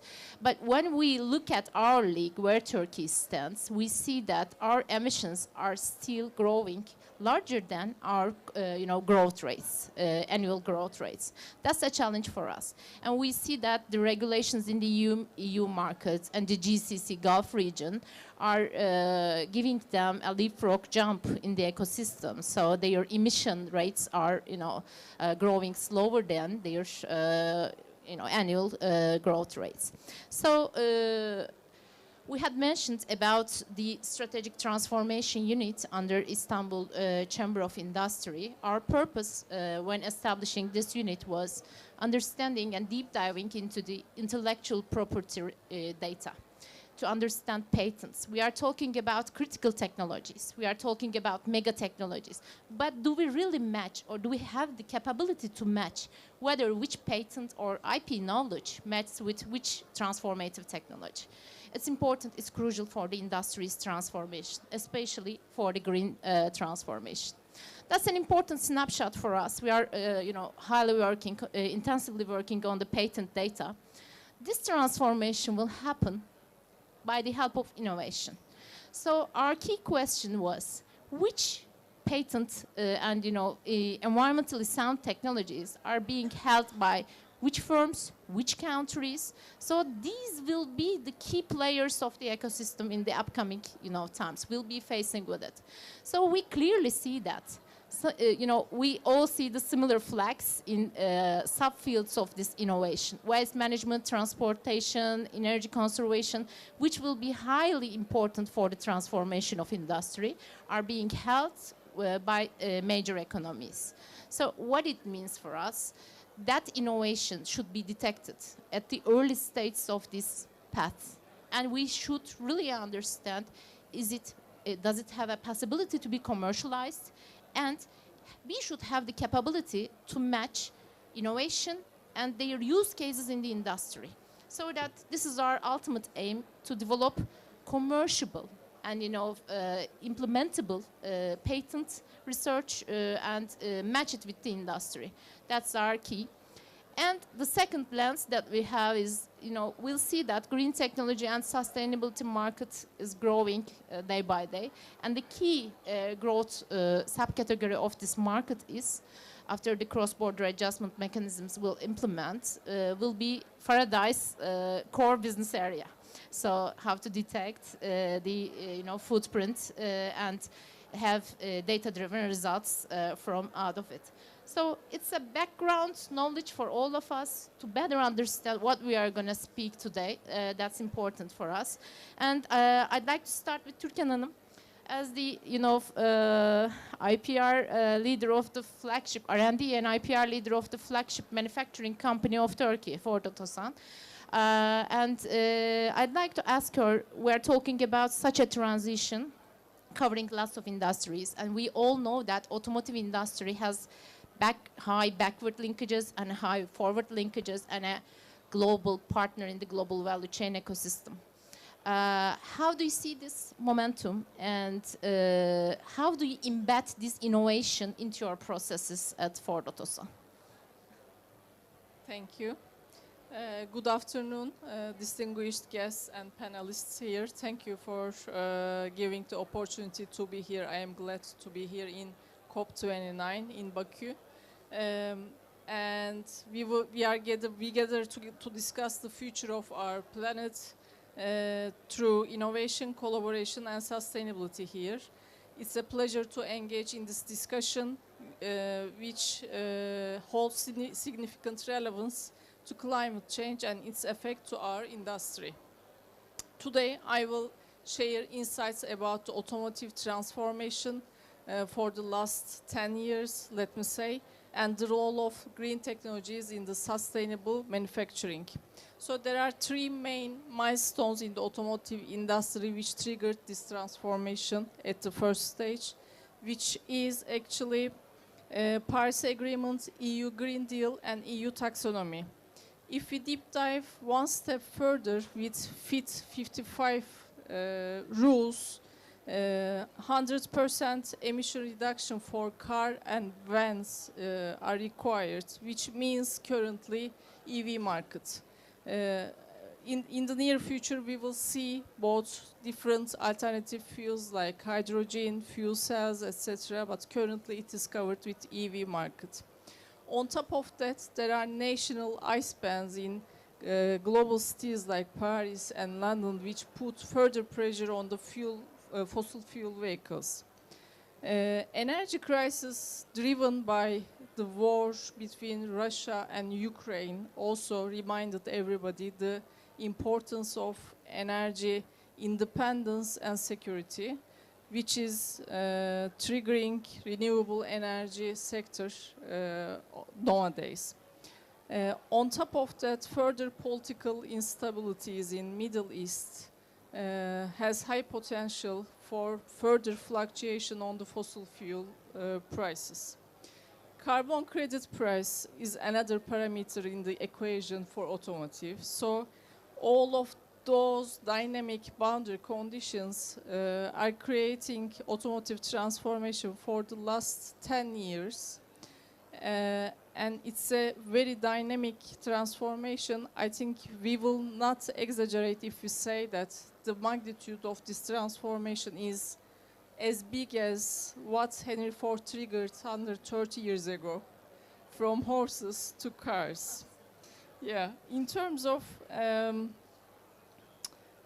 what is changed for the automotive with all of these boundary conditions is, first of all, engineering the vehicle for the tailpipe emission limit is not good enough anymore. We need to think a wider area for the automotive, which is under scope 1, 2, 3, which means the area under OEM control plus the energy sources used plus the supply chain. So it's a big change for the automotive industry. Secondly, the vehicle full life cycle emission should be calculated and assessed to be able to sell the vehicles in the very near future, which means from the material extraction to the end of life of the vehicle, which is a completely new concept for automotive. We were only thinking about the tailpipe emission at day 0, and then it is changed from gate to cradle. And thirdly, of course, the economical model is changed from linear economy to circular economy. This is also a complete conceptual change. We are trying to adopt to it. We are not at the very ideal conditions of it. We are currently only talking about recycled plastic materials and a little bit of battery recycling for EV, but the ideal case is that all of the materials from vehicles should be collected and reused for the new vehicles. So automotive, a circular one. So this is what it should be. So bottom line is all of these conceptual changes ended up, and to be able to sustain the business in the automotive, the technological advancements are key to survive, to sustain the business, and which are the smart manufacturing with the support of AI, to control the manufacturing lines in real life, in real time, to prevent failures before it happens, so to cancel the energy consumptions and downtimes. On top of that, advanced sustainable materials with the recycled materials and composites are key. 3D manufacturing and additive manufacturing are creating a huge opportunity for that, to use those materials and prevent inventory losses and the emissions created from the transportation of stocks, etc. Blockchain is key to track the materials from the raw material to the end of life, to make sure that they are coming from ethical sources and sustainable sources. Circular economy I have mentioned. Battery recycling will be very critical with this EV market growth that we see.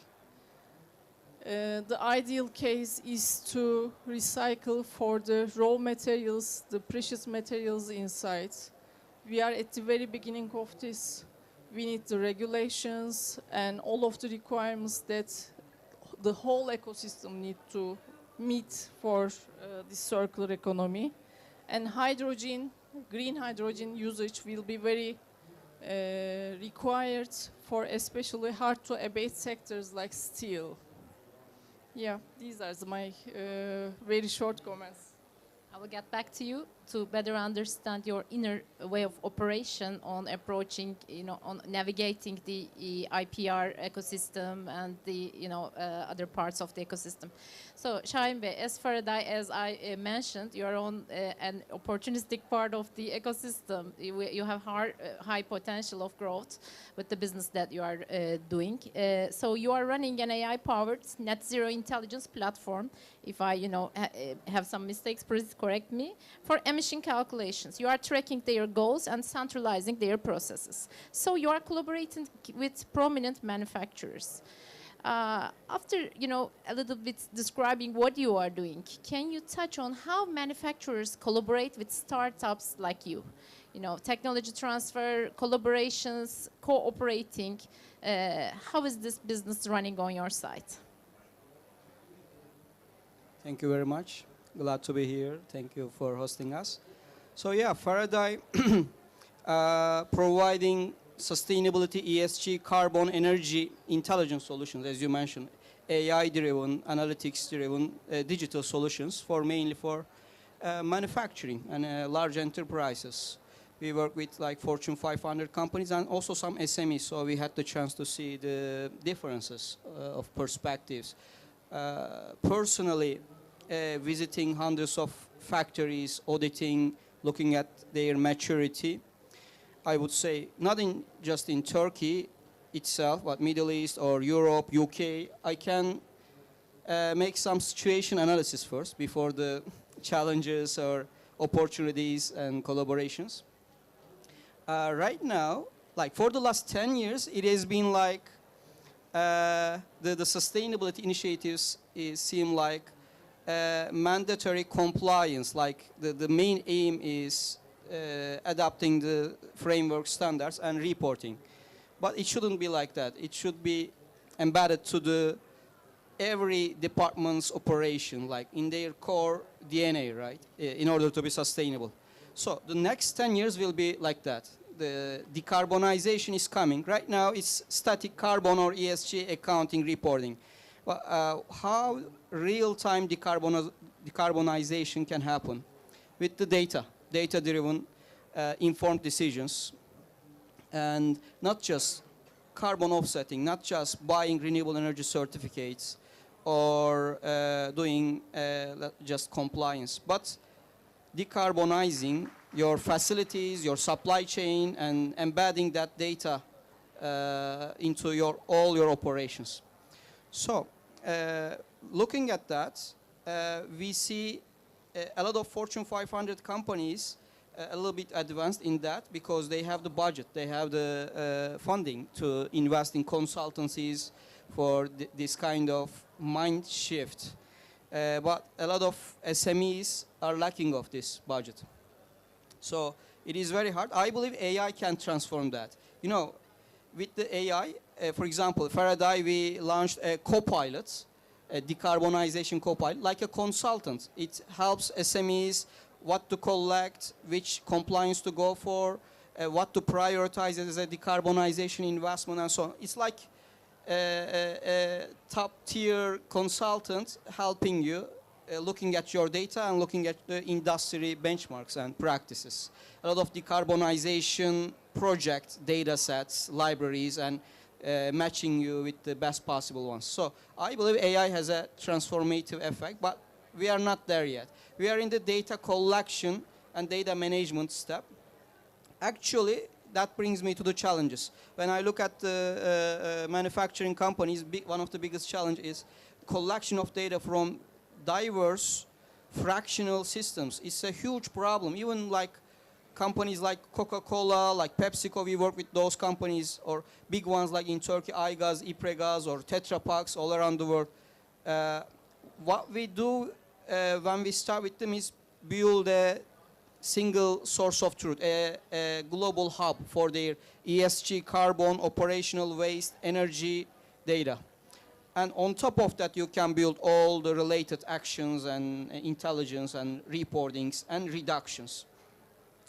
So you need to collect those data from ERP systems, process systems, manufacturing systems, manufacturing execution systems, SCADA, or sensors, meters. So we need to adapt those physical systems, create cyber physical systems.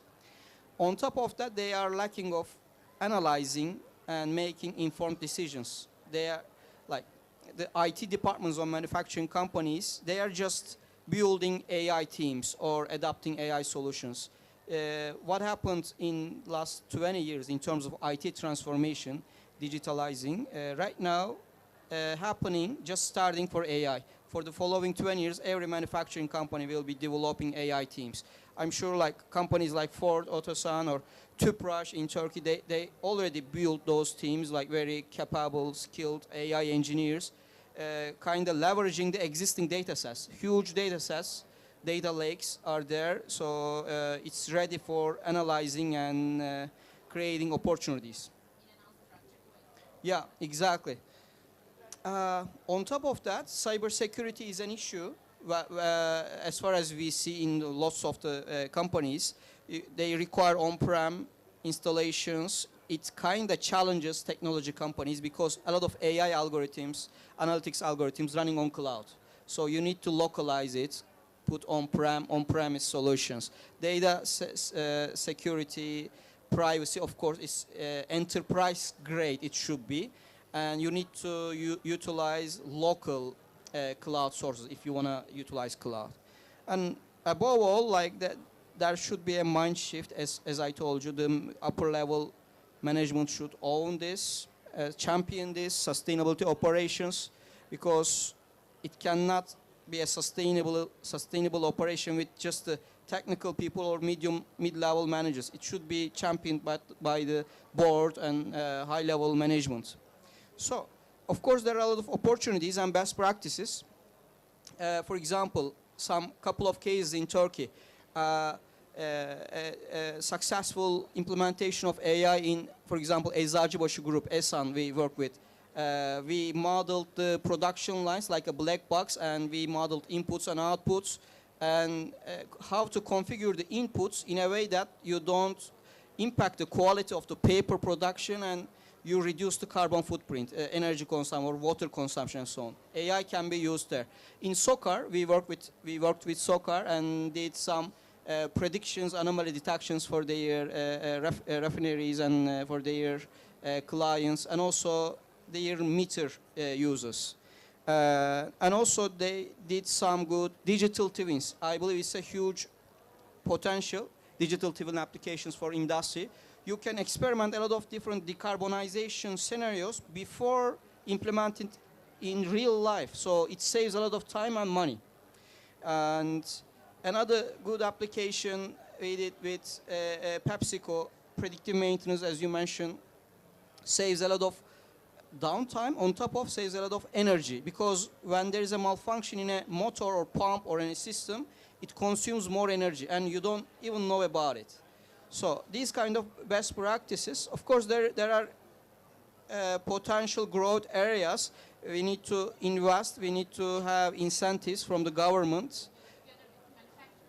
Exactly, together, because without them, their participation, their know-how, their data sets, their initiatives, startups cannot work alone.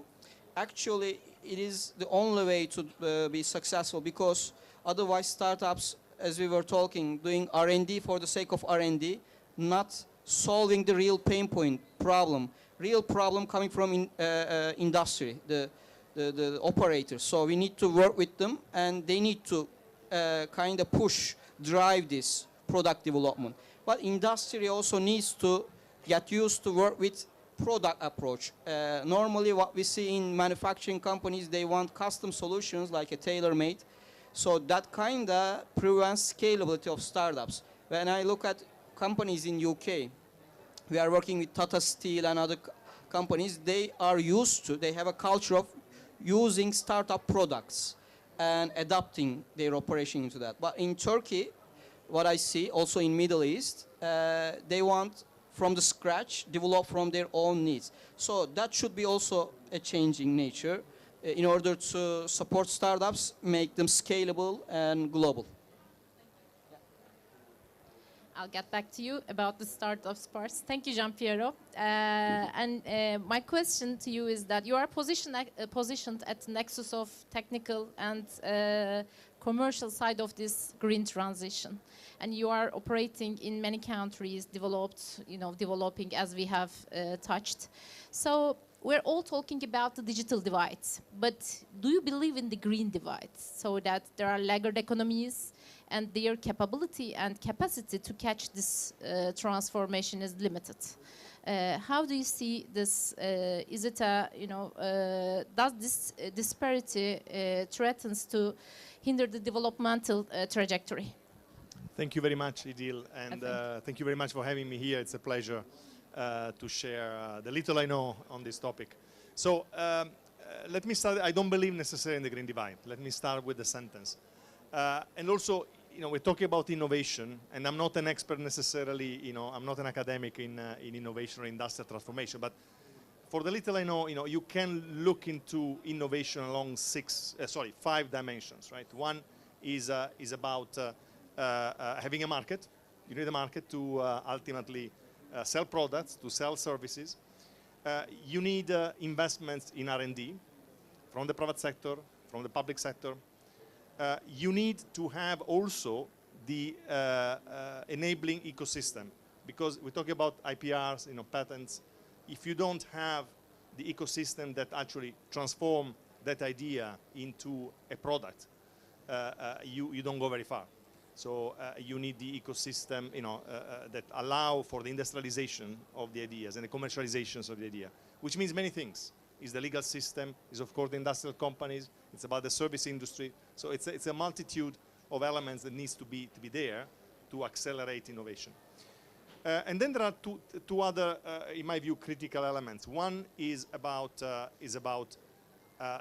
regulatory certainty and the overall ecosystem that is typically driven, not exclusive, but driven by the public institutions, in terms of creating, for example, the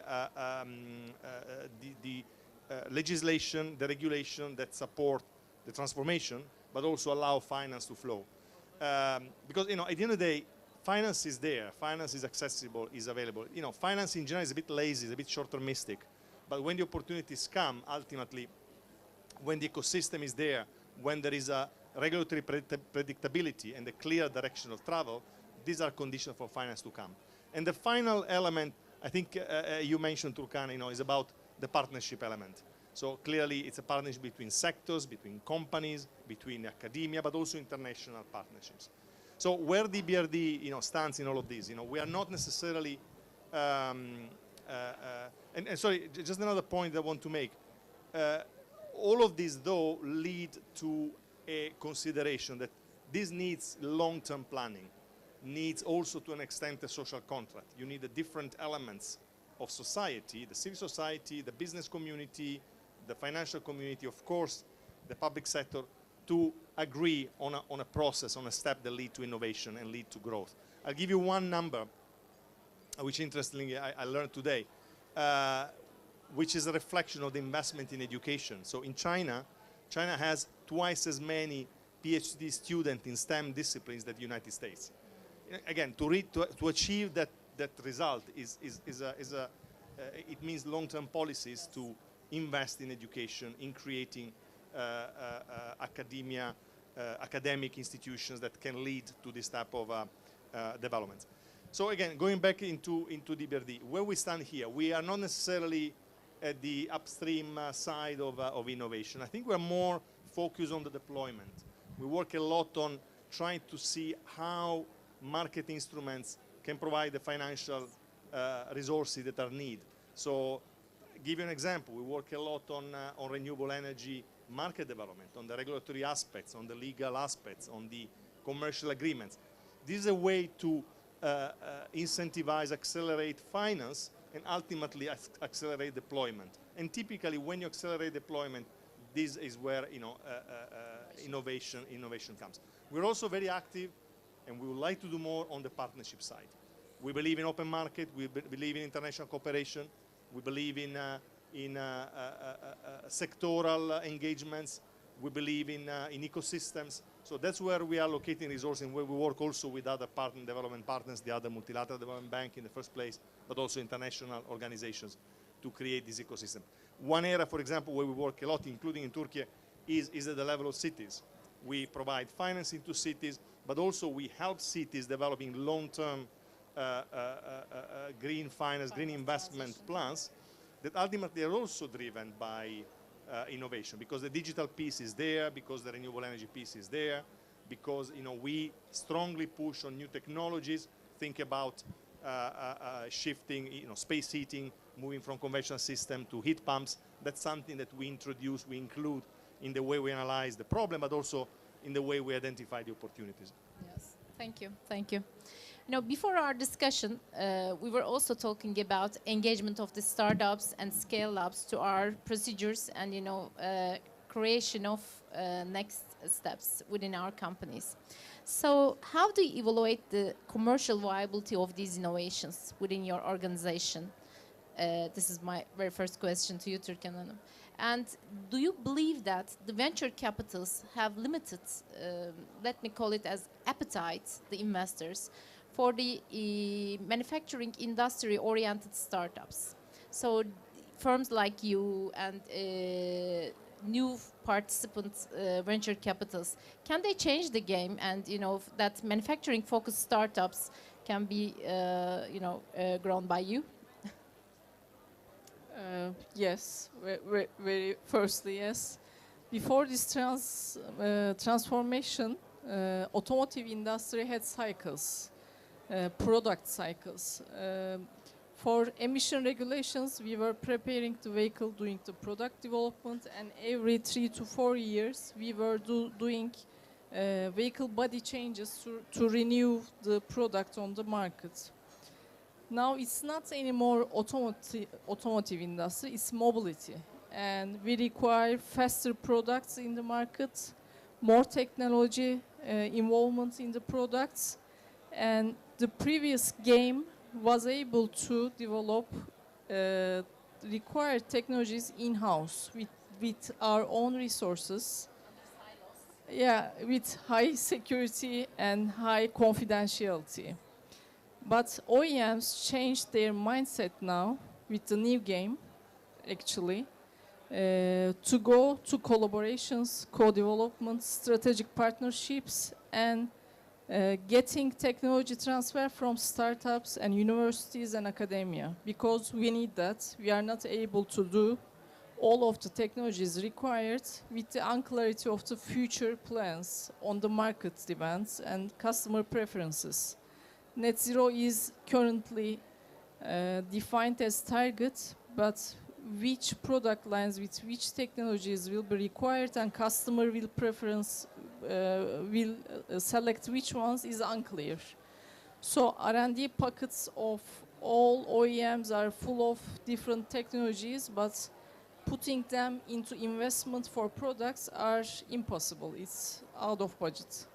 That's why doing investments on startups to get them ready in the ecosystem with the technology available at any time that we will require is the key for future, for near future, for 5 years, 10 years, and that's the key. Drive Venture is the corporate capital venture of Ford Otosan, which we are selecting the key technologies and business areas that we are interested in, we will need in near future. And there is a process that Ford Otosan upper management and innovation team is running to select, as you asked, which manufacturing technologies, which vehicle technologies will be required, and which startups are really keys to support, to invest in. That's how we are selecting. Thank you, Türkan Hanım. Charme, as Jean-Pierre mentioned, we need an ecosystem, and you have built an ecosystem together with the manufacturers. You had an idea at the very early stage of your startup, and you have developed that idea and turned into a commercial and viable product together with the manufacturers based on your experience there. Could you please, give us a little bit insight? How was your experience of working with the manufacturers and some key outcomes for the next investors, startups, in the field of manufacturing, especially in green technologies? Sure. Firstly, it was a very hard and long journey. It was not that easy. It has been 7 years for us that we started from scratch and tried to build a product with the clients, manufacturers' own problem. Actually, that is one thing we did good. We had the first sales before we have a product. We understand their problem and we said, okay, we can solve it. And we faked it like we have the product and we sold it. And when we got the first installment, we built the product. I believe that should be the way entrepreneurs should go on. First sell, then build when they start their journey. That is the Silicon Valley model. Like they need to hack something before so that they see there is a product market fit. There is a demand for their product. There are hundreds of startups, technology companies, having very great products without any product market fit. That is the utmost reason why startups fail, actually. Around 60% of the startups fail because there is no product market fit, no demand from the client, not the cash flow, not the co-founder disputes, but the product market fit is the optimum thing. So when we started working with clients, of course, each client is also a feedback source for us. We develop some products with them. So that is how we work, how our product management works. When there is a request from a client, we think as if it can be scaled to other clients in that sector or horizontally in other sector. If it is like that, we prioritize it and we productize it and we launch it. If it is not that scalable, we just postpone it. Because scalability is a key thing here for the startup perspective. And also financial viability. If you want to scale your solution in decarbonization, you shouldn't rely on just incentives. You shouldn't rely on just government regulations or like funding from EBRD or such multinational banks. Your product and service should be feasible. Then private sector will come with the demand. So when you look at clean tech solutions, actually not all of them are that feasible or with fast return on investment. That is one of the main reasons why venture capitals also tend to not invest in clean tech companies like they do in the digital fully digital e-commerce or other startups, That is just one of the reasons. There are, of course, other reasons. They don't know the domain and they are afraid of scalability and so on. I believe if you come up with a solution that can have a return on investment like less than, let's say, 2 years. We started like that and we come right now to 9 months. Like when a company do an initial investment, hardware, digitalization, all the analytics software, they start saving from the first day. So especially the initial investment, if you get rid of that with cloud solutions, software as a service model, then you can have a very advantageous position. Of course, not all the startups, all the solutions are digital native, some capital intensive, like let's say carbon capture and storage, renewables, energy storage, or they are like the company needs to decide and make their mind in investing in that, and every country has grants for that. For example, in Turkey there are in Turkish verimlilik artırıcı proje, in English how you call it, like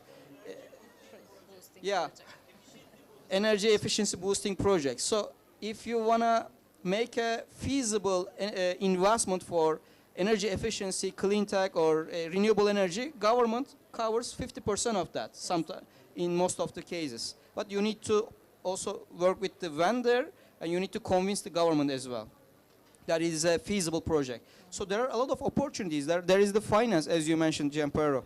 But manufacturing companies should change the mindset, and also startups should change their mindset to collaborate better with manufacturing companies so that they understand from the first hand the problem.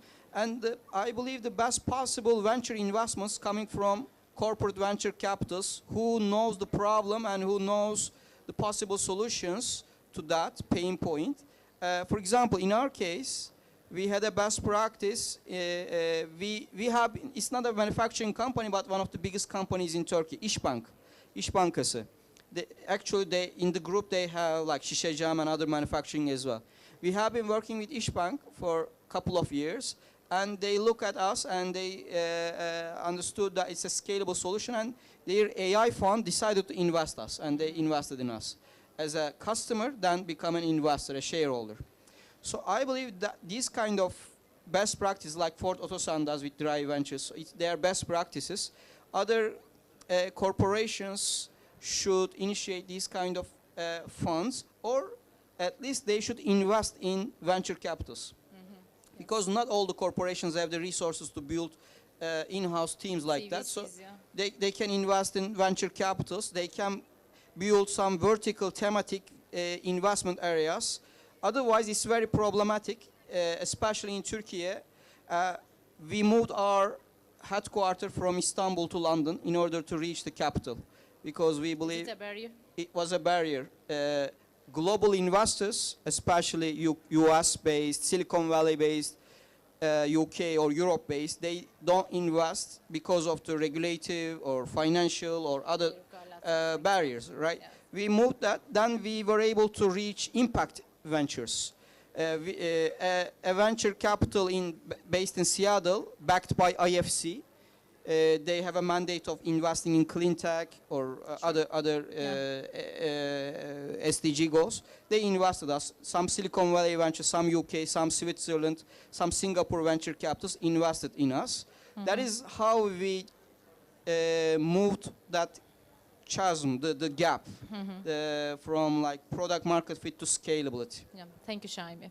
You know, as we have limited time, my final question will be to you, Gianpiero. So, as the MDBs, how should MDBs position themselves to catch the innovation and, you know, build the ecosystems? Maybe we can particularly discuss from the Turkish example too. So, how do you position yourself within Turkey to foster innovation and build that ecosystem? Thank you for the question. I can come with two examples, you know, also because I understand we're a bit short of time. One is we've been working extensively in the last couple of years with the Ministry of Industry and Technology in developing low carbon pathways for 4 sectors: steel, aluminum, fertilizer and cement. And this work has been really focused on a very participatory, very bottom-up approach in trying to identify the technological solutions and the type of implementation models to decarbonize these sectors. Now, this is not a top-down work. It was really working with the project companies, with the technology providers, and ultimately this triggered an extremely fertile process of, again, not only identifying the technologies, but also how you can implement them. What is the timeline? What is the type of financial models that are needed? This work was presented last March in Gebze under the auspices of the ministry. And now we are trying to develop an investment platform around it, really to now, you know, now the technologies are clear, there is a very, very strong policy commitment by the government. You know, the idea now is to accelerate the provision of finance. And so this is something, watch this space, hopefully in the next few days we'll be able to launch this platform. And the second example I want to give is about, I don't want to say financial innovation, but, you know, a bit of a novel approach to finance. It's a project of a few years ago, but still, in my view, very relevant. So things have changed in Turkey, but, you know, a few years ago there was a problem of waste recycling. So basically, the waste collectors were paid out of the volume of the material collected, rather on the materials that were returned into the system. And this was the case, for example, in the glass industries. Yes. So the waste collectors were paid in terms of the volume of glass, used bottles, for example, that they were able to collect. And this didn't create any incentive for these companies ultimately to produce a material that could be utilized by the industry. So we teamed up with some of these waste collectors in Istanbul and with Sisecam, you mentioned Sisecam, to really try to resolve this problem. And what we did, was very much driven by Sisecam. We created an SPV in which Sisecam invested, EBRD invested, that ultimately provided finance to create the recycling technology to produce cullet that can be utilized by Sisecam. And the model was interesting because the repayment was partly driven by cullet, being produced by this company. So it was partly financial and partly, in terms of materials. So again, it was an innovative way to ensure that the company with no access to finance could actually benefit from an advanced technology and be connected, to a broader market. Super, great to hear that. Thank you to all of you for your great contributions. It was really fun on my side. I hope it was for you too. Thank you for your patience. Thank you.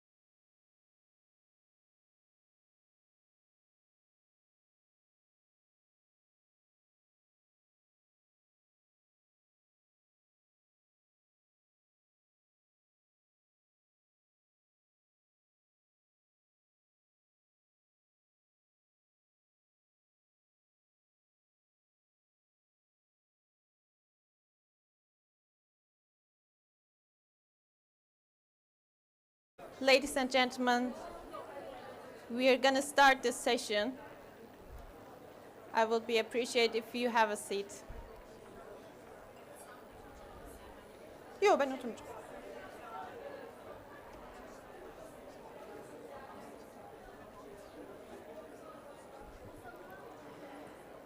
Thank you, everyone.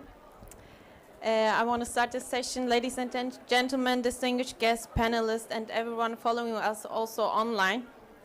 Good afternoon. It's a great honor to open this important side event at the COP29.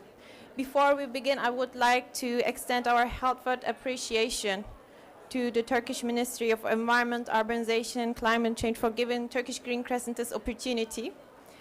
This event would not be possible without their continued support. Today we gather to address the topic that remains frequently overlooked yet deeply consequently, the interconnectedness between substance use and environmental degradation. We are broadcasting also live, and I extend our warm welcome to all who are following us also virtually. It's a pleasure to shed light on the critical environmental impacts driving the illicit drug industry from forests to communities. At the previous 2 years at the COP events on COP27 and COP29 conferences, we focused on raising awareness about the tobacco industry's environmental impacts. But today we turn our attention to the environmental and social vulnerabilities fueled by the illicit drug industry. This issue demands an urgent action as takes our immense of our ecosystem and most vulnerable members of our global community.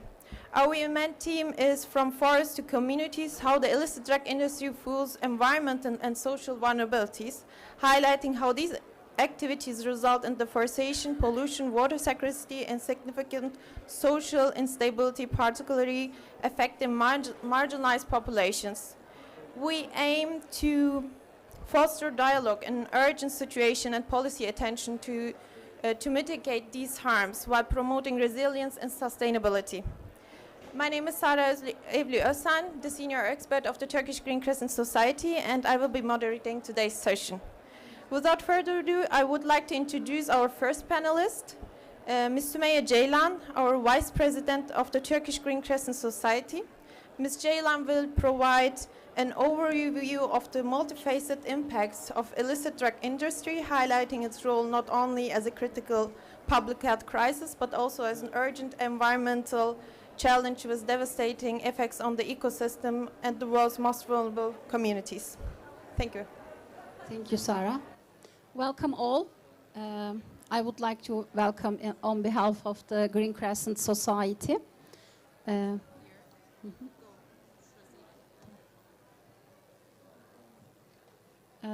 Today we will talk about the environmental impacts illegal drug industry, illegal drug consumption leaves in environment.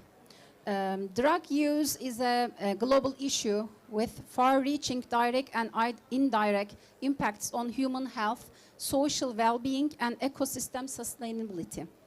Environmental consequences include deforestation, soil and water depletion, pollution of water, soil and air, and high energy consumption required for certain drug production processes.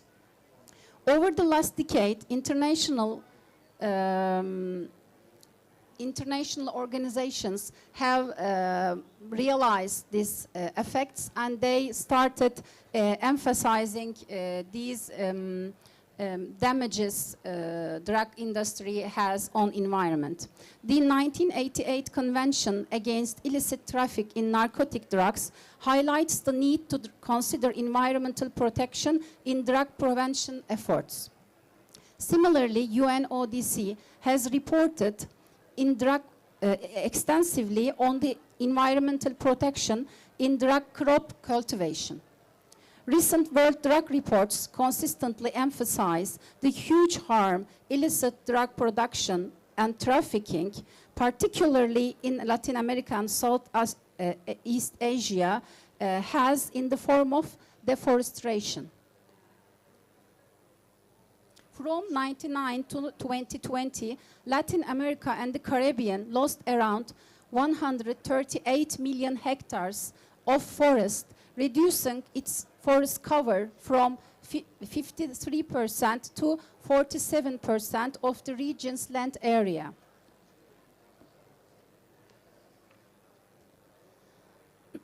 The environmental impacts of drug production vary significantly depending on the location. The impact can be viewed through the main plant-based drugs and synthetic. We can see the effects in two ways. One is plant-based drugs and the other one is synthetic drugs. Plant-based drugs like cannabis and cocoa, in their cultivation processes, they cause deforestation, high energy consumption, and pollution. Synthetic drug production has additional risks due to the toxic waste it generates, which is illegally dumped, contaminating water, air, and soil. The connections between illegal drug production and environmental harm are complex. The studies in cocoa cultivation shows how drug markets drive deforestation.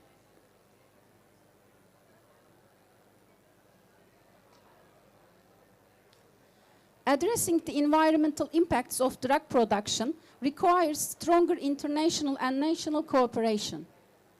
While some cooperations already exist, it is insufficient to tackle the problems we face today comprehensively. Greater integration among countries, agencies, and organizations is essential. Improved data collection, analysis of drug production waste, comprehensive monitoring of affected surface water have a huge impact to address the environmental damage we face today. As Green Crescent, we have been conducting a new analysis method in Turkey. I would like to talk to you about this project. This project named Wastewater Analysis Project. We conduct this project in cooperation with Ministry of Internal Affairs, and we collect 4 times in a year wastewater samples from 113 different wastewater facilities in 62 different cities in Turkey. This is the numbers of last year. This year it will be 136 wastewater facilities in 70 cities. These samples are examined and reported by laboratories certified by European Union Drug Agency, and with the approval of the Ministry of Internal Affairs, the results are shared with the EUDA and other organizations.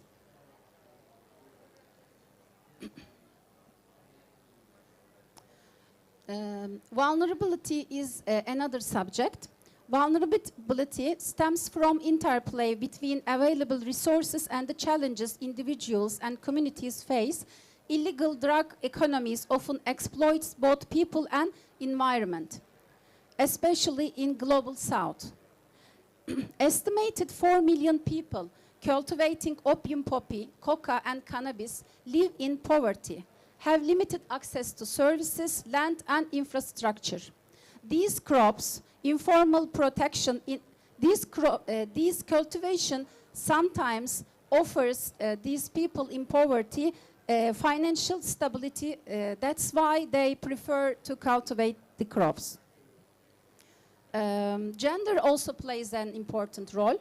Women with drug use disorder often face stigma, exclusion, and violence. Most countries lack adequate gender-sensitive treatment options to support women in achieving better health outcomes. Human-caused climate change, which gathered all nations today in Baku, worsens already existing vulnerabilities by disrupting ecosystems, agriculture, and livelihoods, particularly in rural areas. Migration may rise as some regions become uninhabitable. According to World Bank, 80% of the global poor live in rural areas and rely on natural resources for survival. Efforts to prevent and treat drug use in vulnerable communities need better funding, coordination, and evidence-based approach. Investing in sustainable programs can help us create resilient communities and provide vulnerable individuals with paths to recovery. Thank you.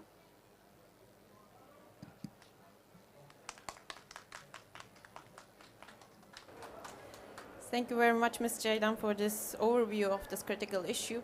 I would like to now give the floor to Gülşen Akundova, our chairperson of the Women Development and Future Public Union, whose work focuses on empowering women and addressing critical developmental issues in vulnerable communities.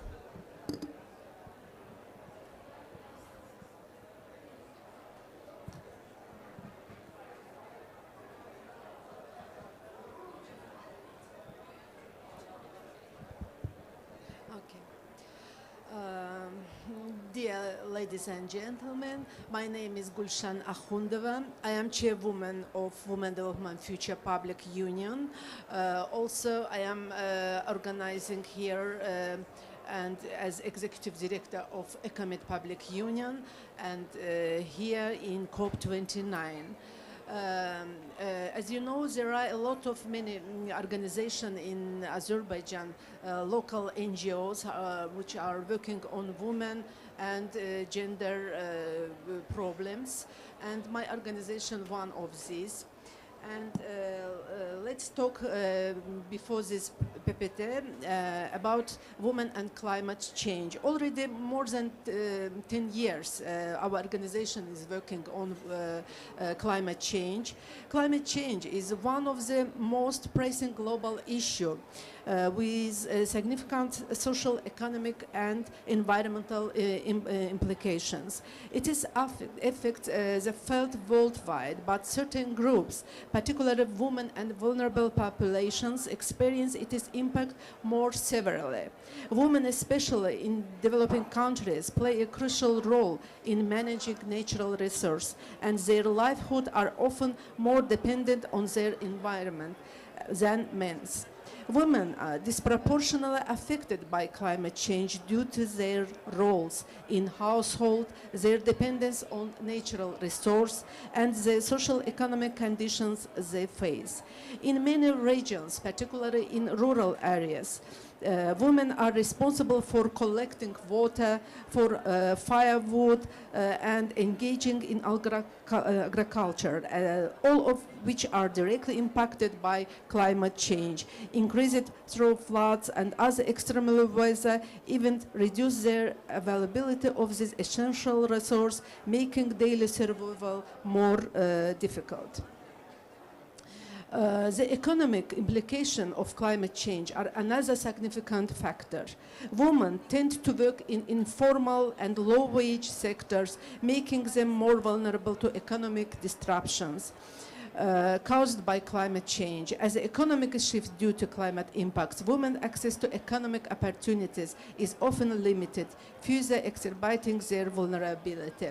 Sometimes, as you know, in rural areas, climate change affects their production, food production, etc. And in big families, and they see that their income is decreasing. That's why they are giving their small girls marriage. They affect their marriage, and it's also another problem which is affected our young girls, especially in our south area of Azerbaijan. It is a big problem. For children, especially vulnerable for climate change, as they are more susceptible for malnutrition diseases and displacement. Extreme weather, events like floods, storm, and etc., disturb children's education, force families to move, leading to loss of access to schools and health care. Also, climate change affected to elder people. As you know, elder people are very sensitive for climate, and because of their heart diseases, diseases, they have blood pressure, and also they are very affected by the climate change. Another problem is, like conclusion, I will say, the relationship between women and climate change is multifaceted, with women experiencing both the direct and indirect effect of climate change more severely than men. Climate change is global challenge, but by addressing gender inequality and ensuring the active participation of women, we can create a more just and sustainable future for all. Now I would like to show my wait, which one? Yeah. The Ministry of Ecology and Natural Resources of Azerbaijan has mentioned that it is climate change increase 0.8% in Azerbaijan. And as with the rest of the world, climate change has a huge impact on gender issue. Up to 48% of people in Azerbaijan are women. But there is never deliberate research on climate gender from gender point of view, and in future we think that after COP29 it will be big research on it. And there is 9 types of climate in Azerbaijan. Maybe it is also very interesting for you. It is climate semi-desert, climate of semi-desert and dry steppe, moderately warm climate. We have moderately warm climate with dry summer, moderately warm climate with uniform precipitation distribution, cold climate with dry summer, cold climate with plenty precipitation, and mountain climate of the tundra. And as you see, it's a very small country. As Azerbaijan, we have 9 climate kind. Women and each climate zone is affected by separate scenarios. The effect of climate variability on each climate zone are also different. Therefore, the effect of climate change on women living there also different. And here, solar energy. There are several NGOs implementing some micro projects on climate change and renewable energy. One of such kind of project was local capacity development for domestic solar water heating in rural and remote settlement of Eastern Europe and Caucasus. Let's see this project. This project with the WESF organization, funded by the WESF organization, was to give 1 mattress like this solar panel to poor people which live in rural area, and with this they can eat their domestic water in kitchen, and they were very happy when we gave this more than 100 people. You can see, and we have put in their kitchen roof these solar panels. Maybe you can use this in your rural areas also, like this. And here is where we are distributing in our school many things which they can color and recognize the environment and recognize what is climate change. That's all. Thank you very much for listening.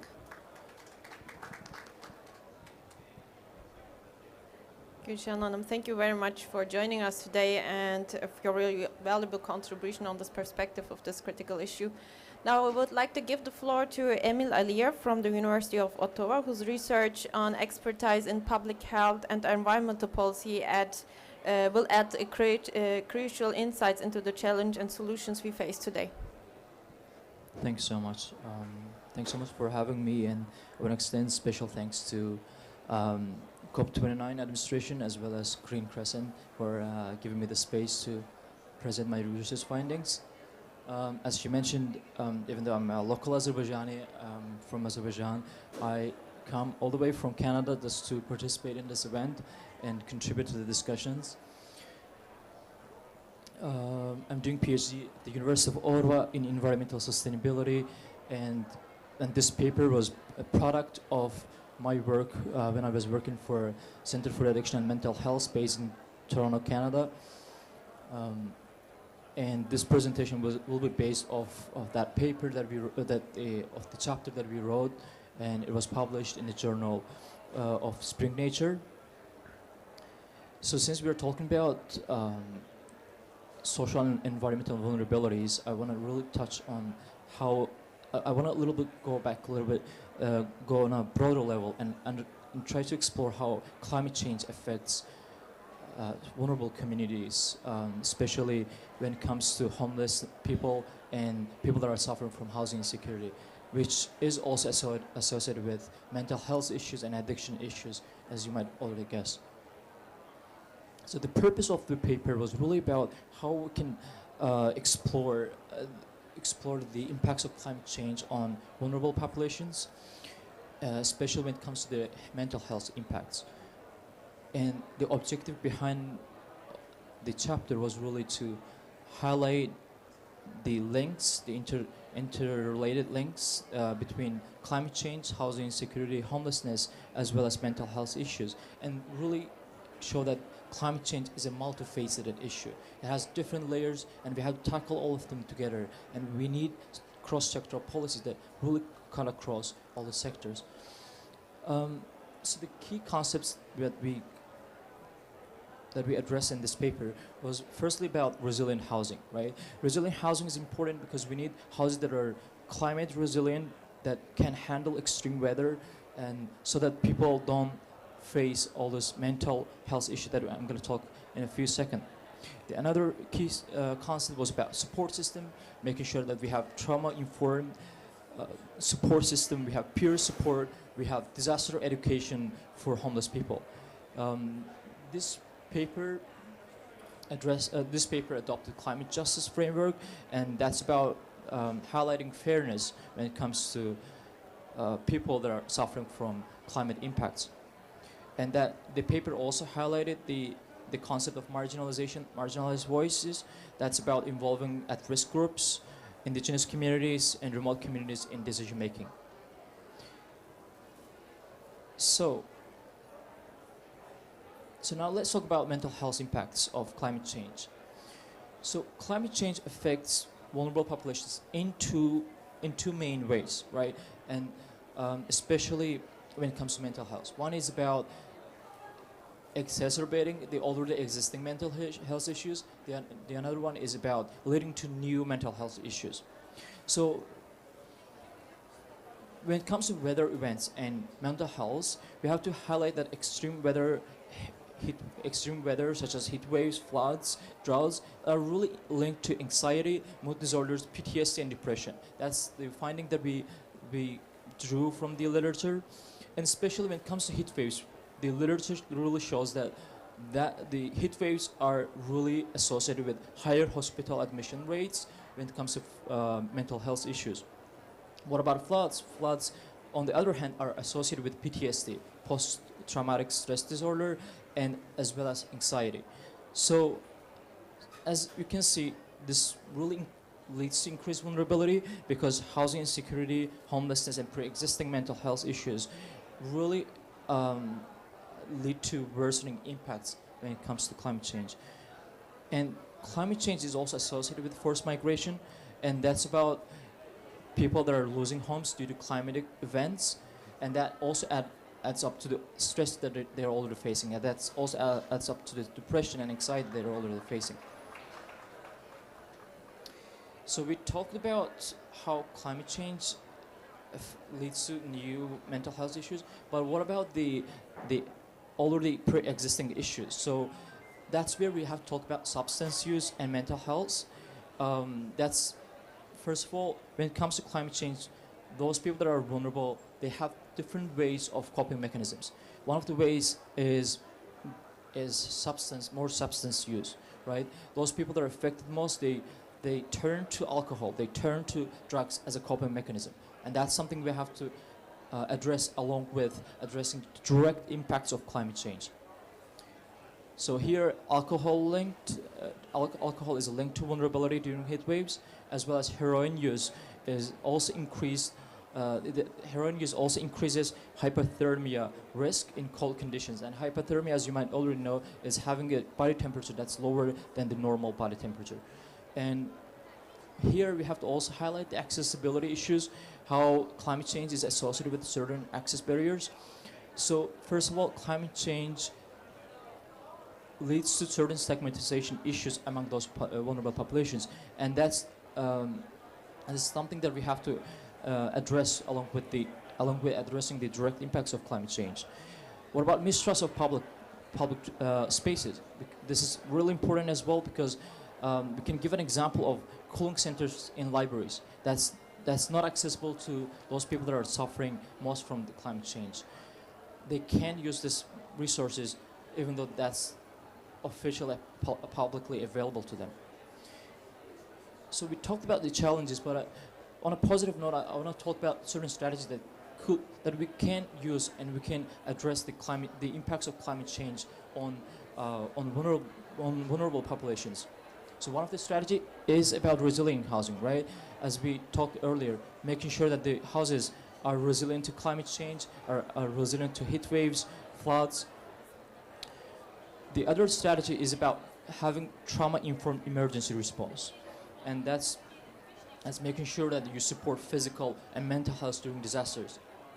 And the third strategy that we're suggesting is having disaster resilience education, and that's making sure that your education system is tailored for there's certain tailored education system for homeless communities with outreach and culturally sensitive approaches. And making sure that the services that are already available, they're also available to those people that are suffering most. So what policy implications we're having here is basically one of them is about integrated policies, making sure that healthcare, emergency responses, transportation, and education are all work together to have a comprehensive policy, and that's about having cross-sectoral policy, making sure that when we address the climate change, it cut across all the sectors at the same time.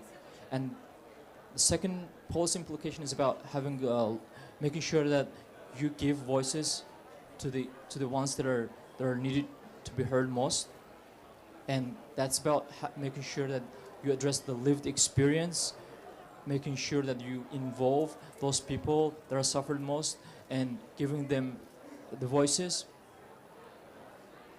to make your policies more effective and fair. Finally, removing barriers. And we talk about systemic barriers, but also we have to make sure that we address personal barriers that are associated with the vulnerable people, and that's about recognizing extra challenges that they're facing that can be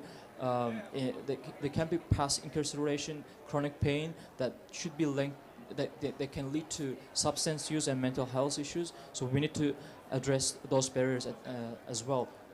So to conclude my presentation, if there's only one takeaway from this presentation, I really want you to have is about knowing that climate change, housing insecurity, and mental health are deeply connected, and we need inclusive, comprehensive, and cross-sectoral policies that could occur across all these sectors.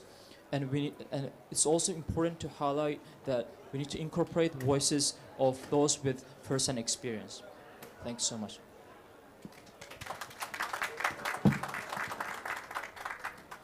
Thank you, Emil, for this enlightening presentation touching point on the health effects of climate change. I would like to now open the floor for any questions. If you have, I would be very happy to answer questions if the floor have any questions.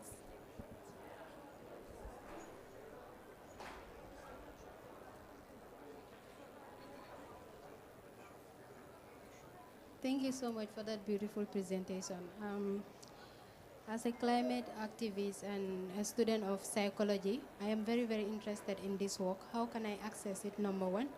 And number two, you mentioned the PTSD, which is post-traumatic stress disorder, and depression for people that are affected during climate crisis. And I believe that some of these people, if you want to address their problem, there should be medication involved. How do you include this in the system to like a mechanism? How can you address some of their challenges when they are affected by climate change? Thank you.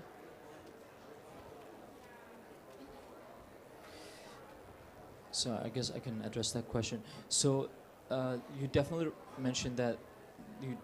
rightly mentioned that when it comes to the impacts of climate change on vulnerable populations, we need to include those policies that that really address substance use as well, right? And that's why I was talking about having a comprehensive approach on climate change impacts, making sure that not only we address the systemic barriers that I was talking about, but also personal barriers, right? Personal challenges that they are facing. So that's about recognizing them and acting on them, and definitely providing the medications and